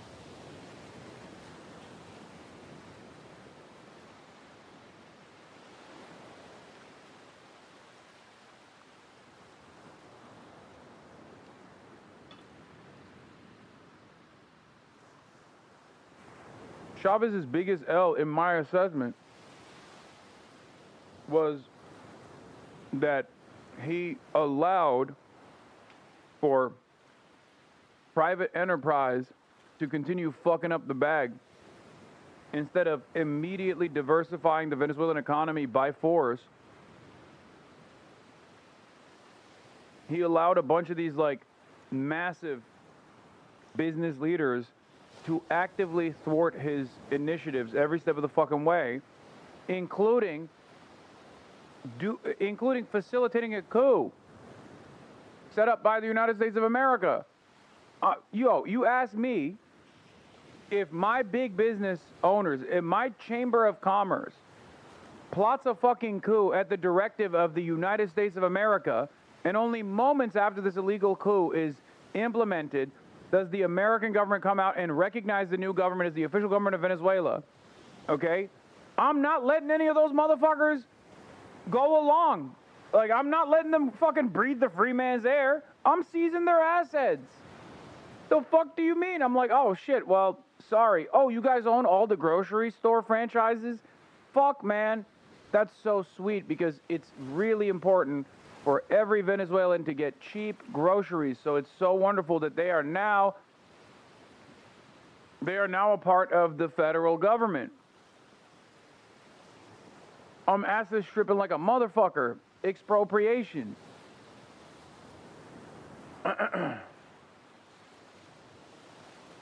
his biggest weaknesses, his biggest problems were, yes, mismanagement to a certain degree, but more consequentially, his inability to diversify Venezuela's output, its agribusiness. Like, he did not. Juan Guaido Twitch. Chavez expropriated property on live TV, bro. What do you mean? I know. I'm saying there were definitely a lot of sectors that he could have done that to, and he did not do that. Also, bad succession planning. That's definitely another problem. Maduro, not so great. I can't believe the real president of Venezuela is in my Twitch chat right now.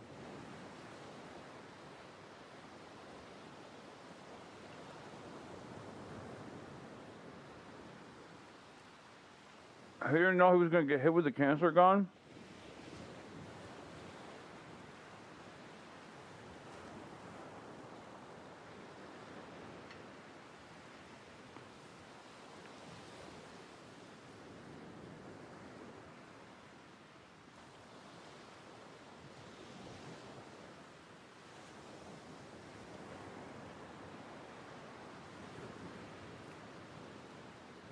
The United Nations to relocate away from New York City. Just an hour ago, he tweeted that he thinks the headquarters of the United Nations should move to Doha in Qatar. Now, at this point, it doesn't seem like Colombia is following up or formally proposing to move the United Nations Net General. Well, I don't think we should make the UN that close to Israel.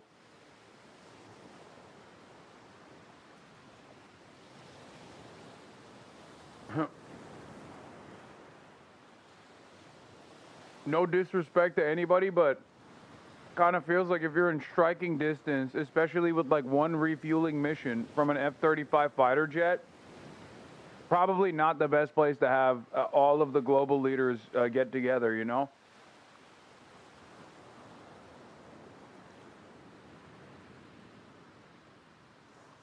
I know there's the played out, why don't you leave in America? But like, no, for real, why don't you go live in a socialist nation, like genuinely asking? Great question. Perhaps I will. If you want the real answer, it's because I'm a stubborn motherfucker. Because no matter how stupid people like you exist, no matter how angry dumb fucks like you get, I still want you to get health care. I still want you to fucking make an honest living and be able to purchase a fucking home and be able to have dumb fuck children with your dumb fuck wife without having fears of financial instability, okay? I want you to shit out as many stupid fucking kids as you possibly can and make sure that those stupid kids get the best possible fucking education so they can be dumb fucks, but also free of the economic hardships that we are all experiencing. That's what I want. I want you to be as hateful and as stupid as you possibly are, but I want you to be free of medical debt that could possibly saddle you for the rest of your life. Says the 34-year-old man whose mom comes over to make him food. Dog, really? Really? You think that's a own? I take care of my family. Like, between you and I, who do you think is in better financial status right now? Who do you think is having a better time? What the fuck? Yeah, I have a mom who loves me. And it's my dad who's making my shit. I got my shit together and I'm free, buddy. Okay. All right. You say so. Anyway, no matter how stupid you are, no matter how free you feel, for example, I want you to make sure that you actually experience the true freedom, the true liberty of not having to worry about your health care. Okay? Do you disagree? Do you want to continue paying for your health care? Is that what you want to do? Do you want to pay a much lower price for your health care in the form of taxes, much lower than your fucking premiums and much lower than the rest of the coverage when the coverage lapses, the rest of the payments that you have to pay? Because I want that for you. That's what I want for you. No matter how stupid you are. You know what I mean? It's all good. It don't matter to me. You can be stupid. You can be hateful. You can be a real piece of shit. I am firmly committed. Okay? I am firmly committed to designing a world where you don't have to worry about healthcare. You don't have to worry about your education. You don't have to worry about, so the true form of freedom is a socialist nation. Oh my God, bro. I'm not even talking about socialism right now. Listen to my words.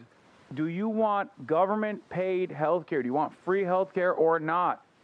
Do you like paying $600 a month to your healthcare when every other country on the fucking planet is free? How long does it take to get seen by a doctor in Canada?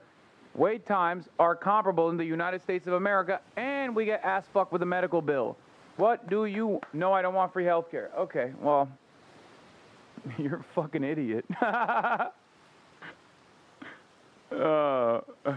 said, no, I don't want free healthcare because other people who are getting paid by the big healthcare industry told me it's scary and bad.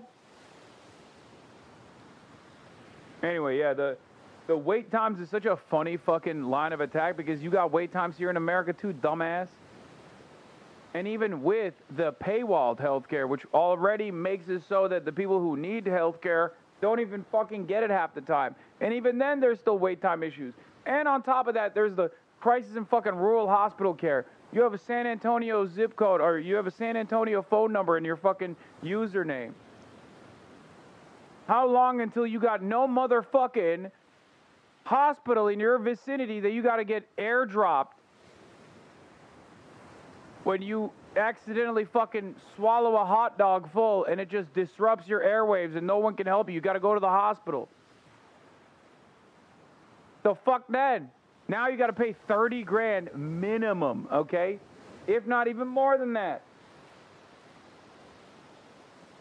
America's just like suffering. I know, it doesn't matter, but he asked me why I do this, why I stay here, why I don't just like take my money and fucking run, go to a Chacom style country, because I could just go there, go live in China, I guess.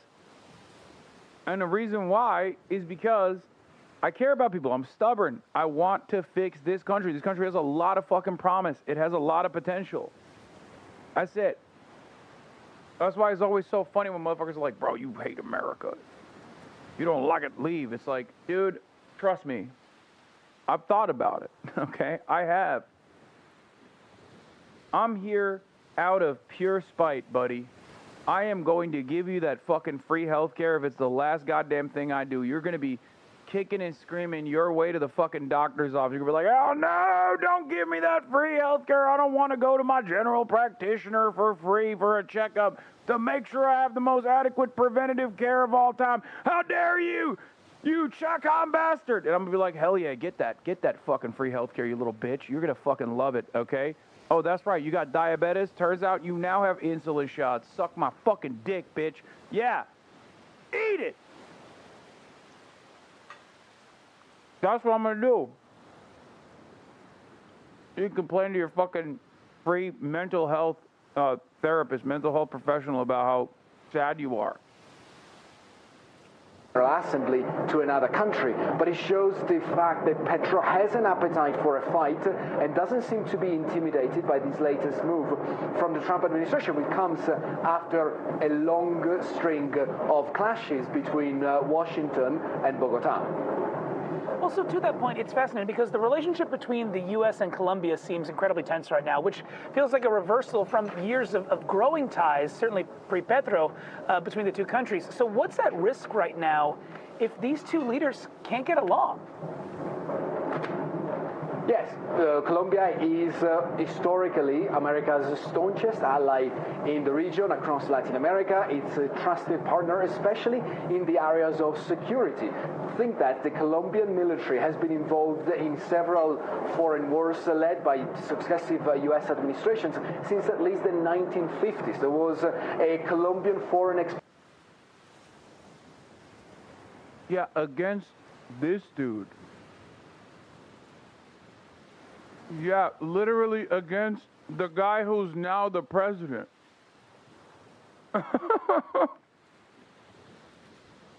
There were successive collaborative military operations against guerrilla forces in the country. Okay, yeah, he was aligned with those guys. I wonder why. I wonder why that same security collaboration doesn't work any longer. Expeditionary team that went to fight in Korea side by side with the U.S. Marines, and that's where this special relationship has been cemented. Now Petro comes into power 3 years ago, the first left-wing leader, has a troublesome but working relationship with the White House under Biden.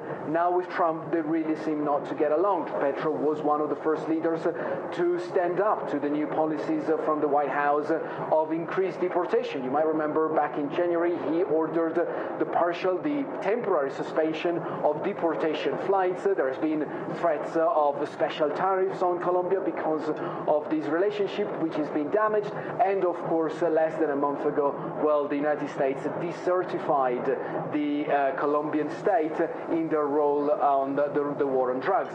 So clearly, it is a sign that, well, we are in for a bumpy few months, at least until Petro stays in power, which is until the next summer. He's due to give up his mandate in July 2026, Danny. Yeah, a lot more to watch in this space, especially as tensions with Venezuela 100%. continue to increase as well. Stefano, thank you so much for your time. We'll leave it there. Applause for an impassioned performance led by Israeli conductor Ilan Volkov. Then an impassioned plea to end the bloodshed in Gaza. Israelis, Jews and Palestinians, we are not able to stop. Calm like a Tom, thank you for the 50 gifted subs to the Hasanabi Fund, the Piker Broadcasting Service. That's right, ladies and gentlemen. The Piker Broadcasting Service is funded by you, the people, for you, the people. And of course, right now you can get 35% off gifted subs, 5+ gifted subs. And not only that, but also Valorante is also gifting additional gifted subs for every 5 gifted subs. Alone. I ask you, I beg you, all to do whatever is in your power to stop this madness. When I started the speech in London, my voice was breaking. We meet Ilan at his home outside Tel Aviv. I feel like that from inside it's so difficult to do any change now because the society is kind of in a state of shock and trauma and hate and fear, and it feels so difficult to breathe here, you know. So I felt like, yeah, it's important to voice, you know, this cry for help, you know, and to try to move people in direction, but also try to move other Israelis so that they... There you go, bro. There's an Israeli dude literally in England being like, it's very difficult to say these things in Israel, okay? Israeli society has lost its damn mind. Obviously, there aren't, it's not like the number of people who are like against this genocide who aren't even fucking like anti-Zionist, or the number of anti-Zionists is not zero. In Israel, is not zero. Okay? Of course it's not zero. He should join Hamas, otherwise I don't give a fuck. Oh, shut up, shut up, shut up. Shut up, bitch. Oh my God, I hate that. That is the most like, you're an American, dude. You are a fucking American. Okay? There is more that like Israeli society broadly could do. But god damn, bro, come on. Come on. See what the fuck you're promoting? Wait, first of all, see what the fuck you're promoting? I'm sorry. I'm saying that that's an unrealistic expectation. I'm not saying that it is not honorable and just and legal under international law to resist against the Israeli occupation. Those three things are still true. It's just irrelevant to the other point that a fucking dumb fuck American is making from the comfort of his home about what an Israeli conductor should be doing.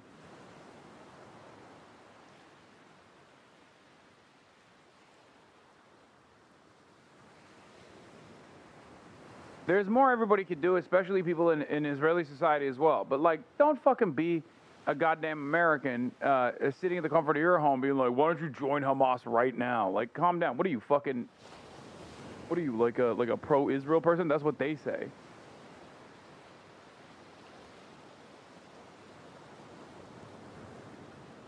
Like... Feel that they can say things that maybe they were silent on. Are you disappointed with the attitude of people from here? Listen, it's an ongoing place of occupation and apartheid. It's not nothing new. But what happened in the last 2 years is a kind of, I mean, it's an explosion. In the end, my anger is aimed at the top of the pyramid. I have a lot of criticism of other people that are living around me, but I know that it's the top of the pyramid that's actually creating this. This afternoon, Ilan is heading to an anti-war protest. Ilan. He's now become part of the small but increasingly vocal left-wing Israeli activist community. Today, they're joining a demonstration in an Arab town in northern Israel.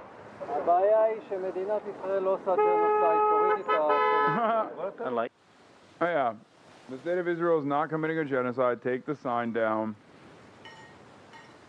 By the way, Americans and those living in the fucking comforts of Western Empire, look at your future. This is your future as well. This is our future. Watching this, down to the fucking Israeli band on the chest of an NYPD cop that went and like did a tour of service in Tel Aviv. Down to that. That's your future. Okay?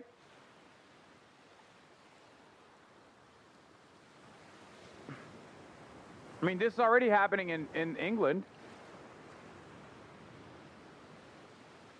This is already fucking happening in England. In England, it's like, oh, is that say Palestine Action?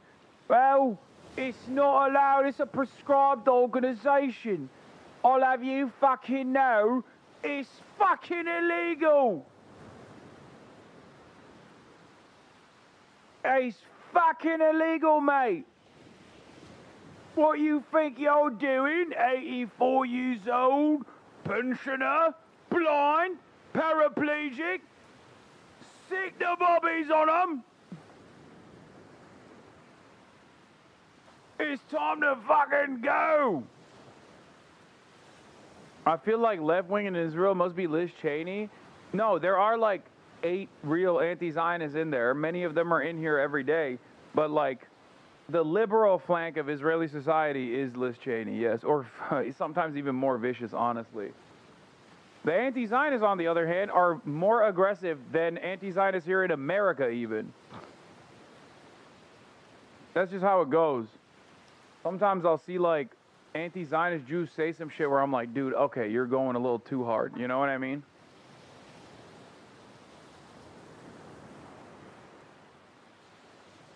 The large Israeli anti-government protests, the focus here is on Palestinian lives. It's peaceful, the police break it up. See? There you go. There you go. That's what that chatter said. Like he was sitting on the comfort of his home in America. There you go. You have the same perspective as the fucking Israeli cop. Ah, you want to go to Gaza? Go to Gaza. What? No politics here. Israel number one.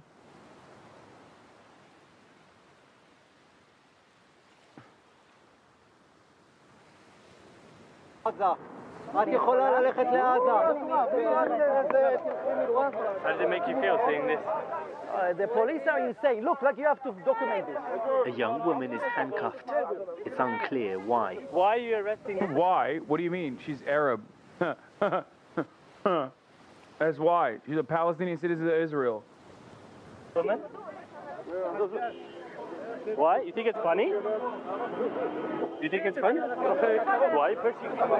The aggression is directed at us too.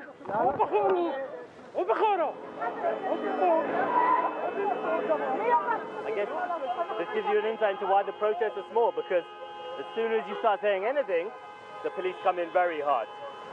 Then they're moving again. Suddenly, a young man is hauled from his car and violently pinned to the ground.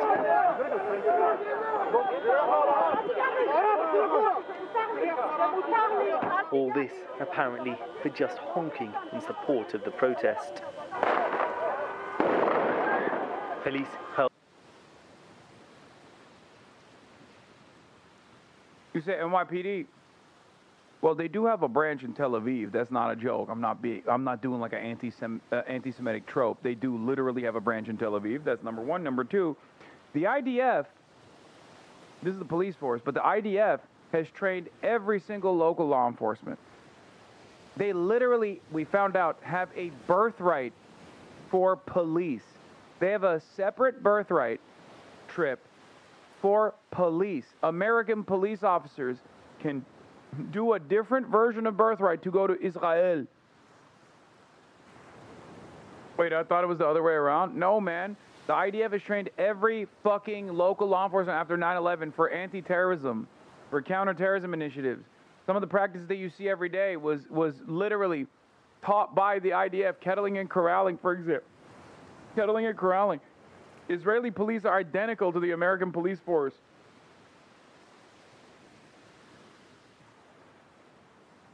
Wait, for Jewish cops or only, or any cop? No, dog, not for Jewish cops only, for any cop. What are you talking about? How many Jewish cops do you know?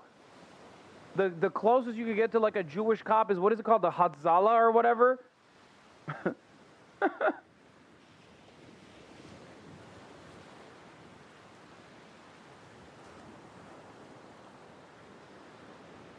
It's like fucking Jewish EMS. Like American cops who are Jewish.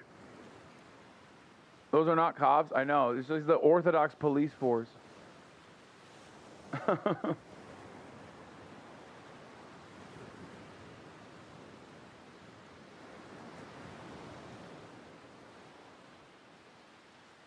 Like any old pig can just get a trip to Israel? Yes, bro, yes, yes. Yes. They have something, Shomrim, which is, I think, Neighborhood Watch? Yeah.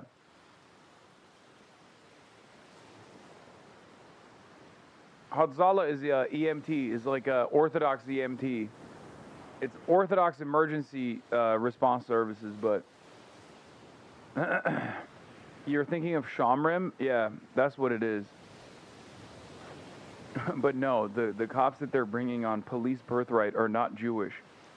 They're fucking whatever cops usually are, like Irish and Italian, and different WASP variants. Flash grenades, dispersing a small crowd. How do you feel about your country seeing this? Oh, it's happening to it. Listen, I'm ashamed. I'm really ashamed of what's happened. You know, and people that live here, they suffer what's going on way more than me. They have family in Gaza, they have family in the West Bank. It's shameful, you know. You know, we can't stand here and say what we feel, but this is a democracy. What happened here that was dangerous to the state of Israel? This is insanity. President Trump's retribution campaign reached a new and ominous level late yesterday. The first criminal indictment of a man Trump considers a political enemy.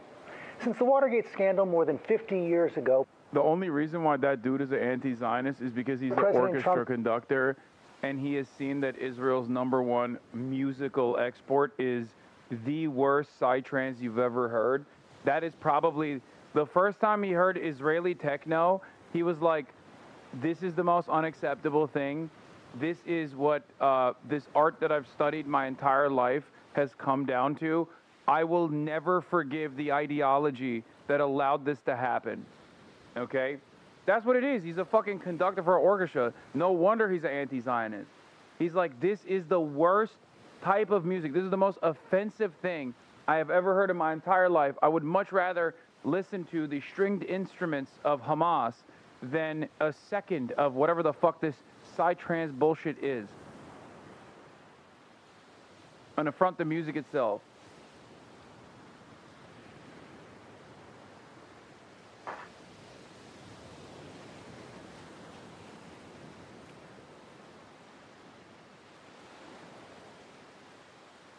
Having said that, nasheeds do go fucking hard, I'll be honest. Like, the most famous nasheed that everybody always plays is like an ISIS one, so I sometimes feel a little weird playing it.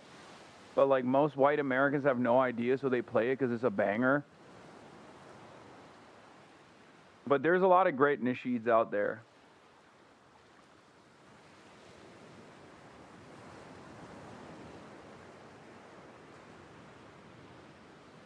What is this? Unrelated, but multiple talent agents are reportedly in talks to sign AI actress Tilly Norwood, created by AI talent studio Exikoia. What the fuck? The one nasheed you're thinking of is banned on YouTube. Yeah. Is it ISIS or is it just Sunni? No, there is a ISIS nasheed. The one that people play most commonly is the ISIS one.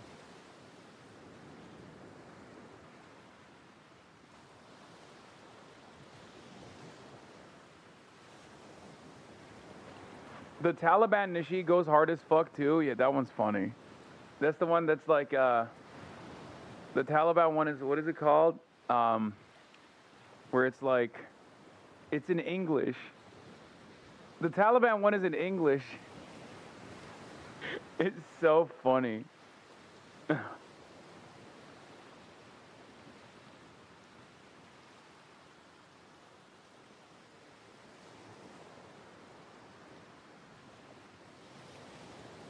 The Afghan Nation one, yeah, Afghan Nation.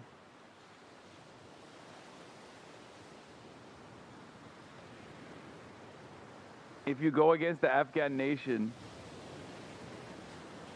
bro can't name 5 regular songs, but is well-informed terrorist music connoisseur.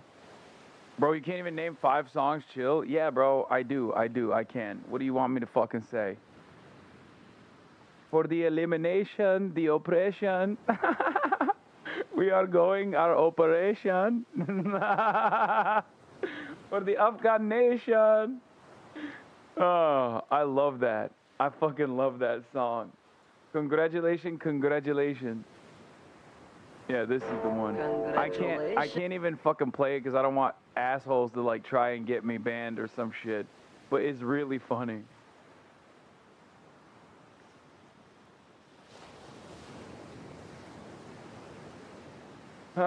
Remember, this is not about right or wrong. This is about how racist the mods will get. Okay, so don't even get me started. Trump's retribution campaign reached a new and ominous level late yesterday. The first criminal indictment of a man Trump considers a political enemy. Since the Watergate scandal more than 50 years ago, presidents have refrained from... Yeah, I don't care about this. I'm skipping it. I don't care about this. I'm skipping it. Donald Trump supporters talk of him being a... I do care about this. I'm not skipping it. Elon Musk and Prince Andrew named in newly released Epstein files. What a bad week for Elon Musk, dude. First, it comes out that his dad is like a serial pedophile, and he knew all about it. Okay? Then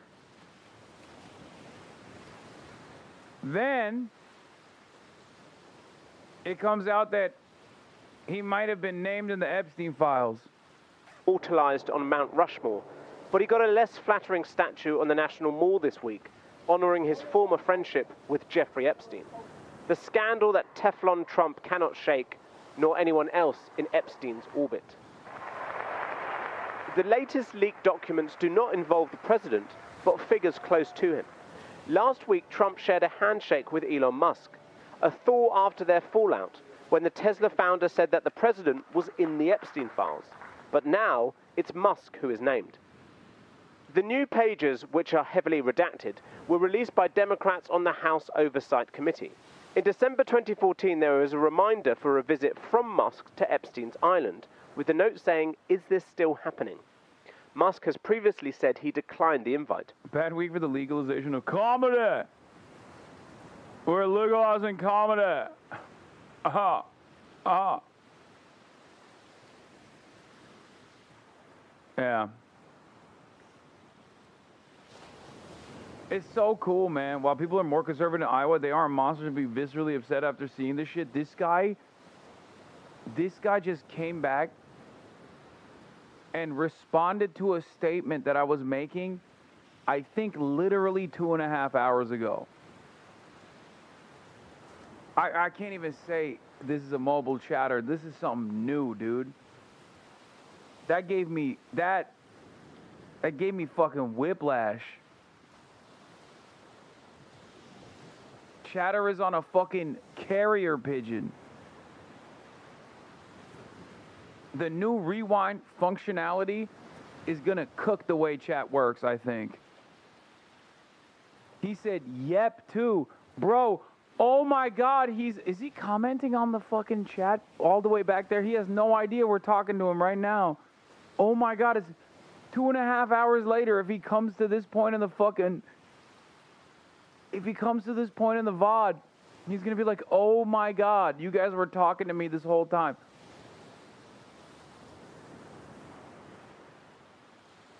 Wow. That's amazing.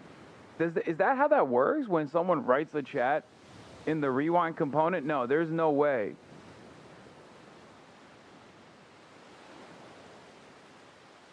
So if someone was responding to something that they were watching in the rewind part, it like automatically appears. So he thinks he's actually watching it live and he's writing a comment. No. He thinks he's watching it live right now and he wrote a comment. And he's just stuck in the past. He has no idea. Oh my God, that's so funny.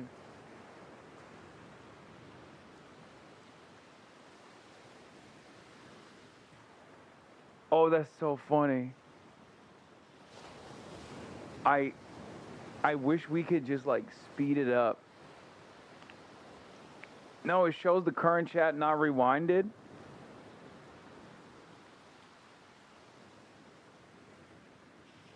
The document also lists a 2017 lunch with the conservative billionaire Peter Thiel, as well as a breakfast in 2019 with Steve Bannon, Trump's former White House chief strategist. None of this It's strange. So many of like close Trump allies, so many of Trump's closest allies were directly connected to Jeffrey Epstein. Very interesting. I wonder what that's about. Don't look in that direction any further. Halt! You are violating the law.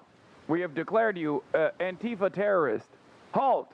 Do not ask questions about Donald Trump's involvement and his close associates' involvement with Jeffrey Epstein, New York financier, and most maligned individual, falsely smeared as a pedophile. We are now making it. Thank you, chat, for letting me know. Oh my God, you literally didn't know. Oh, that's so cute. That's so sweet, dude. This made me so happy. He was like responding to, he thought he was responding to me in real time. He was writing in the chat. Meanwhile, he's watching the rewind. Oh, rewind the last 10 minutes to see how much we were making fun of you. But yes, your take is correct. Thank you for agreeing with me. Get ready for this to happen every day. It's kind of sweet, man. Chatter just time traveled.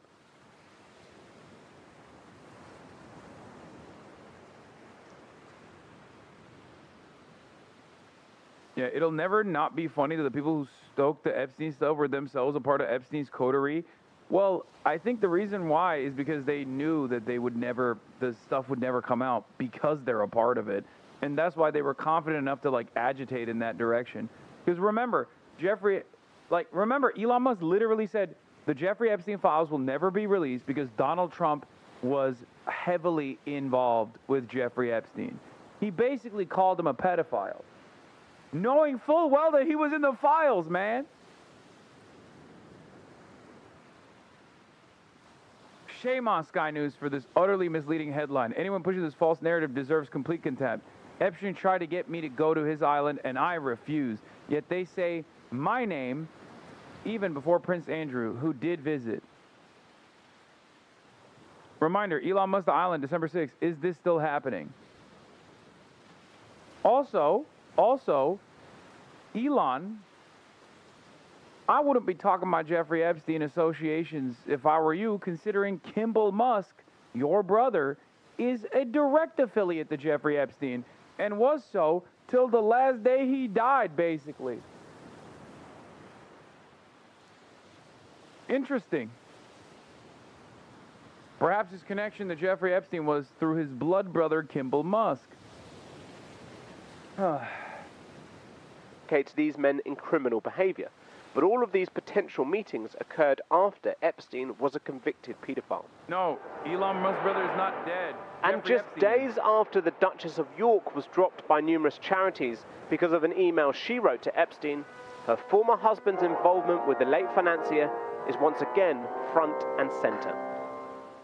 The new documents show a massage for Andrew, along with yoga and exercise, listed in February 2000 for $200, with another massage for the same amount in May. The files don't specify this as Prince Andrew, but he is named in a passenger manifest also in May 2000, flying with Epstein alongside Ghislaine Maxwell. The prince has always strenuously denied any wrongdoing. We gathered here with a singular purpose, to reveal every name. The family of Epstein victim Virginia Giuffre, who died this year, want the US government to release all the Epstein files. I'm not surprised that you continue to lie. The FBI Director Kash Patel clashed with senators this month after his agency was widely criticized. Politicians in the House want to force a vote demanding the files are finally made public.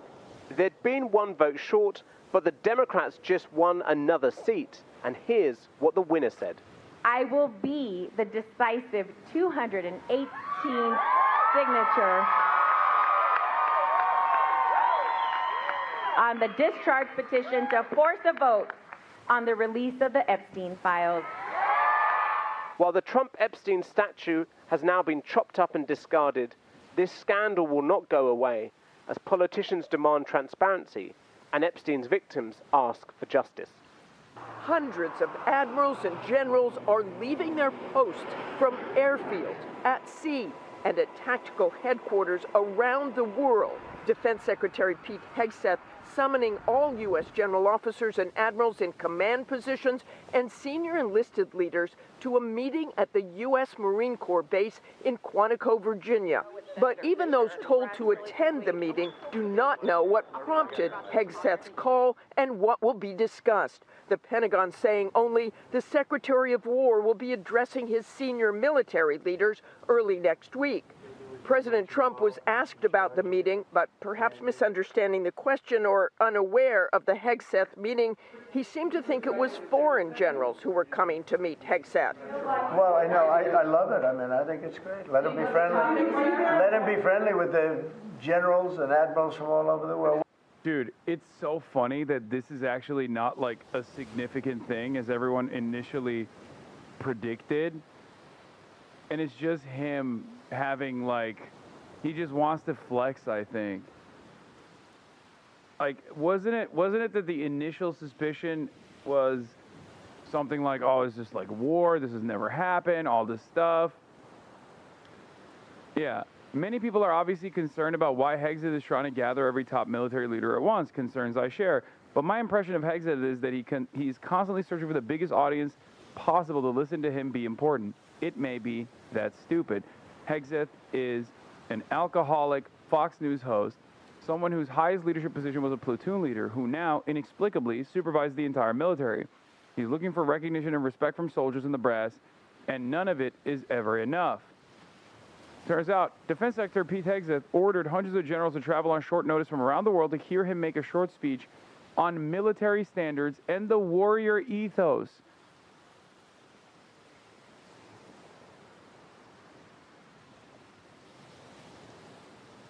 Well, I'm going to be honest, if I was living in like an area absolutely gutted and destroyed by America, this would be so funny. Like, if I was living in Iraq right now, I'd be watching from Iraq like, that's so awesome. That's great. Fuck you.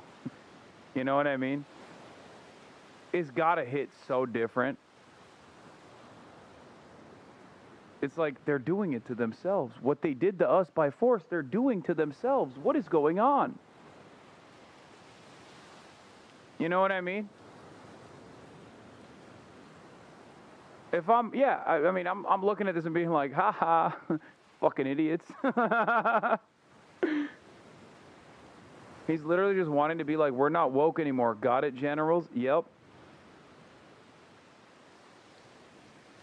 Hexus orders, which were sent earlier this week to senior generals and admirals worldwide, require anyone in a command position with the rank of 1-star general or rear admiral and above, as well as their senior enlisted leaders, to be at Marine Corps University at Quantico, Virginia on Tuesday.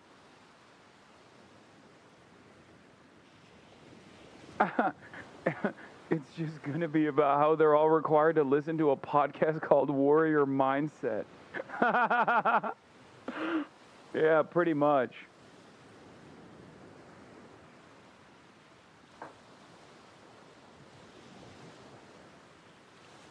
That's awesome.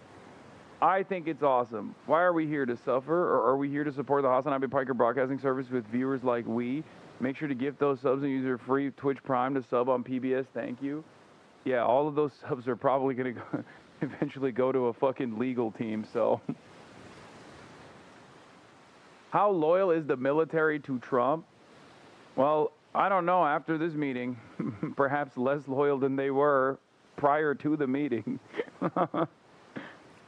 Imagine a guy, because, like, remember, generals are like, they're well-read, they are, you know, they've put in the time, like, they've elevated to the highest position in the military.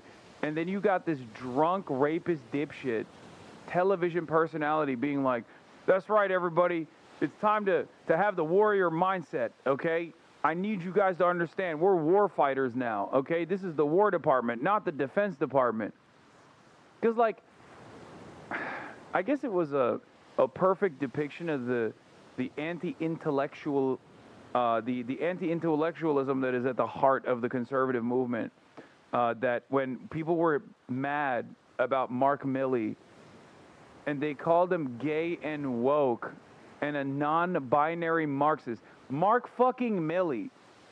Because he was like, of course I read Mao. He was literally like, of course I read Mao, and I think everyone should. You have to understand the mindset of the enemy. And they were like, oh, you're like a non-binary queer Marxist, you fucking loser, you stupid libtard. Mark Milley.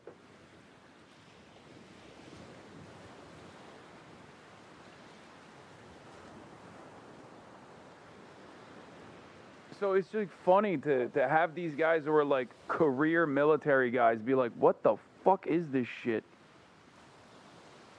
Could it be the case that they use Hex's poor public image to come up with a stupid explanation that keeps them from asking more questions while the meeting /will be more consequential? Yes, except counterpoint. Where's the fucking Max Blumenthal clip? Hold on, here. While on the one hand, I think the American government must be more sophisticated than this, right? Like, obviously, there's got to be a different reason. They're just, like, using, they're using Pete Hex's, like, stupid front-facing behavior to, where the fuck is it? They're using Pete Hegseth being, like, a drunk, stupid guy to be like, oh, yeah, no, there's no nefarious purpose behind this meeting. It's just this. Here's the fucking counterpoint I have for you. Okay, I'm sorry. All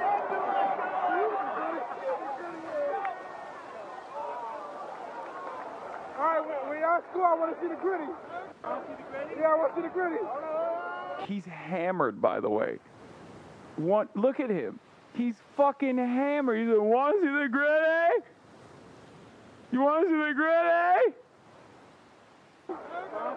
Yeah, I want to see the gritty.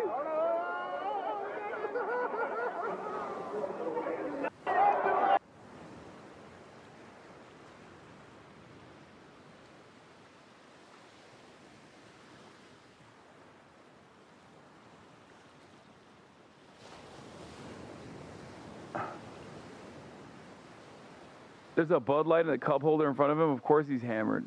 God forbid men have hobbies. Why is he dressed like Austin Show? Because he's a fucking Vikings fan.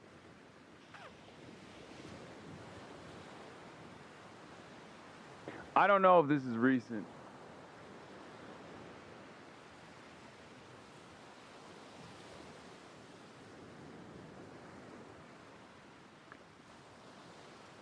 It's from last year? Wait, last year? He was drinking woke-ass transgender beer last year? At the peak of anti-trans sentiment directed towards Bud Light? Ain't no way.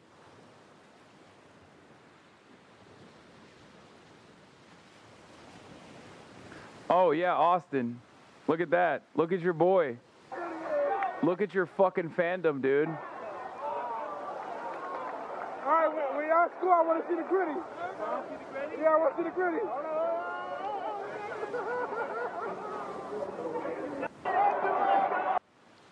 Yeah, what do you got to say now? Yeah, what do you got to say now? Yeah. Is this why we haven't won a Super Bowl? Probably. That was like 4 years ago, lol. Oh, okay, thank God. So Bud Light wasn't transgendered yet. Is that what you're saying? Matt Iglesias never gave the left credit. Matt Iglesias appears to have published and deleted an article saying the leftists were right about the Democrats. What? The left is right about the Democrats. Page not found. They're too focused on donors and not focused enough on working class voters? Wait, no shot.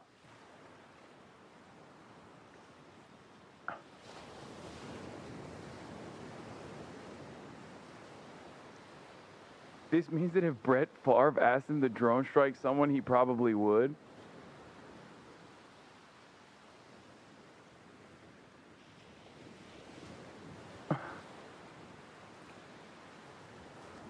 Yeah, he deleted this not because he felt ashamed. He deleted this article instantly after posting it because he cannot have a good take. He is physically incapable of having a good take, even by mere accident. That's literally the reason. He deleted it because it was too correct of a position, and therefore it must be deleted. He has a perfect track record of being consistently wrong. Yeah. He's like, oops, accidentally posted a right take. He probably saw a current affairs interview. No, I think he's currently more predisposed with Curtis Yarwin, accusing him of being a recipient of hereditary communism. Yeah, that's what that ugly ass worm Curtis Yarvin was saying the other day. He said Matt Iglesias has hereditary communism, like genetic communist genes. I think that just means he's Jewish, right? That's what he's probably trying to say. He was trying to do the like Bolshevik thing, but like trying to intellectualize it somehow. I suspect that's what he meant. National conservatism tried to import an Israeli idea into America. Zionism is a fundamentally illiberal nationalist project. Matthew Iglesias? Wait, what? No, I don't believe that. I don't believe he said that. I think Sammy Gold is memeing, right? There's 0% chance those words actually... What?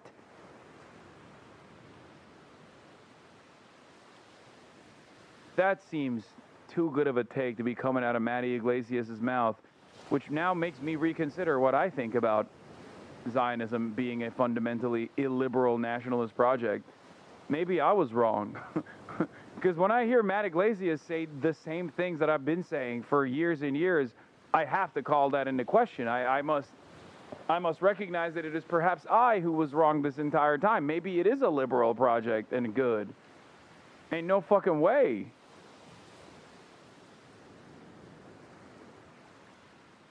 He was a J Streeter. Bro, Matt Iglesias wrote about how fucking abysmal the apartheid structure was in the West Bank. I talked in my current affairs interview about it way back in the day. That motherfucker was knowledgeable on exactly what was taking place in like 2012, I think he wrote, about how Israel's apartheid regime is a crime against humanity. No, he's a massive scumbag. Why is there something? No, but is there something wrong with it? Vice President Vance stepping in. It's not particularly unusual that generals who report to the Secretary of War and then to the President of the United States are coming to speak with the Secretary of War. But there has not been a meeting quite like this one, and it has created apprehension among senior officers. Last May, Hegseth ordering at least a 20% reduction in the number of four-star generals and admirals across the active duty force. It's in keeping with President Trump's commitment to achieving peace through strength. We're going to shift resources from bloated headquarters elements to our warfighters. The Secretary has already fired at least 15 senior military officers, including General C.Q. Brown, the then chairman of the Joint Chiefs of Staff, and the first woman to command the Navy, Admiral Lisa Franchetti, also let go. While the topic of the meeting remains a mystery, given what President Trump and J.D. Vance said about it, it does not appear to be an urgent national security matter, but having this many senior officers away from their post does create concern among some. Rebecca? All right, Martha, thank you. The looming government shutdown, less than a week to go till government funding runs out. Senior political correspondent Rachel Scott is back with what's at stake. Good morning, Rachel. George, good. Yeah, they want to do fucking massive layoffs, and they might use a shutdown to do so, but they should still shut it down regardless. Dangerously close and just days away from a potential government shutdown. I know you've heard that before, but this time the politics are a lot different. To pass any kind of temporary extension of government funding, which is what... Bro, I worked there, and I found out about this through the news. Wait, this is Hakeem Jeffries' comms director saying, "Thanks for watching, Ken, along with 1+ million of Call to Activism's followers. Since you're such a fan, barely any interviews yesterday for you to clip." What is this? Hill Press Q&A. As shutdown looms, Hakeem Jeffries has barely done any interviews but found time to talk to a Democratic consultant-hosted program, The Daily Mic Drop. Host, you showed the entire country that Donald Trump is being a coward right now. Why is Trump scared of meeting? Jeffrey, Schumer and I sent a letter to Trump demanding that we meet. Because, listen, at the end of the day, the partisan Republican spending bill on Friday was defeated. It's funny because it's like, he sucks. He sucks so bad that CNN put up a fucking poll to Hakeem Jeffries and was like, "Hey, Hakeem, 62% of your party want you to be replaced. How do you fucking feel about that?" Dealing with the social media, which we didn't do enough of, frankly, in the past. And that was... What is that? Is that like a mark that he has from his glasses, or did he get like a brain thing? Oh my God. Which we didn't do enough of, frankly, in the past. And that was a mistake, and we're trying to rectify it. Yeah, he got Neuralink.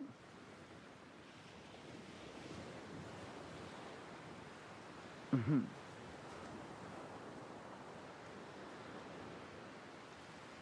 Yeah, Hakeem Jeffries and Chuck Schumer are roundly despised, not only by, like, Republicans, obviously, duh, but also pretty much every fucking Democrat in the country. So the very fact that they're clinging on the power instead of just, like, making way for a more radical, more progressive wing of the party to take control over the Democratic Party and turn it into a fighting party kicking and screaming, the very fact that they're not doing that implies that they're just totally comfortable with losing.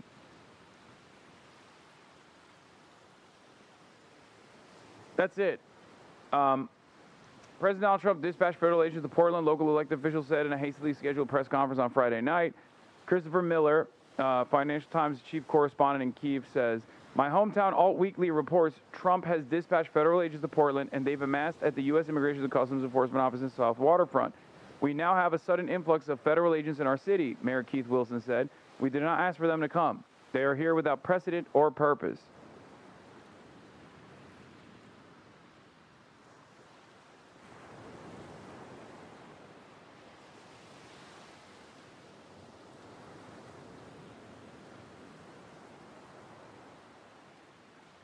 Basically, until Ezra Klein tells Chuck Schumer and Hakeem Jeffries to step down, it's reasonable to be suspicious about why he's trying to create divisions on everything from housing policy to fucking abortion while ignoring the most obvious and high-reward step they can take.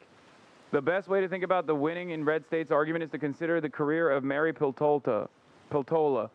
She ran and won twice in Alaska. Nobody stopped her from doing it, and everyone liked her besides David Hogg. Then she lost because DC Dems fucked up the national environment. The story there wasn't one of someone following a pundit-written playbook. Nobody told her what to do, and nobody got in her way. It was a more or less working model that got ruined by incompetent leaders running the D brand, or ruining the D brand, who we are all being made to ignore by these debates. Basically, until Ezra Klein tells Chuck Schumer and Hakeem Jeffries to step down, it's reasonable to be suspicious. I do think that Ezra Klein does have an outsized command over what happens at the establishment level in the Democratic Party. And for that reason, I don't like that Ezra Klein is not speaking out against that and instead is like worried about really silly shit. One of the things that they're talking about now is like what kind of Democrats we need to run in, like, you know, plus 20 districts and shit. And it doesn't make any sense.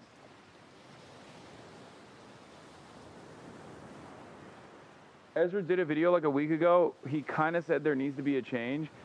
I just don't know why Ezra Klein has this much fucking prominence in the minds of the establishment. I mean, I guess aside from the abundant stuff and how they have, the Democrats in charge have convinced themselves that this is the way to rebrand third-way neoliberalism and, like, sell it to a young audience. Like, Ezra's best quality, I think, is that he is affable. I do not have the same level of anger and resentment that many in this community have towards him for that reason. I think he's very affable. That's it. That's literally it. He is just, like, he is very much still the same kind of, like, establishment Democrat consultant person, but he can present himself, weirdly enough, he always is capable of presenting himself as like a kind person who is open-minded, even when it's very clear that he's not. Like, I'll give you a great example of this. When he had a conversation with Ta-Nehisi Coates. Now, that conversation being had on the New York Times at the time that that conversation was being had was a big deal regardless, right? But you could tell that even in that conversation where Ta-Nehisi actually called him out for the way he was presenting the far right of the Israeli flank versus the terrorism of Hamas, right? Or the terrorism of, like, the far right of the Palestinian emancipatory movement. And that double standard, or at least the way he presents information, bro, any defense of him after the Kirk stuff is not possible. Guys, I'm just giving you a comprehensive and very critical opinion of Ezra Klein. And I'm also telling you why liberals broadly like him. This doesn't mean you should like him. This doesn't mean I agree with him. I disagree with him. I'm explaining to you why I disagree with him. You guys are so fucking stupid. Oh my God, shut the fuck up and listen to my goddamn words. I'm telling you, his only quality is that he can present himself as like an open-minded person when it's very clear that his worldview is calcified, okay?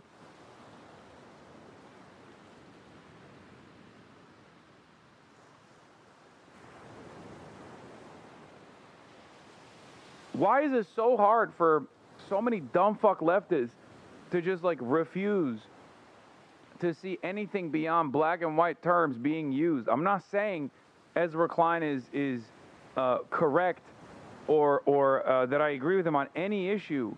I'm just explaining to you why so many liberals trust him and look at him, because what are the redeeming qualities here if he is just churning out the same garbage that Hakeem Jeffries is, right? Like, and Hakeem Jeffries is deeply unpopular and outright despised, as a matter of fact, by the base. Whereas Ezra Klein is very well liked by the base. If you ask the Democrats, like, do you like Ezra Klein? The ones that do know him would say they like him a lot. They trust him. They see him as an important voice. I'm not voting for him, dude. Give it a rest.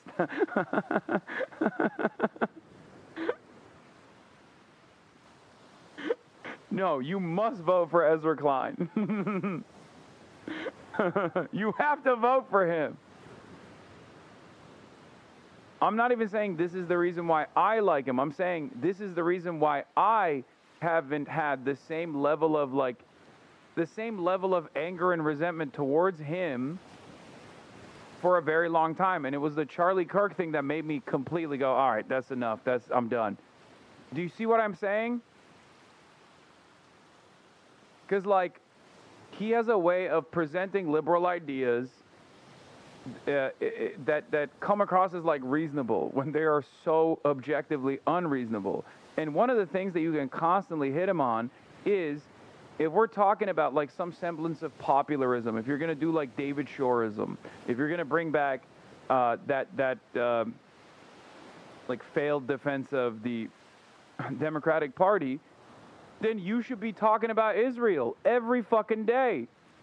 The very fact that he would entertain winning in red states by putting forward pro-life Democrats at a time when there is no pro-life position, okay, right? That's not even a popular position at all, but never remotely entertain a rabid anti-Zionist position to win in red states is crazy.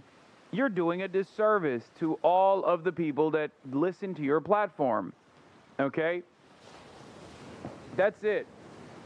That's actually a really good. Apathetic Blitz says, yes, he's an opportunist who charms in the way that Tucker Carlson does for the far right. Yes, but for the far center. He is the Tucker Carlson of the far center. I love that. That's really good.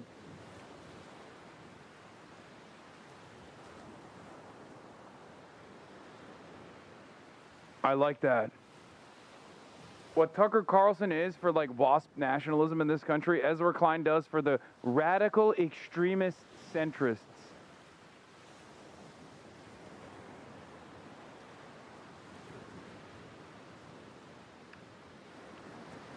Did you just glaze yourself? Wait, what? Myself? No.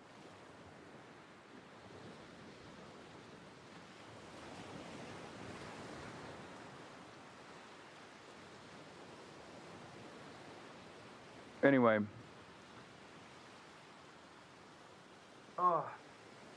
Where was I?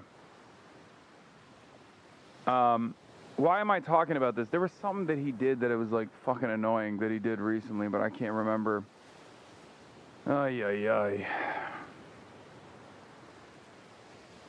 Oh, this is fun. Fun little story here. Trump fired a U.S. attorney who insisted on following the court order. 6 hours after advising Border Patrol chief to comply with a court order requiring reasonable suspicion for stops, acting U.S. attorney in Sacramento is fired and escorted from office.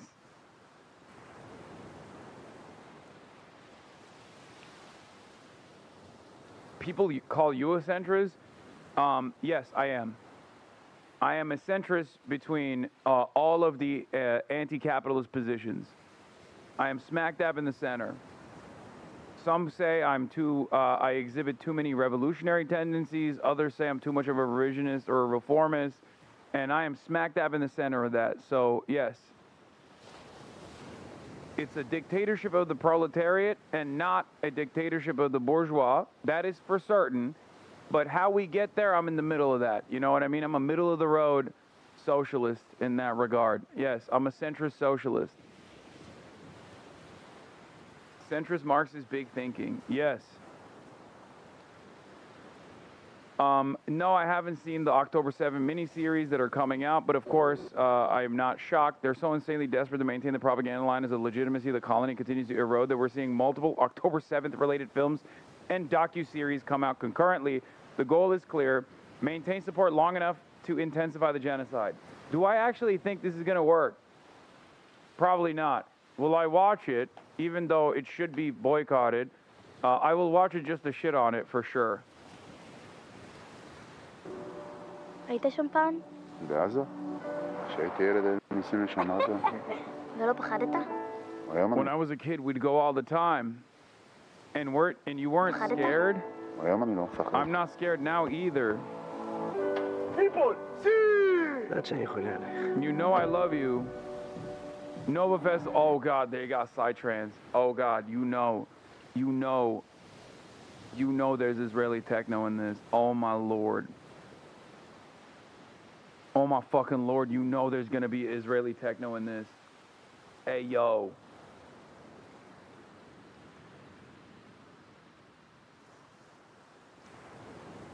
Just imagine if they made a TV series about every atrocity Israel's committed, not only since October 2023, but every day for 77 plus years. By every metric, the scale of horror Israel's inflicted upon Palestinians makes everything Hamas did on October 7 pale in comparison. Yeah. 100%. I mean, like, all of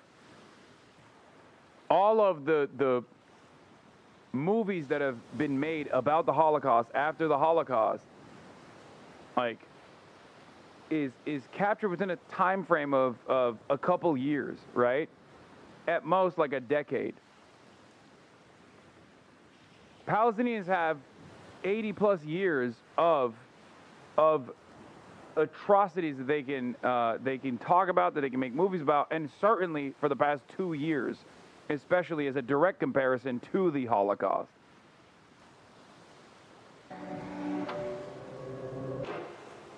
October 7.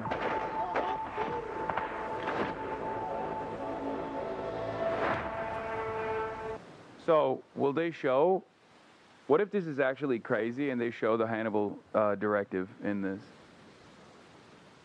What if this is just like straight up not Hasbara, where they're like, it's because Israel has been dominating the Palestinians for 80 years and the Abraham Accords. It starts off with Donald Trump getting a fat stack of bills from Sheldon Adelson at the time, and then following along with the Abraham Accords, the period of great normalization, writing out the Palestinians' future, Israeli attacks escalating year over year in the West Bank, which of course always invites a response from Hamas.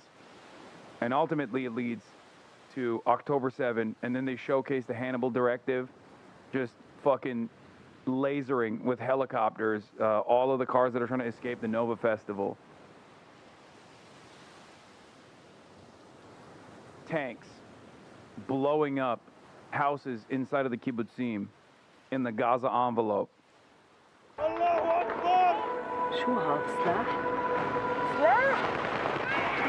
Oh no, they're showing that they're killing Arabs as well. Once again, they're...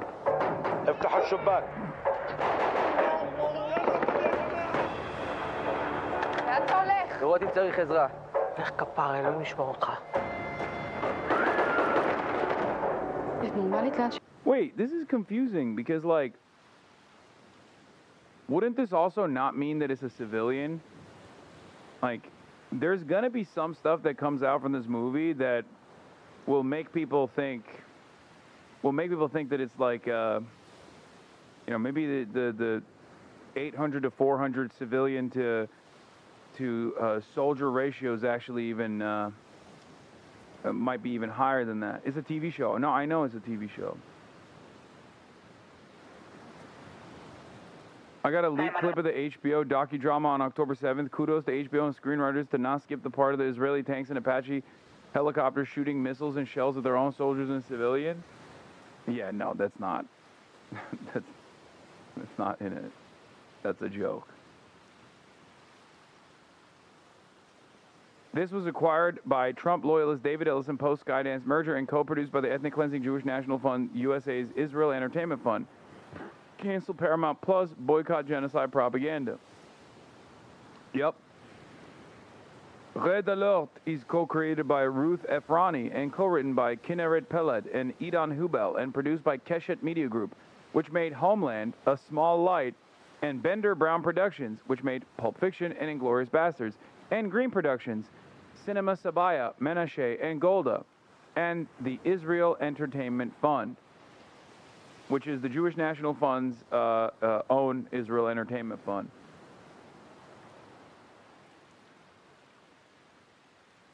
Not Tarantino, stop. Okay, I need you to be very real right now. You're saying Loris Bender, but if you think Quentin Tarantino is not an unimaginable dick rider of Israel, I have some very, very sad to explain to you. Quentin Tarantino is not only a ginormous Zionist, which you could have probably imagined due to his weird sexual proclivities to begin with. He lives there. He lives in Israel. He literally lives in Israel, okay? He lives there. He is a huge, huge Zionist.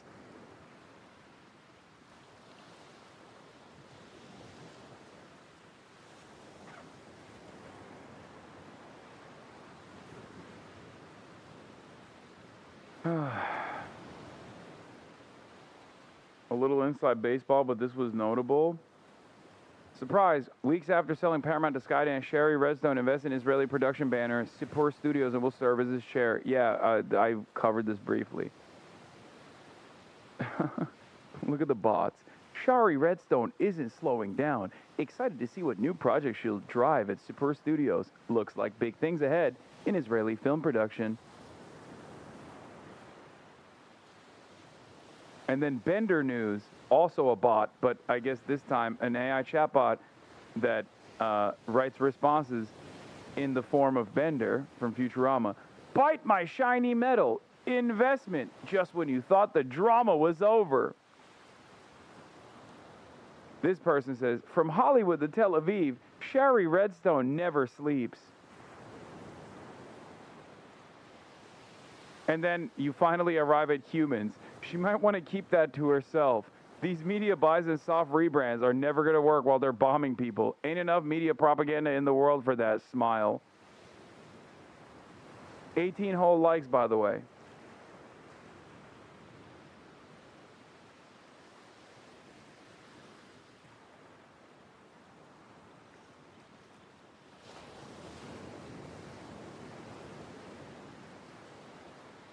Went to the Dave Chappelle comedy show in Riyadh, and his ending line was, if my content gets controlled by them, you will know because of the next phrase I will say, which was, I stand with Israel. Probably will be edited from the Netflix special. Wait, what? We got some Saudi Hasanabi heads in here that went and saw Dave Chappelle in Riyadh. I don't understand. He said, wait. Will know because the next phrase I will say, which was, I stand with Israel. Also, no disrespect to the Saudi Hasanabi heads, but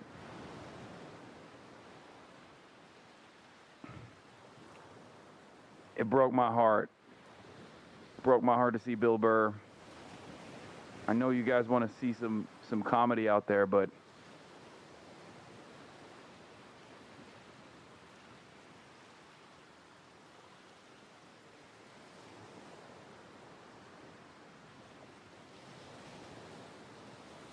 you know, what's wrong with going to Saudi Arabia? I don't know.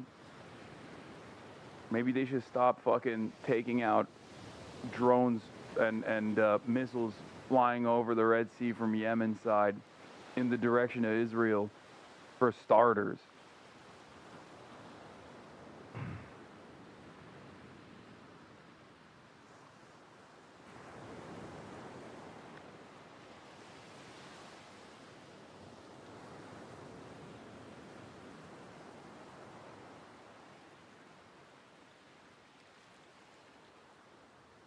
Let's hope he says some wild shit about the leaders there. Fuck no. No shot. What is Bill being paid to do? Perform comedy. Are Saudis not allowed to live their lives? Yes, they're allowed. Come on, guys. If you're Saudi, let me reframe it for you. Would you be, let's say you're Saudi, okay? Are there not Israelis that want to enjoy comedy? How would you feel if your favorite comedian went to Israel? You feel some type of way about that, right?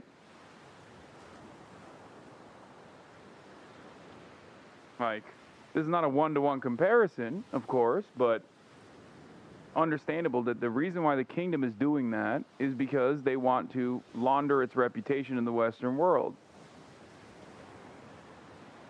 That's it.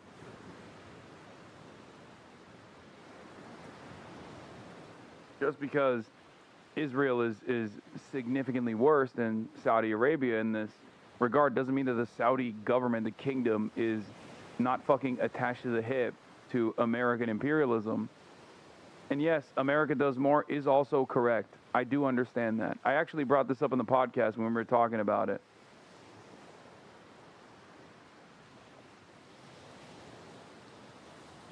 I know. Does topic go to Riyadh? No.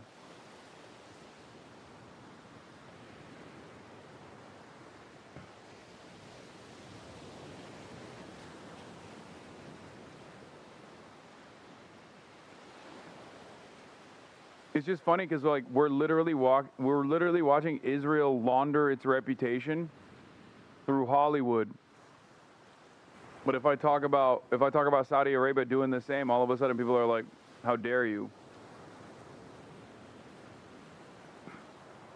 Sometimes Saudi Arabia's crimes are also directly connected to Israel's crimes.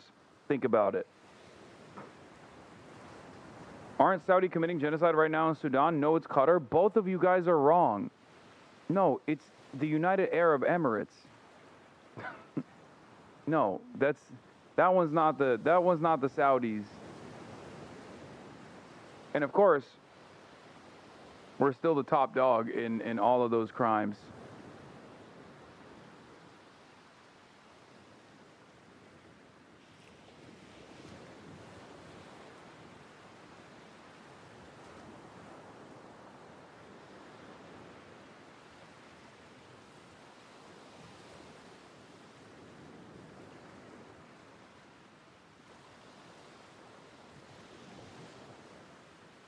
Anyway,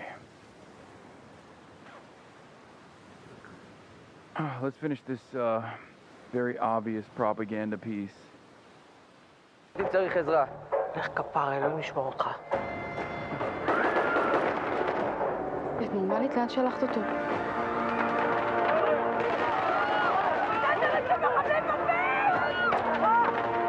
חיים שלי, הרובי. אני בא אלייך, לוחמים! צועים אליי! בן שלי, ראית את הבן שלי? אני אהיה פה מחוץ לדלת. הם יחזרו. אבו שאתה שם?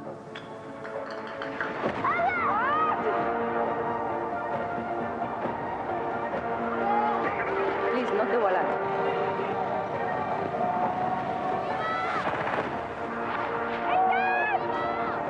לא יכול להיות שם לבד. I think one of the more annoying parts about this is going to be that, like, people are understandably going to be like, I don't give a shit, you guys are doing a genocide, which is, of course, a normal position to have at this moment, okay? And you're trying to launder the image of said genocide, you're trying to justify it by relitigating October 7 over and over again. And then every fucking annoying moderator is going to be like, how dare you? How dare you make light? How dare you make light of the atrocities of October 7? And it's like, dude, if you took it seriously, you wouldn't be making a fucking movie like this in order to justify the ongoing genocide that Israel is committing. Okay?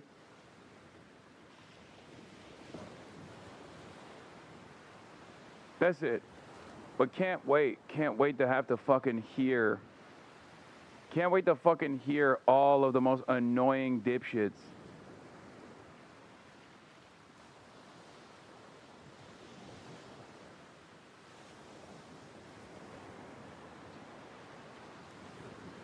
אז בחייתק. אני מחתנת את הבת שלי עוד שבועיים. את תחתני את הבעלי בדרך.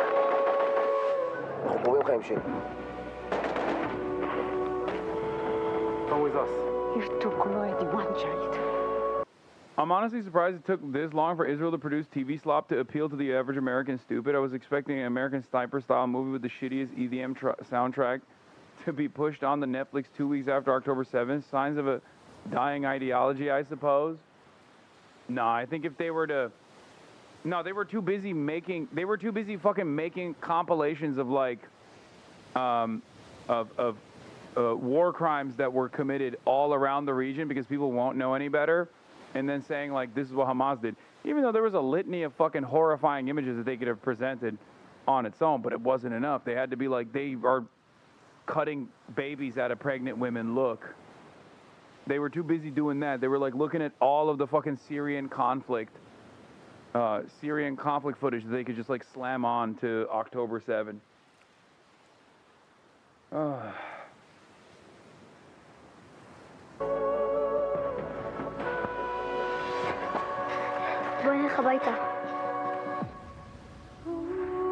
Red Alert, limited series.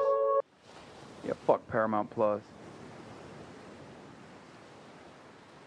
This is like if Nazi Germany put out a movie about the Warsaw Ghetto Uprising while the Holocaust was still happening. I'm pretty sure they did.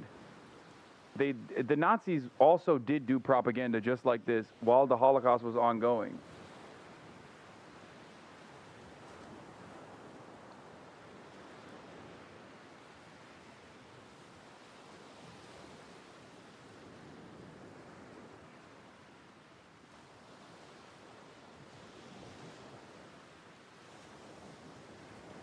Okay, everybody wants me to watch the Nico Almalana video exposing the racists in London, which I will watch, of course.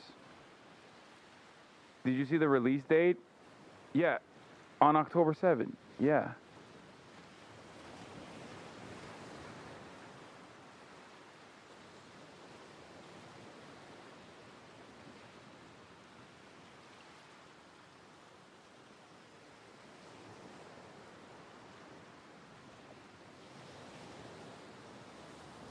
Israel's culture minister, Miki Zohar, has announced that funding for the Ophir, the country's national film awards, will be canceled after The Sea, a film about a 12-year-old Palestinian boy, won the Best Feature Film Prize.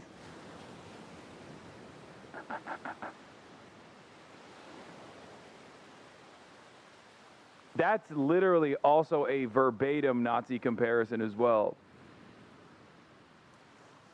Because all the good art that the Nazis considered to be degenerate were still being made by the Bolsheviks, the Jews, the socialists. And they had to like actively suppress it and then seize it and then also sell it so they could make money.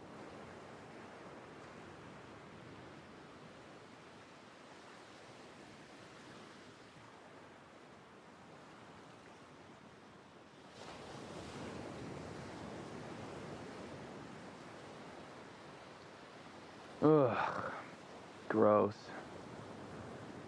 Who's the artist that did your emotes? Many different artists did. Why do you ask? Why is YouTube allowing banned content creators to return? Making Kelly gets the heated exchange. All right, let's do Nico Milana. Undercover witnessing racism in front of my eyes. And this is the story of how I got here. American whiteface technology is better. This is what I'm seeing. No disrespect to Nico, but I mean, Drew kind of popped off. Drewski kind of popped off on the whiteface tech. 18, I pranked a racist group called the English Defense League. The AGL, bro. And they're taking our jobs. Yeah, they're taking our houses, they're taking the lot. And they took your teeth as well.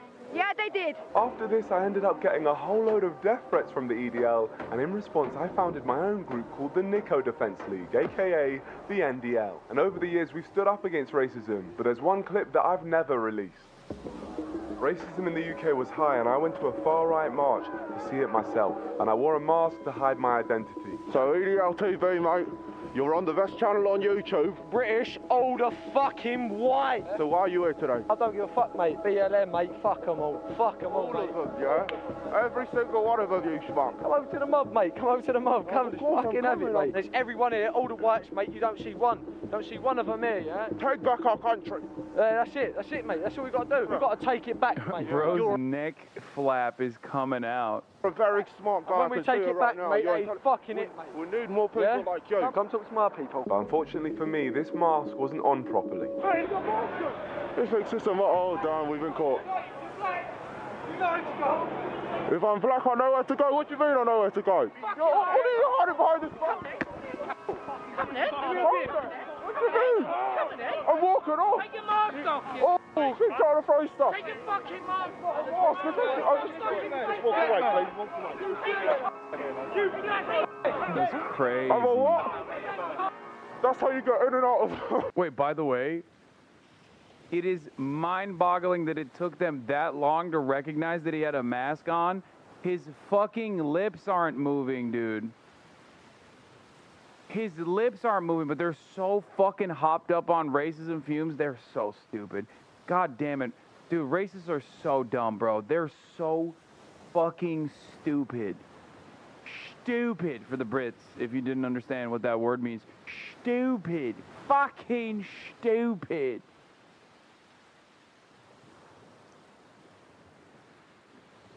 Fucking hell. Of a racist march, and we're saying this isn't racist. But this situation really got me thinking. If they're willing to call me a black bleep to my face, then what would these guys be saying to each other when they're comfortable behind closed doors? And that brings us to now. Tommy Robinson, the guy who literally founded the English Defence League, is hosting a march called Unite the Kingdom. And despite questionable groups confirming they'll be attending, we're being told that they're not racist, and it's just slander by the media. We're not here. Baseless labels, racist, Islamophobe, far right. You've been part of the problem, not the fucking solution. Don't try riding the wave, you wanker Piers Morgan, like you made it impossible for people to speak out with your baseless labels.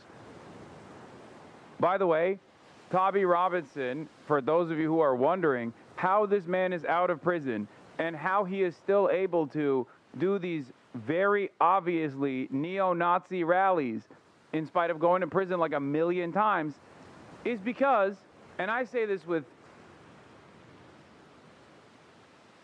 75% confidence, is an Israel asset, okay? Straight up. He is an asset, an agent of the Israeli state, okay? Israel realizes that they can't win the propaganda war because everybody hates Israel. And as a matter of fact, not only do they hate Israel, they're beginning, the anti-Semitism is also beginning to rise, especially on the far right. So the only way that they realize that they can combat against like the anti-Israel sentiment is by redirecting the anger of the far right back to Muslims. That's it.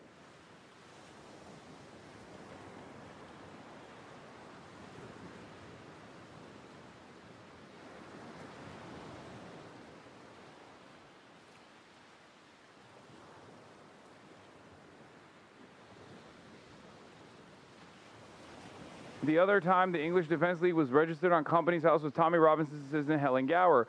Until the 13th of June 2014, it seems to have been registered as the English and Jewish Defence League, EDL Limited. A reminder that the Jewish Defence League, JDL, is prescribed as a terror organization in the United States. Was prescribed as a terror organization. Joe Biden took it off the terror organization. EDL. Previous company names from 2011 to 2014. The English and Jewish Defence League, EDL Limited. Tommy Robinson's connections to the fascist Zionist terror group, the JDL, do not end there. An early supporter of the EDL, who spoke at their rallies outside of the Israeli embassy, was former Israeli military trainer Rabbi Nachum Shifran. He was also the driver for infamous JDL founder Meir Kahan. According to his former employee, Lucy Brown, Tommy Robinson received £10,000 monthly from Robert Shillman, a board member of the Friends of the IDF. Shillman is filmed speaking here at the Zionist Organization of America. And then there are those who use the pen, who by their writings support those who do the actual fighting. I would like to be on the front line, wielding a sword in this battle, but that wasn't meant to be. So instead, I wield a pen. I'm a writer. Now, most of you don't know that, but for the past 20 years, I've written one book each. Yeah, here, if you're wondering why a far-right white supremacist is writing stuff like this, it's because he's an agent of the Israeli state. Once again, he rewarded them. Tommy Robinson, again, far-right. Most of these guys are also openly anti-Semitic. Here's Tommy Robinson. He rewarded them with a state, fuck Palestine, don't be fooled by the vocal left minority. The British public stand with Israel.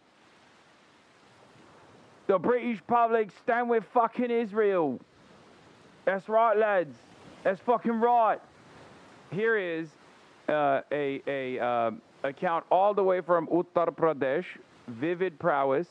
Also, tweeting about one of the famous Hosber accounts, one of the famous Indian Hosber accounts, Vivid Prowess. Tommy Robinson, Israel is Jewish land. There's 55 Islamic nations. Why can't they have one? Yeah, but there's 55 Islamic nations. Why can't they have one? Why do you? And how many of the Islamic nations are taking in the Palestinians? Egypt's got a wall twice as big as Donald Trump's. Oh yeah. How many are Saudi taking in? Qatar. None of them. Oh, also, he's talking to Poland's very own. I just realized this interview is being conducted by the Visegrad dipshit. Fucking awesome, dude. Look at this international white supremacist allegiance. Yep. The Polish man behind the Visegrad account.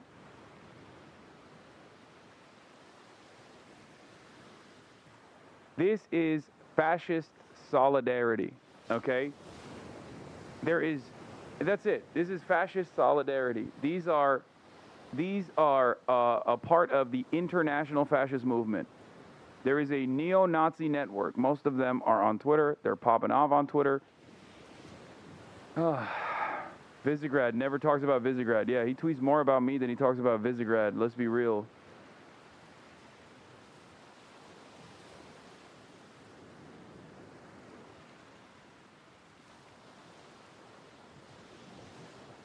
Anyway.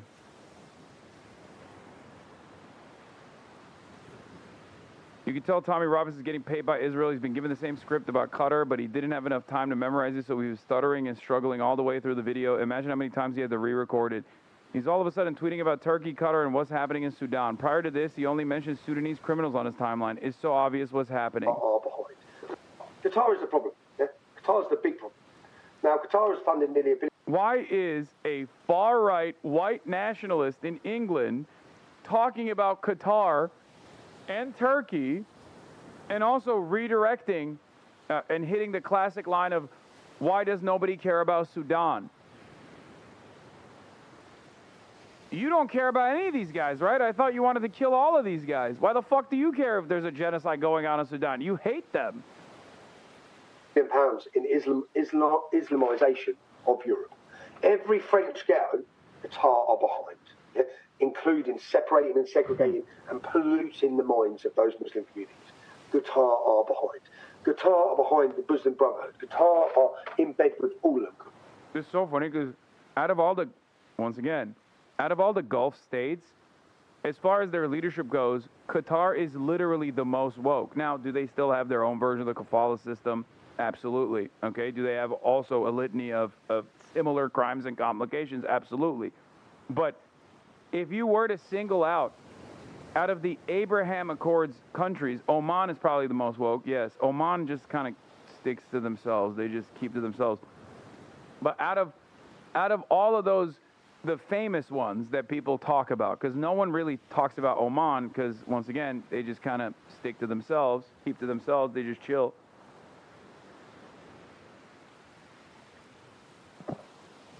The other Switzerland, if Qatar is not the Switzerland of the Gulf, then it's most likely Oman. But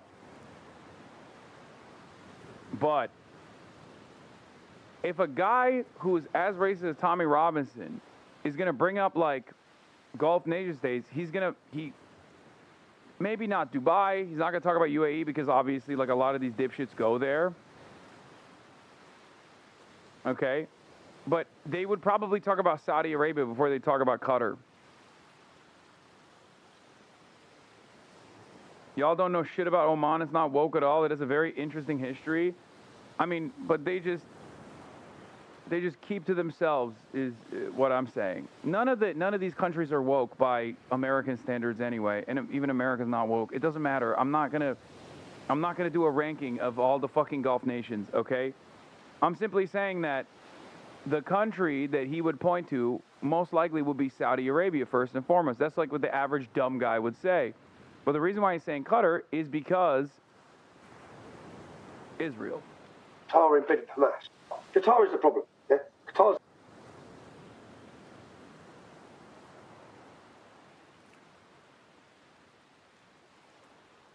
He's anti-immigration while living in Spain as an immigrant, by the way. Well, I don't think he is any longer. Yeah.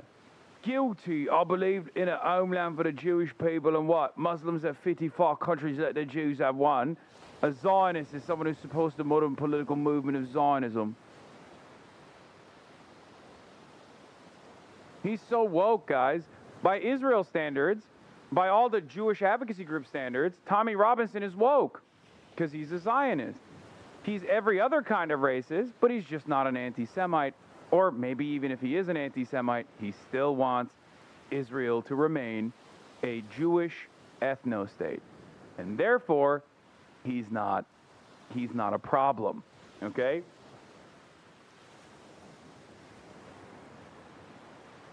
Leave it to Hasan to make sure to sneak in while America's not woke either. Which country is the most woke? Probably Cuba. Like, if we're doing woke Olympics, probably Cuba. Especially now. Like, I don't know. Yeah, the ADL, Tommy Robinson. Last time the ADL talked about Tommy Robinson was in 2018, expressing our concern over Islamophobe Tommy Robinson's upcoming visit. Actually, fuck that. I want to see when the last time they talked about Islamophobia. That's actually an interesting one. Oh my God, also on the Tommy Robinson tweet. Okay, what about Islamophobia?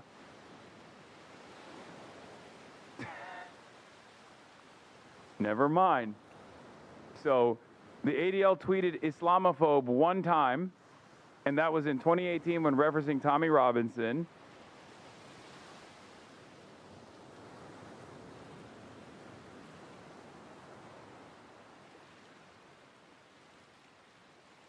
What is Tim Miller saying? All the snarky Brooklyn leftists tweet about how running left-wing politics with progressive social views is a path to victory in red states.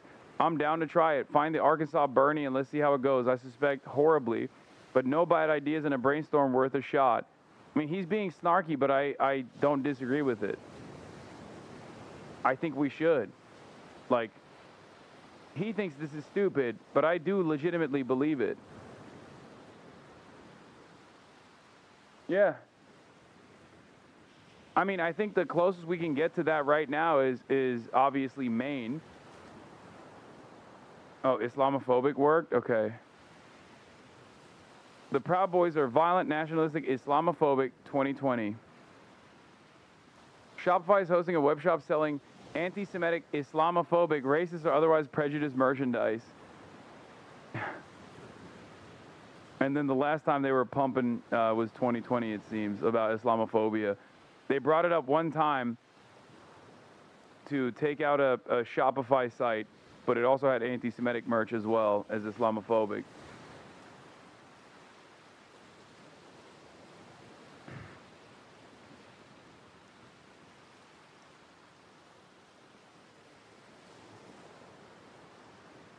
Twitter search is super busted. That is also true. It might be because the Twitter search is busted.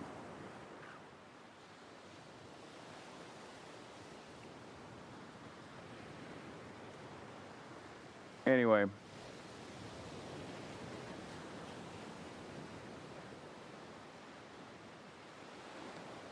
But yeah, the best possible 2024, they tweeted about Islamophobia. ADL joined U.S. mayors in D.C. this week to discuss the current threat of landscape in the U.S. and how we can partner together to combat anti-Semitism, Islamophobia, and other forms of hate and extremism. Wow.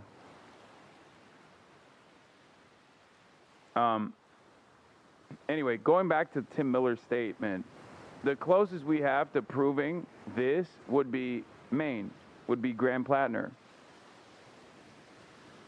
Which Graham Plattner would be, if he wins, taking over a Republican seat. So, obviously, he'll turn around and say, well, that was like, that was actually the seat of a moderate Republican or whatever, but it doesn't matter. It's still a red seat. But of course, even if that is proven to be true, even if that method is proven to be successful, he will still turn around and say that's a one-off because these guys don't want to disprove their idea, as evidenced by the fact that we have 30 fucking years of Democratic L's to point to showcase that running moderate Dems in red districts also doesn't fucking work.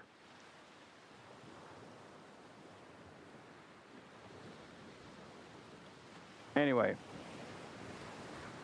Tommy Robinson here, getting back to Tommy Robinson, pictured here with a steward provided by Campaign Against Anti-Semitism. The CIA's founder and director is simultaneously a director of the Jewish National Fund, the largest settlement building organization in occupied Palestine. The Israeli Prime Minister and President are patrons of the JNF. Here's one of the stewards for today's anti-Semitism march. He's absolutely fine with me being here. My presence doesn't alarm or distress him at all, which is so funny. That's a fucking funny-ass thing to tweet. Yeah. I'm here, and he's not afraid. This Jew's not afraid of me. Tommy Robinson previously described a key figure on the Board of Deputies, Robert Festenstein, as his legal advisor. The Board of Deputies states in its 2020 Trustees Report that it has a close working relationship with the Israeli Embassy and strengthened links to the IDF.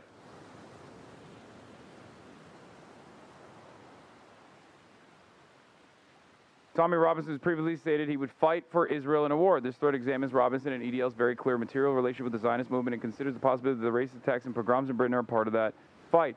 Tommy Robinson's co-founder of the EDL was an individual called Paul Ray. Paul Ray worked for Israeli intelligence, with infiltrating and spying on the pro-Palestinian International Solidarity Movement, of which Rachel Corrie was a member. The information he gathered was submitted to multiple intelligence agencies. He went on to co-found the EDL with Tommy Robinson.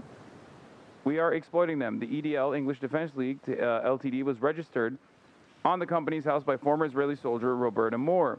She was the head of EDL's Jewish unit, which had around 100 members. When asked whether the EDL was exploiting the Zionist movement, she retorted, "If anything, we are exploiting them." Roberta Moore undergoing military training at an Israeli settlement. The head of the EDL's Jewish unit, Roberta Moore, is pictured here alongside genocidal Israeli politician Moshe Feiglin. Do you remember Moshe Feiglin? Some of you guys might remember him. That is the guy with an entire, on his Wikipedia page, that is an Israeli former Knesset member, with an entire Wikipedia page paragraph dedicated to his Hitler quotes. And no, it wasn't anti-Hitler, it was pro-Hitler, okay? This is a man who very famously, as recently as a couple months ago, said, like, we need to be more Nazi-like. We need to be more like Adolf.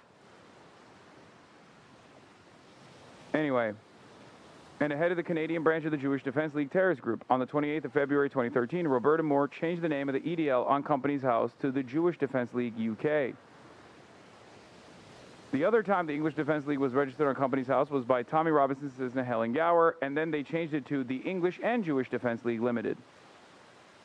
Anyway, now that I gave you that about Tommy Robinson, just understand that not only is he a massive white supremacist, Islamophobe, utter dipshit, he is, without a doubt, by his own admission, a huge Zionist as well. And I suspect a lot of the Israeli PR initiatives are going to move in the direction of hyping up Islamophobia. One of the things that I noticed was from Holocaust-denying, rabid anti-Semite Nicholas Fuentes, who is a neo-Nazi, who as recently as on his Patrick Bet-David slot, value-taining people, openly stated, you know, Jews' contributions to America is actually bountiful in comparison to the Muslims, ranking Muslims as a lower priority after spending years and years of talking about Jewish control. I don't fucking believe that Jewish control exists. He does. Anyway, so just remember, when you hear from a fascist neo-Nazi, and especially a fascist neo-Nazi who is an overt anti-Semite, who believes falsely that, like, Jews as a monolithic group are responsible for multiculturalism and things of that nature, created specifically to destroy superior Western civilization that is supposed to be comprised of whites, right? For those guys to turn around and be like, you know what the worst problem is? Muslims. Remember, they can't even be a consistent neo-Nazi, okay? Tommy Robinson, from what I understand, was never one of those guys. I don't know how, like, I'm sure he said anti-Semitic shit, but he's always been pro-Israel because Israel fights the Muslims. Now, do I think that Tommy Robinson is knowingly and willingly a paid agent of the Israeli state? I do not know. But there's plenty of evidence to suggest that this is a mutually beneficial relationship because the worse attitudes towards Israel get, the more the right will actually liken it back to or compare it or conflate it with Judaism. Okay? There is already a lot of pre-existing historic anti-Semitism in these countries, whether it be the entirety of the European continent or whether it be the United States of America. There's a lot of nascent, unexamined, unexplored, and maybe even sometimes like considered inoffensive styles of anti-Semitism, right? Having said that, when you have the side that is also defending Israel and the side that is also shitting on Israel, conflating Judaism and anti-Semitism, you have this explosion of anti-Semitism in the Western world, okay? The way to combat that, I think some people in Israel have figured out, is to just heighten the Islamophobia. To say Israel is fighting the same fight as you guys are, fighting the Muslims, the scary, barbaric Muslim hordes. This way, they can still maintain some level of support from the right wing in these countries, because the right wing also is way more likely to be anti-Semitic than the left. The left is more likely to be anti-Zionist. The left is also more likely to be committed to not only anti-Zionism, but socialism, and also has many Jewish leaders in and of itself.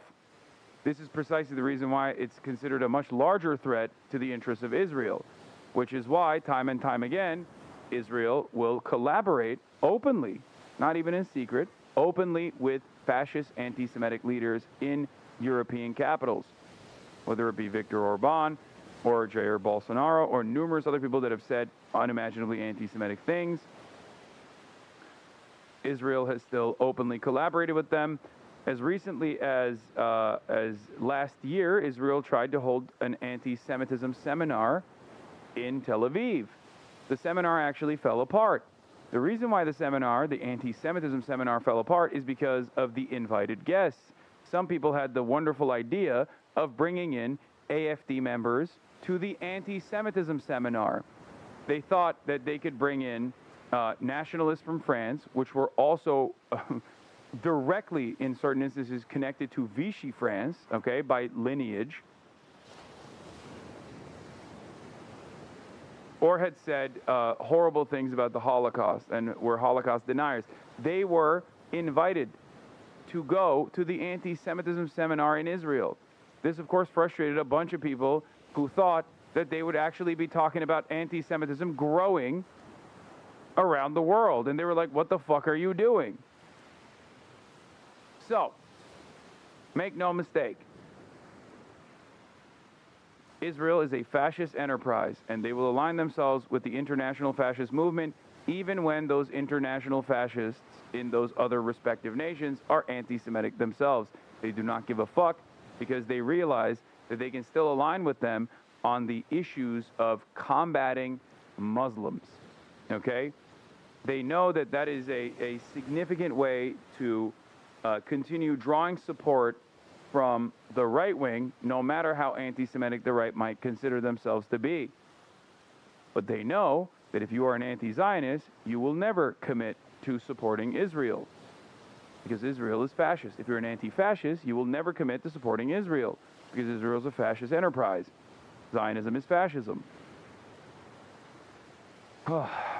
Okay, now that I gave you a lot of Tommy Robinson background, let's get back to the video. Because of their skin colour. We're not here because of race. We're not here because of what they look like. There's people over there shouting racist, far right.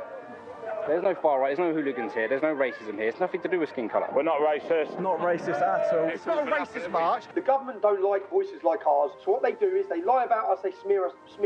White supremacist, Nazi, racist, Islamophobe. So I decided to go undercover myself and find out people's motivations for going, and also see if there actually is racism, or if it's one big smelly lie. But this time I wasn't cutting any corners. There's many people at this march who might have sent me death threats in the past, so I employed an undercover security team to keep me safe and help me blend in. I also completely transformed my identity all the way through to my actually, it's pretty personality. good. Damn, bro, white-face tech is out of control. Is all you say is fascism? Name 3 components that define fascism. Ultranationalism, a completely made-up mythology surrounding the in-group, and a constant need to exterminate the out-group.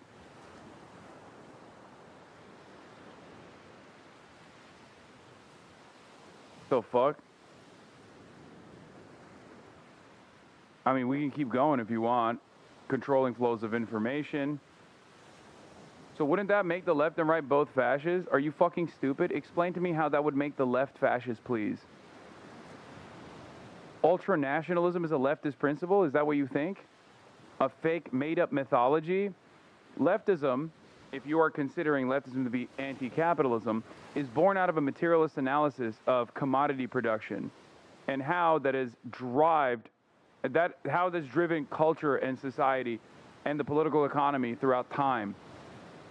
Everything comes back to that.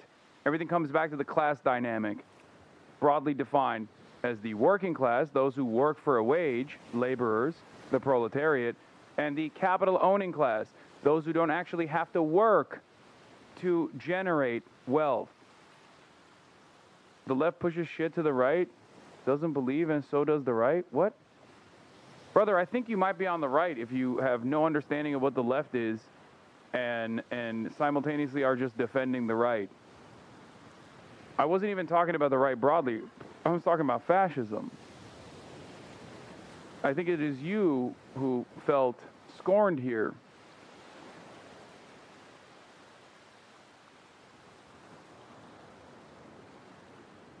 Look at their last chat message. Please look at their user card. I'm begging you to look at their user card and read the message before the last two, and it tells you everything we need to know about this person. Wait, what's their username again? I'm not defending no side, to be honest. Well, that's a 3-month subscriber. R-worded, R-worded. Why can't you say the R-word in your chat? Is all you say fascism? She sucks a fat dick. Man, you have a small head. You spit so much shit, and what do you expect people to think about you? Sis is a made-up word that holds no meaning. Wait till this guy finds out that every word is made up. That's just kind of how language works. One day. Insanely gonna fuck up his back lifting too much. Tell me she ain't wearing Ed Hardy shirt and is never coming back. This person will change their minds in like 4 months if they still are in here.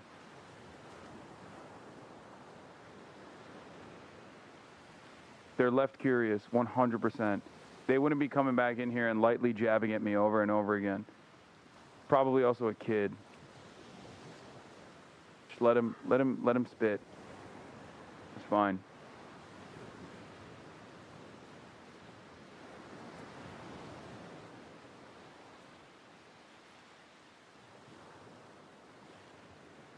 Do they only comment after 4 p.m. and on the weekends? Yeah, they're most likely a child. I'm 40? Oh, God. Okay, well, that makes things a lot worse in this calculation. Still left curious, though. Let's just keep him in here. He has a childlike wonderment, but still left curious. Let's continue. Ladies and gentlemen, introducing Ron Sy. It's an honor to be here. I'm Ron, a 64-year-old man. I love my kids. I love my wife. Above everything, I love Tommy Robinson. I even met him once. You support us, the NDL. Come on, man. Cheers, man. Cheers, Bob. So with that, I headed out our home base and towards the march. What were we going to see? What opinions were we going to hear? We've been told that no one at this march is racist. Well, let's see about that. The setting for the march was sunny. The moods were high. Almost everyone was drinking, and we were singing our lungs out. Oh, Tommy, Tommy! Tommy, Tommy, Tommy, Tommy Robinson! Tommy, Tommy! Tommy, Tommy, Tommy, Tommy Robinson! I love how everyone joins in. Tommy, Tommy! It didn't take me long to meet this lovely lass. I'm doing a documentary on free speech. You are? Yeah. How you feel? sight to see It's that. absolutely amazing seeing everyone coming out here. It's just glorious, like. So what are your, motivations? At first I was going to say these prosthetics are kind of ass, and then I saw this guy in the front, and I thought that was him. And I just realized, no, that's just how British people look like after a certain age. Okay? I literally was like, who's speaking? Why is his mouth not moving? Isn't that the prosthetic? No human being actually looks like this. It's obvious that this is a prosthetic, right? And then I realized, oh my God, he's back here.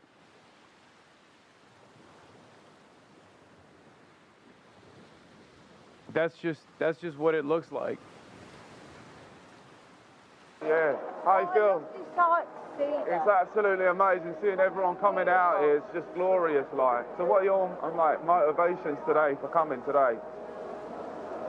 To say, I want my voice heard. Yeah. Enough is enough. And we need to unite. Yeah. Stand up. Exactly, we need to unite and stand up. And then what specifically do we need to stand up against, like?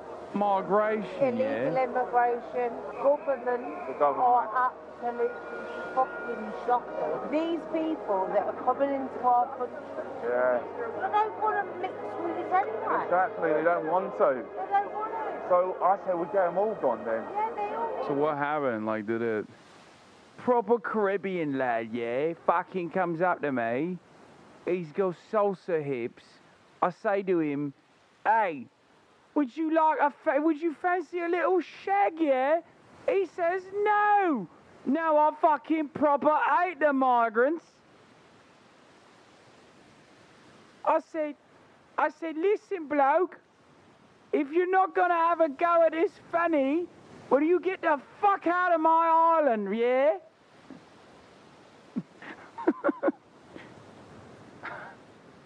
I once the miscegenation I did, and now I don't know.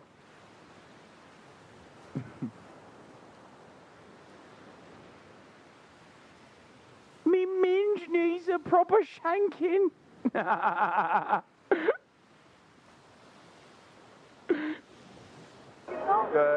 saying exactly every single one of them. Fucking one of them. I think Islam should be banned. Oh, I agree with that. Now you're talking sense, love. Islam should be fucking banned. Yeah. All fuck off. Who? All the fucking Muslims. Yeah. Go again, love. Frick off, yeah. Yeah, I hate when they call my fucking older Muslims fuck off riots, racist and Islamophobia. I don't even know what those fucking words mean. What are you fucking talking about? Brexit 2 incoming? What are they gonna do? Dude, if they literally did this, okay? If they did this, they would have nobody working in the NHS. And all that would remain would be the most bland fucking food of all time. It would cook the island. Do you understand? It's over at that point. Who's gonna fucking be the doctors and the nurses, like, actually? It's so dumb. Where should they go to? Where? White Yeah. have more racial abuse than any other race. Yeah, white people, we suffer the most racism in the world. It makes me so angry.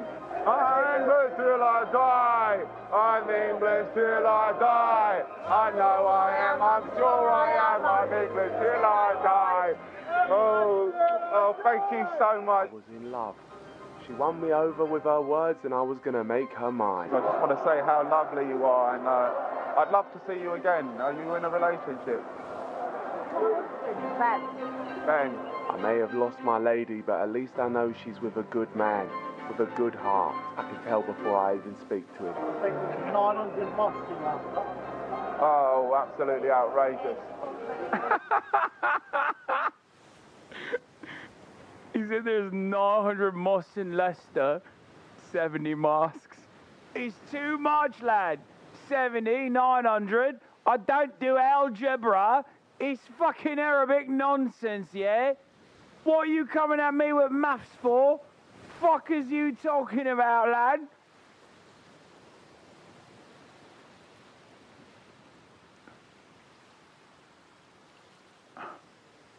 Oompa Loompa.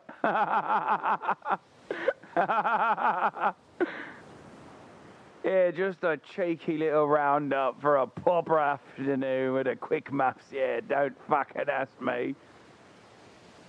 Why are all the British chuds all oranger than Trump? Oh, that's...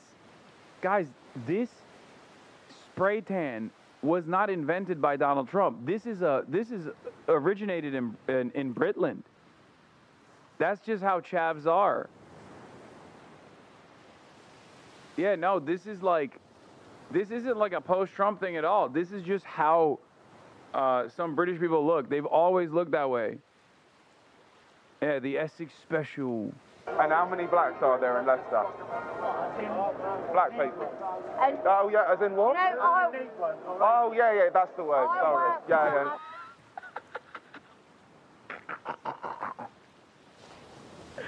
What the fuck? He corrected him.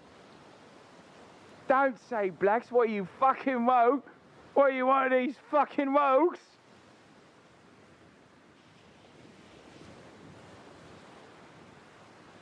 Yeah. There's millions of them. I'm so glad that you're using the right terminology as well. Yeah. Because I'm tired of calling them the blacks. With all your friends and stuff, how do they feel about it?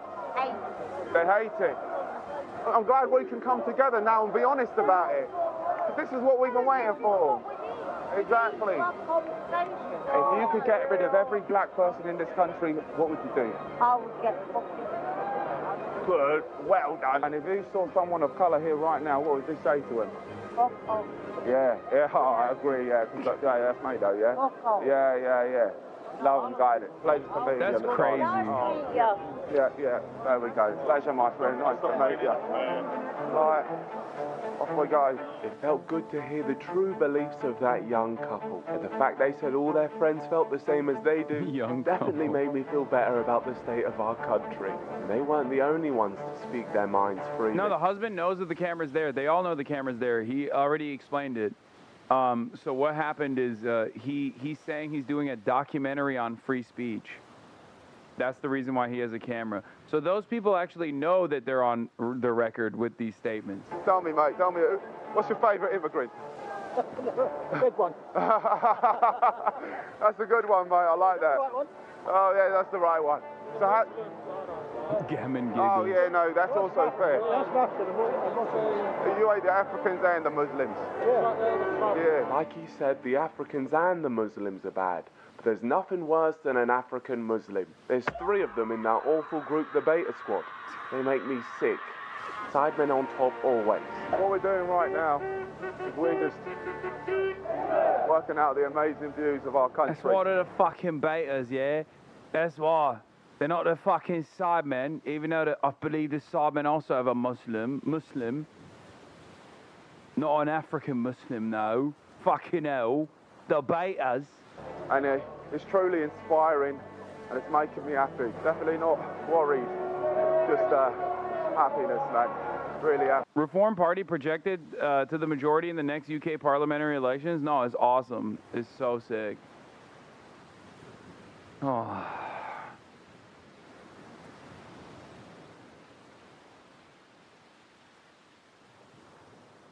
Neither Vic nor Toby are Muslims. Oh, they don't have a Muslim in the Sodmen. Oh, that's why he said they're on top. I see how it is. I thought one of them was a Muslim. My mistake. Sodmen don't have a Muslim, by the way. Yeah, that's why they're shooting for reform.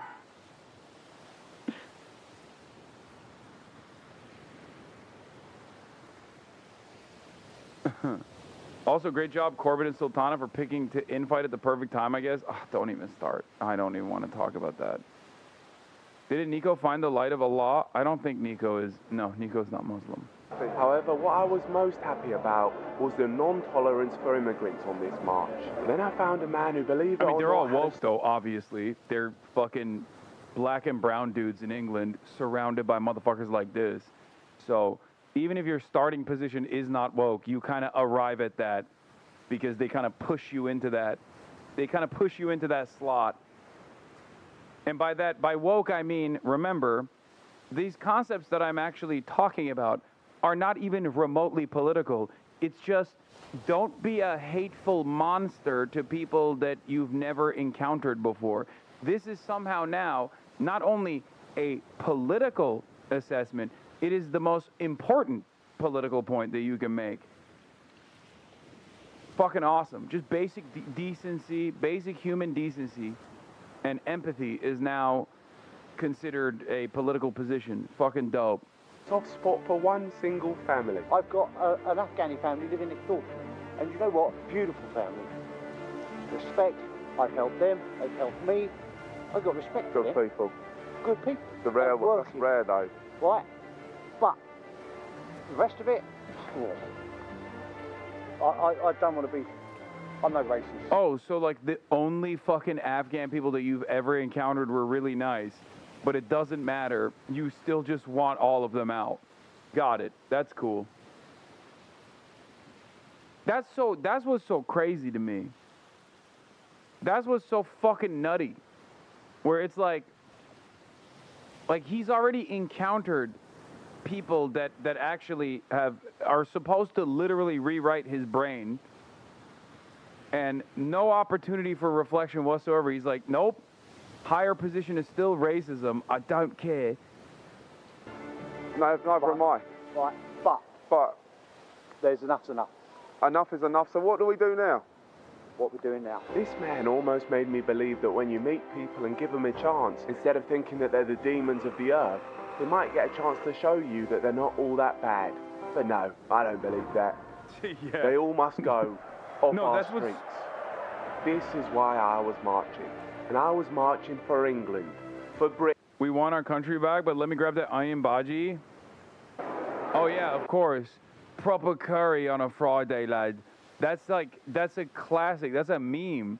I was watching a show my dad was watching a show and I actually briefly watched it, but it was, what is it, with like Gary Oldman or whatever? I think it's called like Slow Horses or something, where they like kidnap a Muslim dude. I don't know what his background is. I think he's like might be Pakistani or something, but there's a scene in it where they like have a gun on him. The kidnappers are like white nationalists, the government operation, right? Whatever. And they have a gun on him, and they're like, Mike, do some fucking jokes. And one of the jokes because he's like a failed comedian, and one of the jokes he makes is literally EDL rally and then get a proper curry right after. It's very common. It is the meta. Get out of my country, man. Let me get that. Let me grab that Indian street food. Like, not even a little bit of shame in that. Not even a little bit of shame. Like, you got the fucking, like, you came out of the rally, bro. Like, you came out of the fucking white nationalists, get these fucking migrants out of my country rally, and then you literally go and get some curry.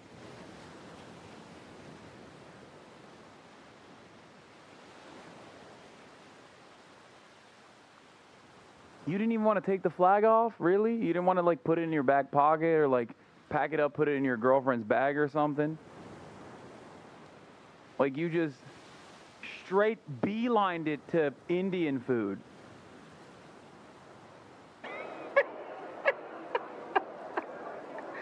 Oi, look, it's popping over here. Oh, my God, there's more. Oh, that's Turkish. Gözleme. It is profit over here. They probably never made so much. They probably never made so much money. Ah, God bless them, man. Oh. This shit makes me so mad, bro. Oh, God. Okay, let's just keep going. And I wanted to bring the rhythm to the streets. Get the music going, what's mate. going on? You got to play some Coldplay, mate. Rule the world, mate. Viva la vida. I don't know whether it's going to work because it's fucking Get the flipping thing working, mate, yeah? Get Viva la vida flipping on now, or I'll tell everyone that you're mixed race. Can't be doing that shit, Rob. Alright. We tried. Yeah, it's not going to work. Oh, no, I feel like a loser. No, no, you're not a loser, mate. If you're here, mate, you're not a loser, you know that, yeah? Who's streets? Our streets. Who's streets? Oh, fucking.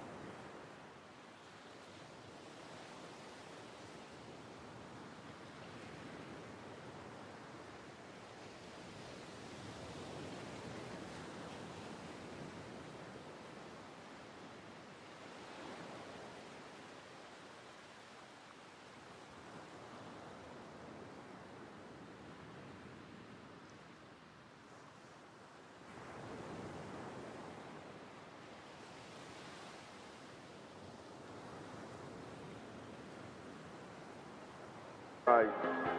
I think you got the feeling right wrong, mate. Really? I'm a true patriot. Through. Put your hat on there, Lee. Put your bag on. Yeah. Put the bag on. Show me you can successfully put your bag on, and then we'll see if you're not an immigrant. What is happening, mate? True patriot. Through. Yeah. In the blood. I believe it when I see it, mate. I couldn't be certain he wasn't an immigrant, so I needed to get away from him. And then this true British patriot came to save the day. Nah. Set the back. Get the leg jackets off them as well, see. You've got your 100 metres, have you? Yeah. That's what I was saying. Get them all gone, mate. Listen, you're a true one of our place. The government are buying our hotels and fucking them all there. Why are they doing all this for, mate? Why not just kill them on the beach? I'll just fucking buy them off the fucking beach. I'll just take the life jacket off them, chuck them off a boat and see swim. Yeah, but I get that, but obviously you just said that... You know, if you start really paying someone to shoot them all on the beach. Oh, well... I know the guy in the hat is a security. Also happens to be the most, like, Middle Eastern looking motherfucker there, ironically enough. Which is kind of funny. I wonder why no one is, like... no one has noticed that. I was thinking about it. I was like... I mean, one, he just looks like security. And two, he looks pretty fucking Middle Eastern.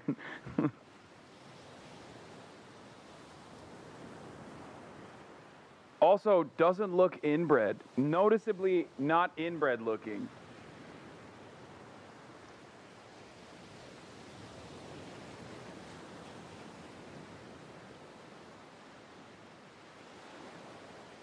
I wasn't listening intently earlier, but weren't you saying how nasty online rhetoric doesn't fly IRL and people demonstrate more restraint IRL? I feel like this flies in the face of that. Dog, this is a Nazi rally. I literally said the only time where you would hear the type of shit that you would hear online is if you go to a Klansman meet or a Nazi rally. This is a Nazi rally. It's a white nationalist rally, but also notice how he quite literally has prosthetic. He's black. Nico is black. He is wearing prosthetic makeup to see how the normal whites at a white supremacist Klans meet would behave around white people.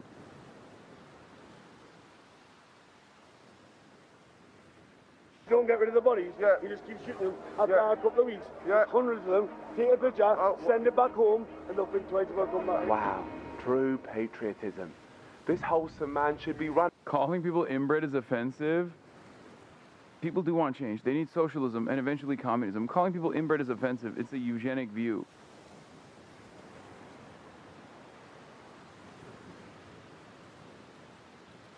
Dog, these people have built their entire worldview around genetic purity, and as a direct consequence of that, through generational inbreeding, look the way they do, think the way they do. That's like, if I can't fucking make a joke about that, I don't know what I can make a joke about. Woke of the day.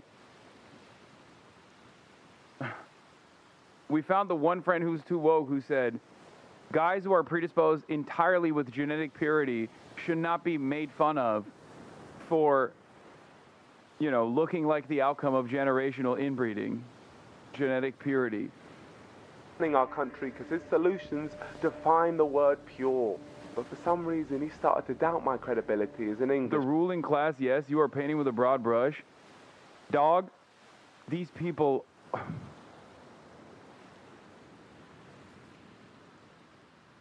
The eugenics is the demand for genetic purity, not the other way around.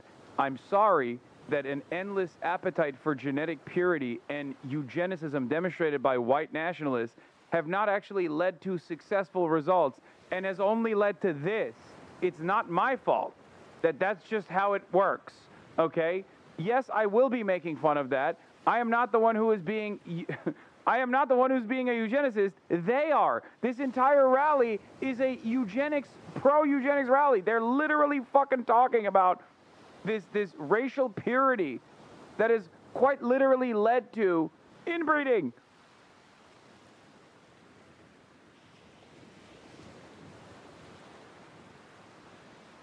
What is happening? You got a little bit of a tan near yourself, so you've got something in you, haven't you? No, I don't, mate. You trying to call me an immigrant? For what? No, that man. I ain't got no black in me, none of that. That would make me sick. That would make me sick. Bengali mates, Pakistani mates, and like... What, mates? No, I've got Pakistani mates, Bengali mates, and black mates. Yeah. I live on my way. I'm not about with them. So maybe what? you just got a tan face then. No, I'm not, listen, I'm not black. Not black. No, I'm not saying you black, man. No, I'm not black, though. I'm not saying that, but... Yeah, because now you're making me defensive. Oh, mate, please. No, like... We're family, mate. I promise you I'm not black. I wouldn't do that to you. I'm just saying no, somewhere along the line in your family, like... If there was a black here, I would be fighting them with you. Some of them actually are, right, you know. How many of them? Not many. Really? This got me thinking, the fact he even thought there could be one alright black in this world must mean that he's one of them. He's probably wearing a mask or something. How do I know that you're not black? Yeah, I would do that you'd see something. This wasn't good enough. This man needed to prove himself to me. Whose streets? Whose streets? Say it with some conviction then. Whose streets? Whose streets? Whose streets? One more time, loud. You started going quiet. Are you sure you're not an immigrant? Go louder. Whose streets? Our streets. Whose streets? Sorry. Sing the votes and send them back. Sing the votes and send them back. Whose streets? But why'd you keep whispering? Okay, just one more time. Whose streets? Whose streets? Our streets. There we go, brother. Bro, check out my ankle. It's so devastating because it reveals something devastating about me as well. I just realized I could hit the fucking Tommy Robinson rally. Look at that.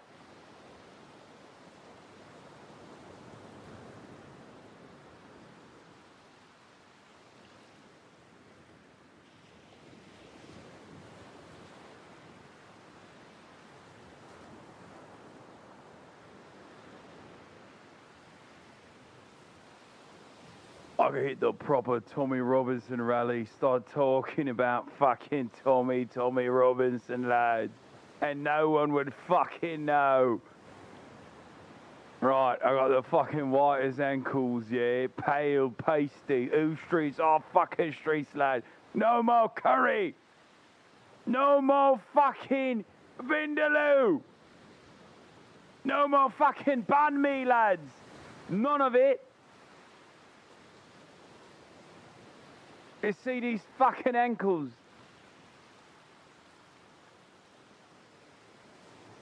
No more kebab. Not even fucking Nando's. Bring it in, I love you, man. I love you so much. Oh, Tommy! Tommy Robinson. Listen, brother, I love you, mate. You listen, mate. Where you come from? Listen, I come from Stafford. I come from a place called Well Stafford. done, we're from London. Well done coming down to see you. We appreciate you doing what you do. Yeah, but I appreciate you doing what you do. Alright, why are you here today, mate? I'm here to support our fucking country. We'll stand firm for what we believe in. The blacks are there, the blacks are there. The blackies. Oh, what are we going to do? The blackies. Oh, we're scared. You're not scared? Never scared of none of them, mate. Oh, because I've got to be real with you, bro. Put them right in their places. Do you? So you put them in their place? Try to. Mate, I need some advice. How do you put them in their place? Stand firm. He gave me the best advice I'd ever heard. I needed to stand firm for our country. And that's exactly what I did, marching through the streets. Today we're learning so much about our great nation. The stuff you don't usually see. But it's my job to let you guys see it. And as I marched on, I was curious to know why others like me were here. What was your reason for joining us, the movement? Legal immigrant. I'm against all that. So where's the line then, mate? Where? Yeah. You tell me. What do we do now? Send them all back. Every one of them? Yeah. You know, 85% of Muslims, they've taken all our jobs. You know that? Yeah. And that's the thing I love when people believe false facts. You know, there's been a survey, I don't know if you read it, you look like you read the news. 99% of the Muslims said they want to take over the country. Yeah. You read that? Yeah. Because that's what the thing is. That when false facts just get said to you and you just back it like that, it's just mental, mate. It's just like straight waffle. You are the king waffler. Their government and their law and that, they're not helping us. They're not protecting us. They're not. Helping Yeah. us. You know how many Muslims have come into the country since 2019? 200 million, mate. Yeah. You read that? I can believe it. Yeah. I believe it. Yeah. Yeah. 200 million, mate. Yeah. That's absolutely mental. They're ready to wage war with us. Did you read that one? Oh, yeah. Yeah. Yeah, of course you did, mate. I just want to say, like, can we get a picture? Is that all right? Yes. England! Hold it up, mate. At least people in this country don't believe everything they hear. He's making him more Islamophobic, Lamont. Also, we stand with Israel flag prominent in the background. Of course, it's a fascist rally. Classic, classic, classic. That could lead to groups being pitted against each other and some very dangerous views. The next person I met was the true definition of dangerous. What are we fighting for, guys? There we go. That's an honest answer. Guys, I've got a confession to make, yeah? My granddad, he was actually mixed race. He was actually part black. Fuck off, yeah. Oh. It's okay. Is that okay, mate? I'm sorry. So you don't care about that stuff? It's not about that, is it? You're saying we're not... Yeah, like, I hate every black person I see here. No, you cannot say that. Really? What have they done to you? You're right, actually. What the fuck? Wait, so we should be proud to be British, no matter where we come from? When you live over here, you're proud to be British. You're living over here. Oh, yeah? No, listen, mate, I like what you said. Huh? We're all pink on the inside, mate. Well, yeah, we all bleed blood, mate. So the reason, what's the reason you're here then, mate? Sick of the Labour government. They need to go. The Labour needs to go.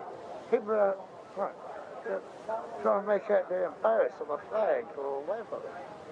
Wait, he just likes the flag? What? What? Wait. Stop playing with me. There's no... What? No, he's just a Tory. He's just like, I don't like this racist shit. Right? We're all fucking England. I just like the flag. And the fucking Labour government, they hate the fucking flag, yeah? That fucking Keith Starmer. Keith Starmer, he's a fucking not a proper bloke. Are you embarrassed of the flag? I'm not embarrassed of the flag, mate. Wow. This is the first person I spoke to who didn't agree with my views. The first one, can you believe it? He's completely delusional if he thinks coloured folk aren't a disease to our country who hate our flag. Not a single one of them benefits us, and I hate them all. But I was getting a bit flustered, so I needed someone with an actual grip on reality to calm me down. Fuck you all. Because Keir Starmer is a bummer. He's not a wanker, he's a bummer. Right. Not on your fucking face. I come in.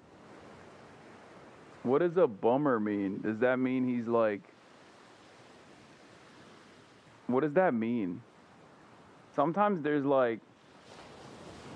Oh, that means he's gay?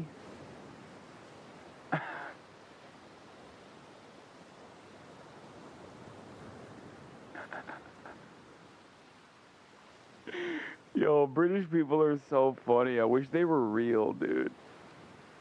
What a crazy group of people, man. Like, oh man, that's a real bummer, dude. Like, when I say that, I just mean like that's sad. But in England, apparently, it means you're gay. It's basically saying he's a bottom. Here, mate. Listen, you. I turned. He was Kind of surprised they're not obsessed with trans people. I think it's because that's like established as the normal position. Like even the Labor government doesn't fuck with trans people, so like that's not even a problem for them at that point. They all hate trans people. It's like universal. That's why we call it Turf Island. It's the only place where the whole LGB Alliance coalition shit actually took root. Where like there are unironically like gay, lesbian people that are just like also transphobic. Your religion hates trans though? Don't throw stones in glass houses, Yank. Better than Yanks. Your religion hates trans though?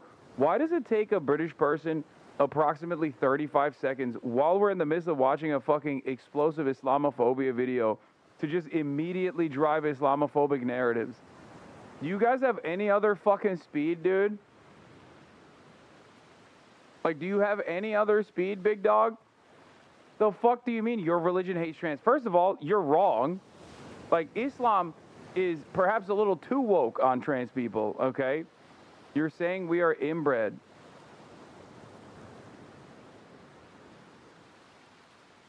Look at this man.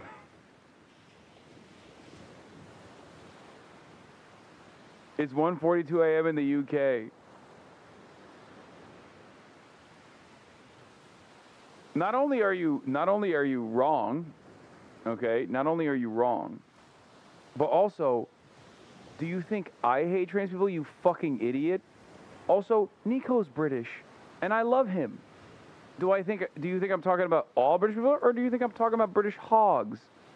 Why are you the one who's immediately jumping to the conclusion that I'm lumping all British people in?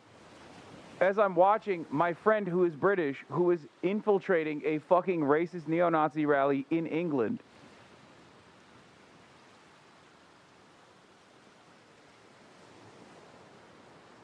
Why is it like this? The majority of the British public are pretty diverse, bro. Yeah, no shit, dog. What the fuck are you talking about? I know. England, the United States, England, and Canada are profoundly diverse countries. But that's not what we're talking about here. You're literally our cousins? Okay, now you're taking it a step too far. Calm down now. Oh, grab him, chuck What are him you in doing the with that river. fucking phone, What are you doing there, you stupid prick, yeah? Listen, Be nice. He probably doesn't know that's Nico. This is true. Go away, you little dickhead. What's going on, drink? Listen, mate. Wait, what is he doing? What are you doing there, you stupid prick, yeah? Hey, listen, flip off, go away, you little dickhead. Listen, mate. Okay, yeah. You know what? I was about to get him too. Not right. I was about to get him too, but we'll leave him to it. Not right, is it? No, it's not right. Well, It's just not take right. a picture of you or dispose it. No, it's not right. I would have backed you, and we would have got him. I just took to me now, I would have. Yeah, that cameraman got away with one there, as we would have ended him. But let's not distract ourselves from the real reason we're here. To take back our streets. Whose streets, mate? Our streets! Whose streets? Our streets! Whose streets? Our streets! I know he says Nico. I know. I sometimes get it wrong. I know. Whose It's not streets? Nico. Whose It's Nico. Our streets! Oh, it's glorious. It's glorious. It's glorious! It's glorious. Our streets! Whose streets? Our streets! Go, go! Whose streets? Our streets! Go! Whose streets? Our streets! Wait, one sec. Don't just electric me, you kids! Don't Whose streets? Our streets! What we protesting, love? Well, at the end of the day, who knows? Because fucking... Yeah, that's how I feel too. You know the whole sex out shining in the room. Oh, they call us racist for wanting all the blacks and the Muslims gone. I love bacon! I love black pudding! Bring on the full fucking English breakfast! I want bacon! Hot, sticky bacon! Yeah. Fucking smoked bacon! Dude, that's like another weird thing that Islamophobes believe. They think that like they think Muslims are vampires. And that like somehow, you know, like what garlic does, like a garlic clove does to a vampire, like they think that has the same effect. Like bacon has the same effect on Muslims. It's so fucking strange, where they literally think like bacon is like Muslim kryptonite. I don't understand. No, Muslims just don't eat bacon. That's it. There's no like. That's it. That's all it is. They don't eat pork. They don't have like an allergy to it, or it doesn't somehow make you like you don't have like a reaction to it. They think that like Muslims want to take the bacon out of the regular diet of the British people that are non-Muslim or something.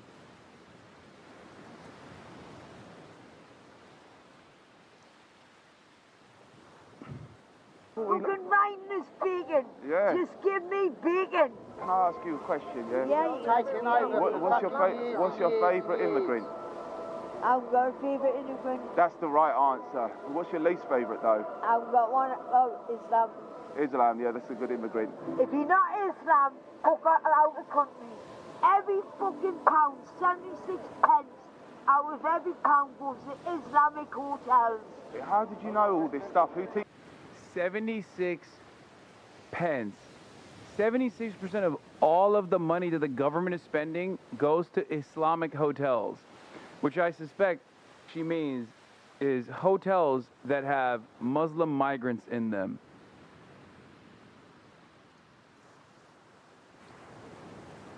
Like, that's what she's saying.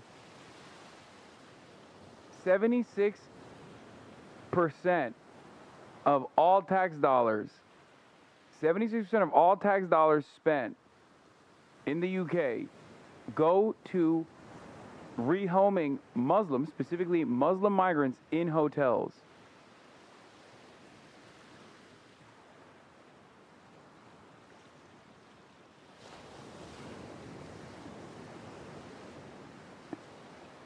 I want to say, how can you be so stupid that you could believe such a ridiculous claim? But I mean, these guys are some of the fucking dumbest people around the world, honestly, so. Gotta love a here's a statistic, wrong ones, makes it entire racist personality type races, yeah. watches I you? watch everything. I'm very fucking knowledgeable. So wait, how many Muslims are there in the country? There's about 14,000. And they're breeding like fucking rabbits. There's 14,000. Only 14,000 Muslims. She didn't even get the number right. If there were only 14,000 Muslims in the country and 76% of all of the taxes were given directly to the Muslims,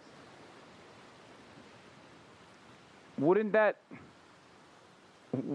be like every Muslim is like a multi-millionaire? Like all the taxable revenue in the UK goes directly to 14,000 Muslims.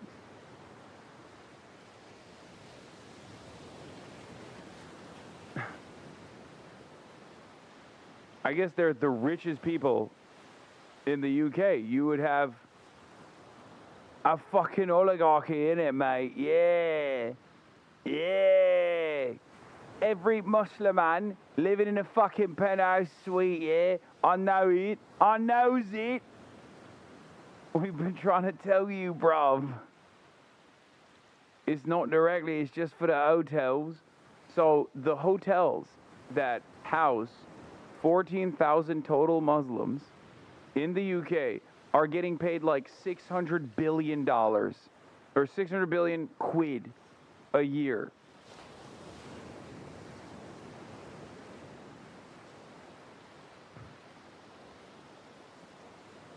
Thousand in the country. Yeah, That's absolutely outrageous. Englishman wants, shut up. There's 14,000 Yeah, Muslims here. no crazy happening. But wait, there's 14,000 Muslims in the country. No, there's Islam. 14,000 Islams in the whole country. All spread about, there's more than that. There's a lot more than that, mate. Well, how many then? About 20,000. 20.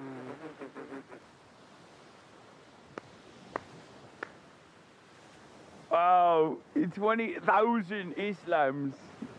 20 fucking thousand Islams. Wow, this seems like a real devastating problem for a fucking island with like, what, 60 plus million people? How many Muslims live in the UK? Islam in the United Kingdom. Fucking hell, why is there no number for it? It's approximately 6% of the population. That's what it's saying, right? Fucking hell. Islams. Just give me a fucking number, man. Oh no, don't tell this lady the number is actually 3.8 fucking million. That's quite a lot more than fucking 20,000 in it. Fucking hell. That's quite a lot more, no. Oh no.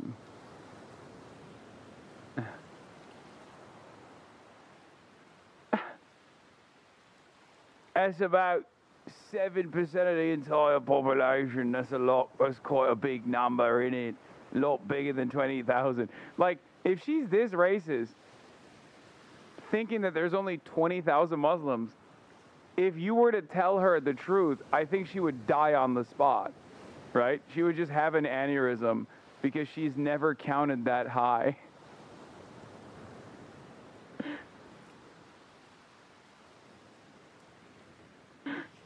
Like, what you fucking mean? What you fucking mean? How are they fitting in the hotels? Do we even have hotels that large? We don't even have fucking hotels to fit 3.8 million. Where are they staying? In a proper flat? The fuck is going on? Oh, no, mate. Don't say that, don't do that, don't. There's no.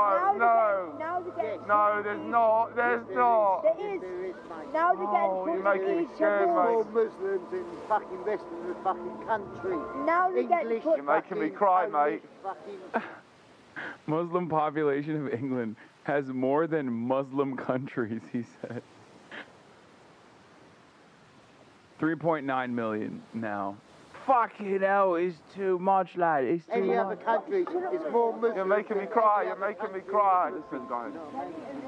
I just want to come out and say something, yeah? Don't judge me for this. We're not We going don't to judge judge you. people, mate. We don't judge You people. don't judge people. No, give a fuck. I'm We're Geordie, English, man. we're fucking English Oh, people. okay. Well, I don't like black people. Nor do I. Nor do I. So we're on the same page. Fucking mate.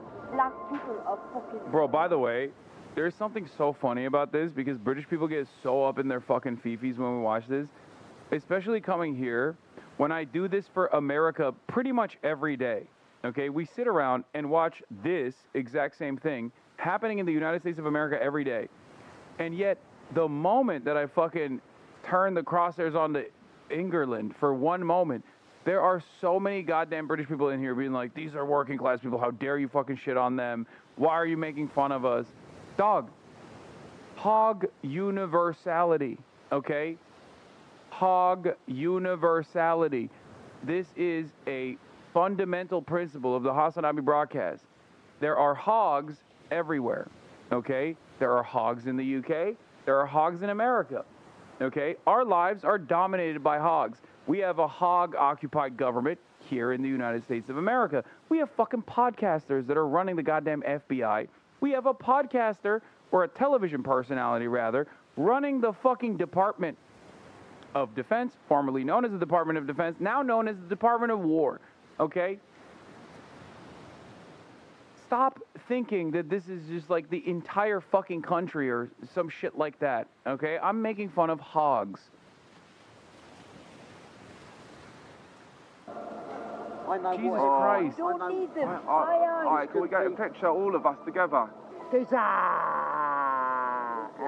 a great pic. But listen, guys, Don't like... like black side, you know what I mean? Fuck them all, get them out of the country. Oh, well, now. yeah, better. You are not a good person for this, Hassan. You can be proud and gleeful all you like. I, for one, am glad you do this. It shows the world who you really are. Thank you. Why can't white people be for their own group? Is it me, or does it seem that the only group of people who aren't socially allowed to cheer for themselves is white folks? Did white people build Western civilization? So whiteface is okay? So no other group breeds with their own? So should white people just step aside? Why is it okay for you to sit there and make fun of people who just want to live their lives? Do you suppose they deserve to give up their country because you think they, as a group, deserve this amount of hate? If the 3.8 million Muslims got together and said, we need to fucking abolish Christianity in the UK, and they actually had control over the entirety of the British government, and actually were literally fucking talking about shooting boats of white people coming from France into England somehow, okay, on boats as refugees and migrants, and talking about killing them, I would be making fun of them just the same. You understand that this is not a defense of England. England is comprised of Muslims from all different parts of the fucking world, okay, as well as Christians from all different parts of the world, Jews from all different parts of the world as well. It's a very diverse country. We're making fun of these guys because they're fucking racist and think that living next to people that are Muslim or black or brown, because they also have the same smoke for black people too, is somehow ruining their country, okay? That's what it is. You cannot run around and act as though you are defending Western civilization by somehow yelling about people that look a little different than you do, okay? Stop fucking crying. Everybody understands you're a goddamn bitch, okay? Be a normal person. Be a good human being. Jesus Christ. So fucking whiny, too. So goddamn whiny. Yes, but you're making fun of these people. Blackface is wrong. Why is whiteface okay? I really want to know. Okay, if you actually want to know, and you're not too stupid to comprehend this, the reason why whiteface is okay is because white people in England are the in-group, okay? They are the in-group. They have never been historically admonished, ritualistically humiliated, or enslaved on the virtue of whiteness in a place like England, but kind of a universal principle if you think about it, with maybe some notable exceptions like the Ottoman Empire, but I'm not going to get into that because that's not chattel slavery. But regardless, okay, white people on the virtue of whiteness have never been relegated to a lower class status, okay? White people have actually been dominated for their nationality or for where they've been born, but that's Ireland, which is ironically something that England did. Now, having said that, once again, this is the reason why whiteface doesn't hit the same as blackface, because blackface is a constant reminder, as it was utilized at the time when people were using it to heighten the racial stereotypes that dehumanized and therefore justified the practice of chattel slavery and the additional racialized hierarchies that existed long after chattel slavery is abolished as a practice. Do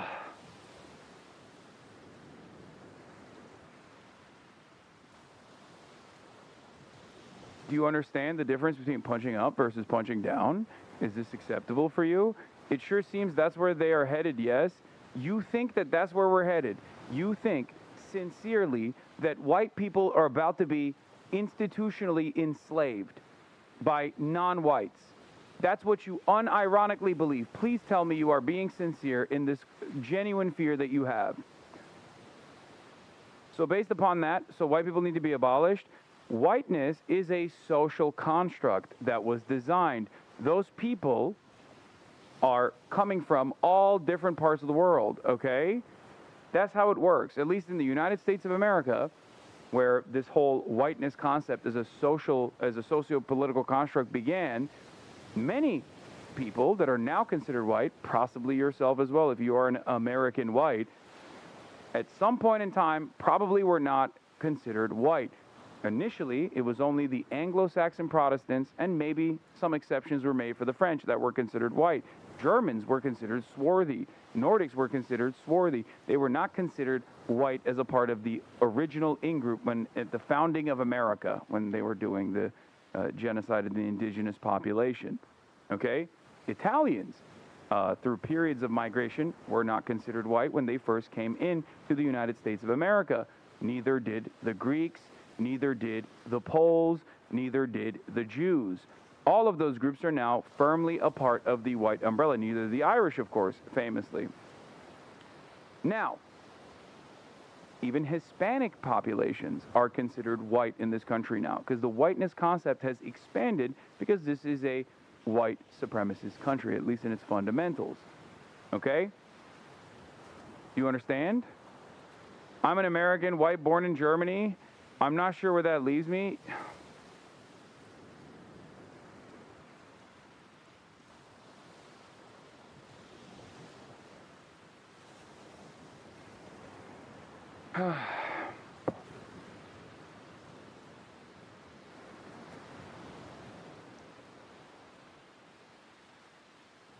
There is no war being waged against whites, okay? Unless you consider whiteness to be a remnant of genetic purity. This would make you a white nationalist or a white supremacist, in which case, yes, there is a war being waged against white people by migrant populations that are coming in that are still not considered to be a part of the white in-group and are doing what is known as miscegenation, also known as race mixing, a concept that used to be illegal in this country because they wanted to keep up the racial purity of this country, okay? So yes, in your hysterical worldview, if you somehow think that whiteness is an identifiable construct, okay, which I would also ask you, am I white? I mean, I look white, I sound white, am I white? Or am I something different? Is a great question for you. Would you know that I'm not white if you didn't know what my name was or what my background was? Probably not. This, in and of itself, should prove to you that whiteness is a socio-political organization. It's just made up, okay? It's not even the color of your skin that does it. I'm none of those things, to be honest. I just hate the hate. It just seems so effing mean what that guy's doing. These people have nothing but their tiny little world with their beer. Dog, they have organized and gotten together to do a rally to demand more of the hateful and violent immigration and refugee apprehensions that the government is already conducting, okay? Do you not understand that the people that they want to kick out of the country, an inherently violent process to begin with, are also people that, just like you, just like your German white ass, simply want to make ends meet? simply want a better future for their children, simply want to be able to go and take advantage of their already crippled nationalized healthcare system. That's the problem. They're not just there doing nothing. They're there with a purpose, and the purpose is to demand that the government violently seize, apprehend, detain, and then deport a bunch of people, millions of people. We are shitting on them because they're hateful people.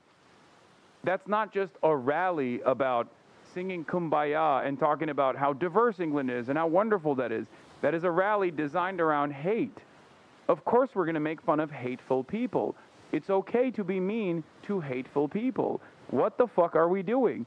If your entire worldview revolves around hating other people for no reason other than the fact that you think they're different and that is somehow wrong, and you have this like false sense of racial superiority, not saying you do, but many of those guys do, then yeah, of course we're going to make fun of them.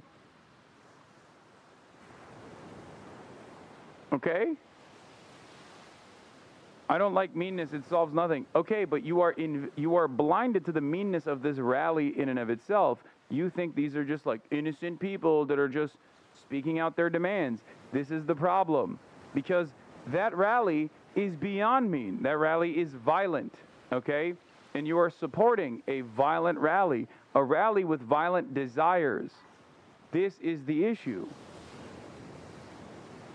There was a dude who literally said, we should just kill them on the beaches. We should put machine guns on the beaches for refugees that are trying to come here to survive. We should kill them. If your entire rally is designed around, we should fucking eradicate all non-white people, then that is no longer just like a regular demand. And at the least, we can just make fun of their ignorance, don't you think? I'm not even like advocating to jail every single protester or whatever. I'm just simply making fun of them. And if you think that that's a bridge too far, then, you know, maybe you could pack it up and go somewhere else. Okay? Because, I mean, the least we can do is make fun of the ignorant racist fucks, don't you think?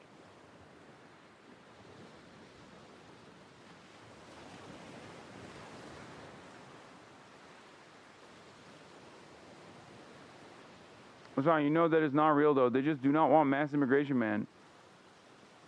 Okay. Question for you, once again. People say, I don't want mass immigration. Do you think these people would have this much of an issue if the mass immigration was coming from Norway? Also, they definitely do want to kill those people. They have said it as such. We watched 21 minutes of this rally so far.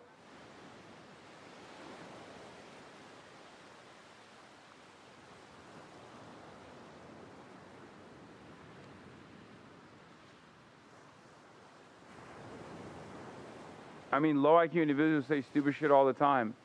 Okay, am I not allowed to call them low IQ individuals who are saying stupid shit then? The fuck are you talking about? And secondly, when we're talking about mass migration only becomes a problem if it is the government not accurately or adequately distributing resources.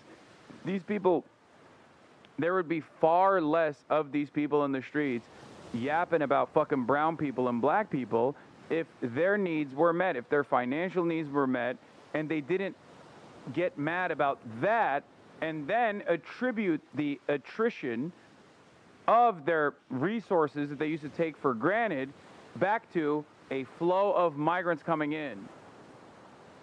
Racism here is simply a distraction, okay? I am, however, still going to make fun of them for being this fucking racist and this fucking stupid. Okay? Aren't they doing that publicly? They no longer believe in their government? Aren't they outside protesting because of this? Yes. I am not agnostic to the concept of protest. I don't believe that there is such a thing as all protest is good protest. If I look at a fucking neo-Nazi rally, I'm going to call it a bad protest. I'm going to make fun of them for it. Oh my God, what is this fucking centrism, dude? What is this fucking centrism where these guys will look at a goddamn white nationalist rally and go, well, they're just mad about their government. Yeah, okay. They're mad that their government is not killing brown people and expelling them from the fucking grounds that they have to live alongside with these white people, these genetically purebred white people. Like, yeah, there is such a thing as good ideas and bad ideas. There's such a thing as nonviolent confrontation and violent confrontation. If you can't make up the difference after watching 21 minutes of relentless white supremacy, then you might be in the wrong place. That's crazy. What the fuck is this centrism? I think both sides have dumbass low IQs and their intel still valid to some degree. Will there be racing assure that's life? Dude, stand by what these people are saying. Don't just try to be like, well, there's low IQ. What is the high IQ version of this rally? Explain to me what the high IQ version of this rally looks like. Explain to me what the government policy that is high IQ, that is supposed to actually adequately soothe the interests of these masses. Because if this rally was about austerity, if this rally was about the destruction of labor unions, if this rally was about the fact that all of these social resources are now being fucking crippled, then I would be alongside them. I'd be saying, yeah, that's right. This is correct. What the fuck are they doing? That's not what this rally is about. As a matter of fact, this rally moves the attention away from the actual thing that's fucking harming them.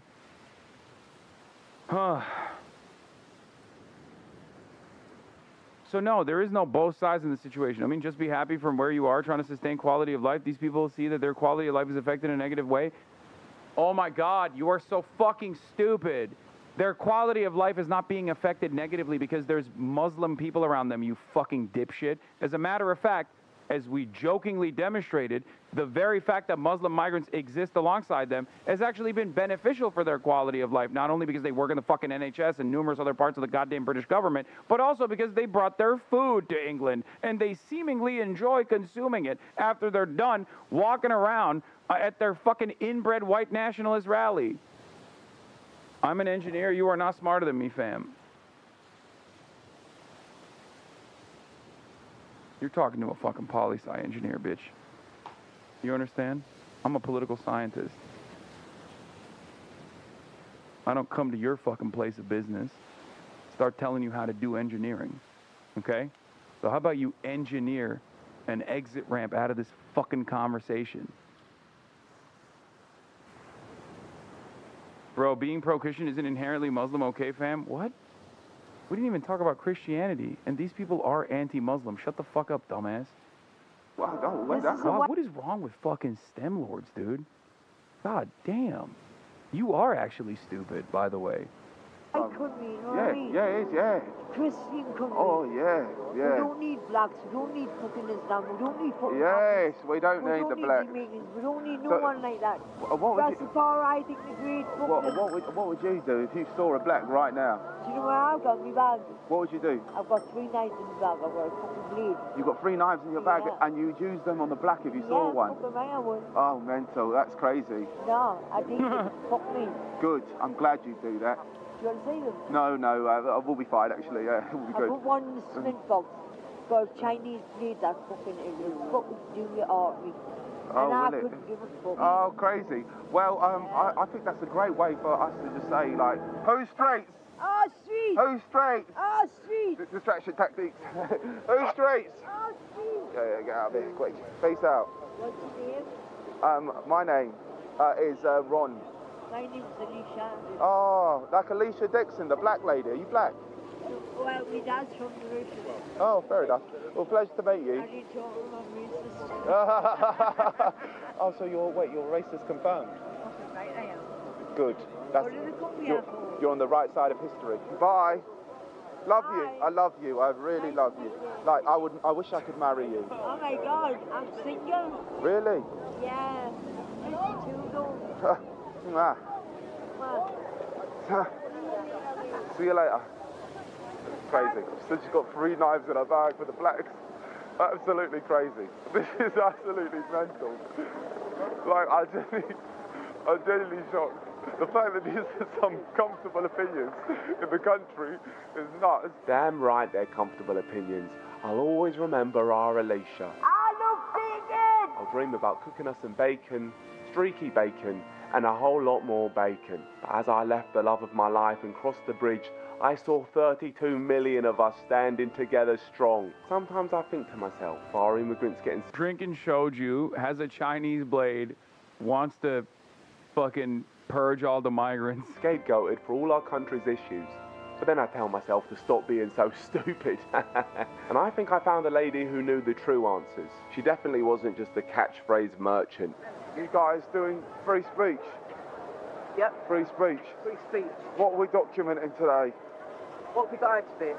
Yeah. Well, surely they've got to listen to us now. And what are they listening about?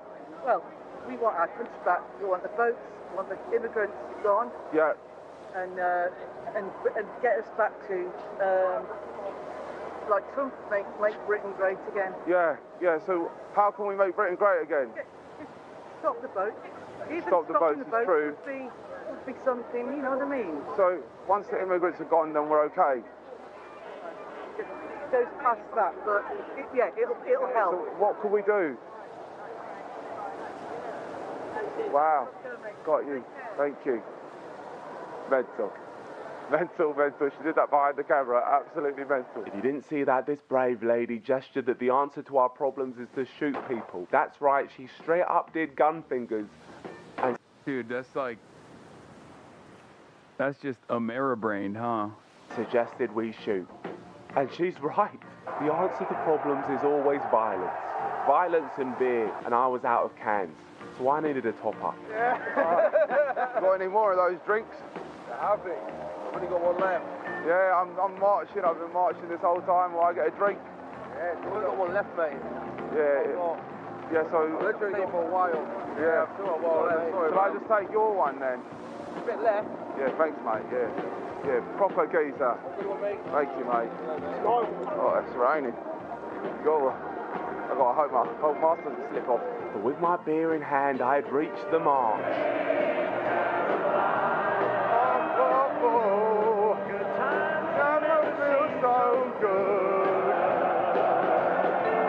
Our hero Tommy Robinson had saved us. He spoke about the media's slander towards us. They managed to silence us for 20 years with labels. Racist, Islamophobe, far right. They don't work anymore. Tommy's right, there's no signs of racism or Islamophobia at all at this march. They're just labels to knock us down. But they can't, as it's been revealed that the turn... It's just like, it's crazy because like the labels, they keep saying they're trying to silence us with these labels, but obviously if it reaches a point where like people can just like wear it on their sleeves, and it's getting to that degree right now, it's pretty much there, right? Then it's over. Like they'll just say it. They'll be like, yeah, of course I'm fucking racist. Of course I'm fucking fascist. Like we are getting there. We are getting there. The racism label only works if people, if the majority population abhor racism. But if the majority of the population is like open about their racism, then it's no longer a bad thing. It's actually anti-racism that's a bad thing. And here you have the United States of America. Now, of course, I think the broader population is not there, but Trump wants to make it seem like it is, which is precisely the reason why instead of trying to make a positive association with racism, which has been a failure, they're just going to start going after people that they have declared anti-racist to try to silence them. Here's another version of that here in the United States of America. Enough is enough, says Representative Darrell Issa. I'm drafting legislation to establish an Antifa most wanted list. It's time for zero tolerance of this domestic terrorism. Representative Issa says he's putting together a bill to set up an Antifa most wanted list. Unclear as of yet the criteria for someone to end up there. McCarthyism.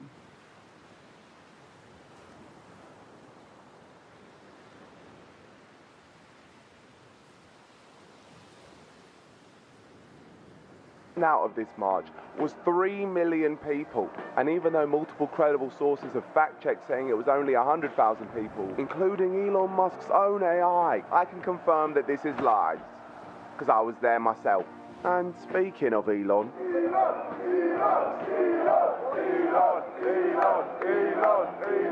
he said some magical words. Violence is coming to you. You either fight back or you die. You either fight back or you die. Wise words, Elon. I'm so glad that a man with as much influence as Elon Musk is saying statements that can be interpreted in very extreme ways. Made me ready for war, and I wanted to recruit. You guys are brave, you know that, right? You guys know that you're brave and you're strong and you can fight for us. With your help, we can take back the street because you guys are the next generation. Got 2 kids, I don't want to try to finish it. We'll get on it for long enough. What'd you say? I've got 2 kids myself. I'm trying to do it for them, not for me. What'd you say? I've got 2 kids myself. I'm trying to do it for them. You're a kid yourself. I've got 2 kids. Yeah, you are a kid. And when I was your age, I wanted this country to be great, and you want this country to be great. And what are you going to do to make this country great? You're going to fight for us? You're going to kill for us? When the time comes, you're a good lad, good soul. What are you doing here today? Standing up, mate. What are you standing up for? Our culture. Our culture. Yeah, of course we have culture. What's your favourite English dish? Favourite English dish? I love a roast dinner. A roast dinner, exactly. What's your second favourite? Curry. Tikka masala. Yeah. Second favourite. Be a curry, mate. Yeah, exactly. It's good food. You can't complain. Listen, mate, thank you so much for being so kind and answering that question, and keep eating that curry, mate. Chicken curry, yeah. a food that has defined English culture for centuries. There was one more person I wanted to speak to before I headed home. Hey, oi, oi. Fucking Britain till I fucking die. Yeah. That speech, I mean, I left because it was starting to waffle on a lot, but, like, we're taking our country back, mate. What was your favourite part of that whole speech? I couldn't hear none of it. I've got one deaf ear. Oh, yeah. But just this. Yeah. This is, yeah. fucking awesome. It's what it's about. Yeah. And what is it about? It's fucking taking our country back, isn't it? Exactly, yeah. And who are we taking it back? Starmer is fucked. He is. And who are we taking it back from? The dirty fucking immigrants. Exactly. Yeah. Which immigrants specifically? I don't give a fuck. All of them. All of them. We want our flipping country back. You are not too much to fucking us, and we're taking it back. Yeah, we're taking it back, and we'll fight to the death for it. Yeah? Cheers, mate. What's your name? My name? Nicholas Daniel Adavajuma Milana, mate. Shit, that's a big name. Thank you, mate. Nice to meet you, John. Take it easy. Take it easy. Have a good day. You have a great day, mate. What an eventful time I've had. But the question is, what did I think of this march? When it comes to community, it doesn't go any better. If you look like me, you're going to have an absolute amazing time here, I promise you that. Anyone else, I'm not so sure. But for community, I would give this a 5 out of 5 for myself, of course. And when it comes to genuine kindness, well, everyone was so kind. Nothing vulgar said at all. We're all on the same page. 5 out of 5 as well. Loved it, mate. What a time. Let's take back our streets. I have the question, what would happen at these marches if people spoke unfiltered to someone who looked like them? And the answer has genuinely shocked me. Oh, fuck off. Kill them on the beach. Right, them all. There's enough's enough. Come here, hand. Good one, back. Your race is confirmed. Okay, right, I am. What did they call me asshole? From this, I think it's clear to say there's a clear racism and Islamophobia issue in the UK. I don't believe everyone at this march is racist, but it's clear a lot of racists feel very comfortable being involved. And instead of anyone here calling it out, it's completely denied. It's not a racist. Yeah, because it's literally a racist rally. It's a white nationalist, white supremacist rally. How do people believe the face masks when they're up close? It's got to be because they're all drunk. No, that's just how fucking British pensioners look, man. Did you not see half the fucking old people that he talked to looked exactly like him? They looked literally like they also had prosthetic masks on. Proper fucking geezer, proper Brexit geezer, lad. These are far right. These are racist. I don't see any racism. There's no far right. There's no hooligans here. There's no racism here. It's nothing to do with skin colour. They managed to silence us for 20 years with labels. Racist, Islamophobe, far right. They don't work anymore. Try to deny it now, because thanks to my free speech, it's out there. Now this video is obviously going to bring back the death threats towards me, and if I could just ask all of the angry people sending them towards me one favour, just spell my name right. Love and guidance, peace out, and shush.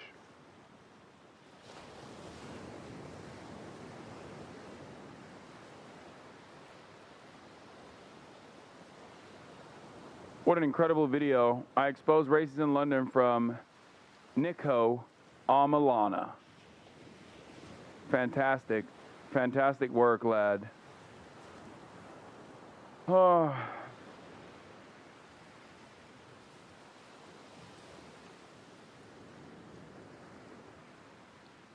I guess there's a sense of solidarity to see that, you know, the hogs in England are also cooking, just like the hogs here are cooking. But doesn't feel like there's a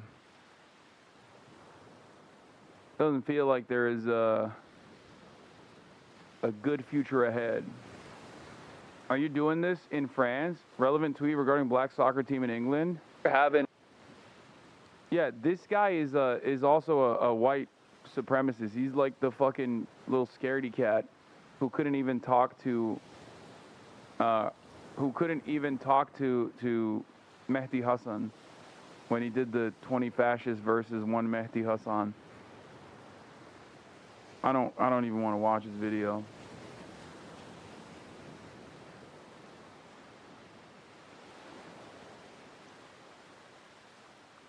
When we getting Nico on stream, every time I'm in England, he's not in England. I feel like he avoids me on purpose. He leaves me. He leaves England whenever I'm there.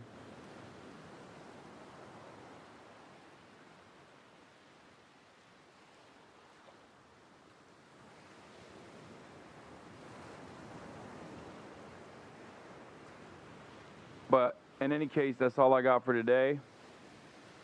I'm tired.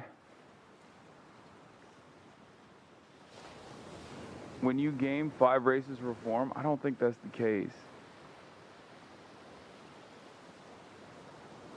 Same shit happened in Poland, but there are also patriotic patrols that stop random people in the streets and check if they're legal. Wait, what?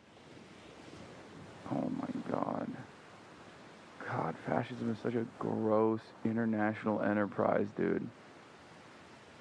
Hey, I'm just doing this to sound like Bo Burnham in the beginning, but I'm chillaxing the chat, so. Very annoying. Anyway, that's all I got for today, ladies and gentlemen. Love you all, and I will see you tomorrow. Introduction, starting off the day. All the chatter's trickling in, I'll sell people hay.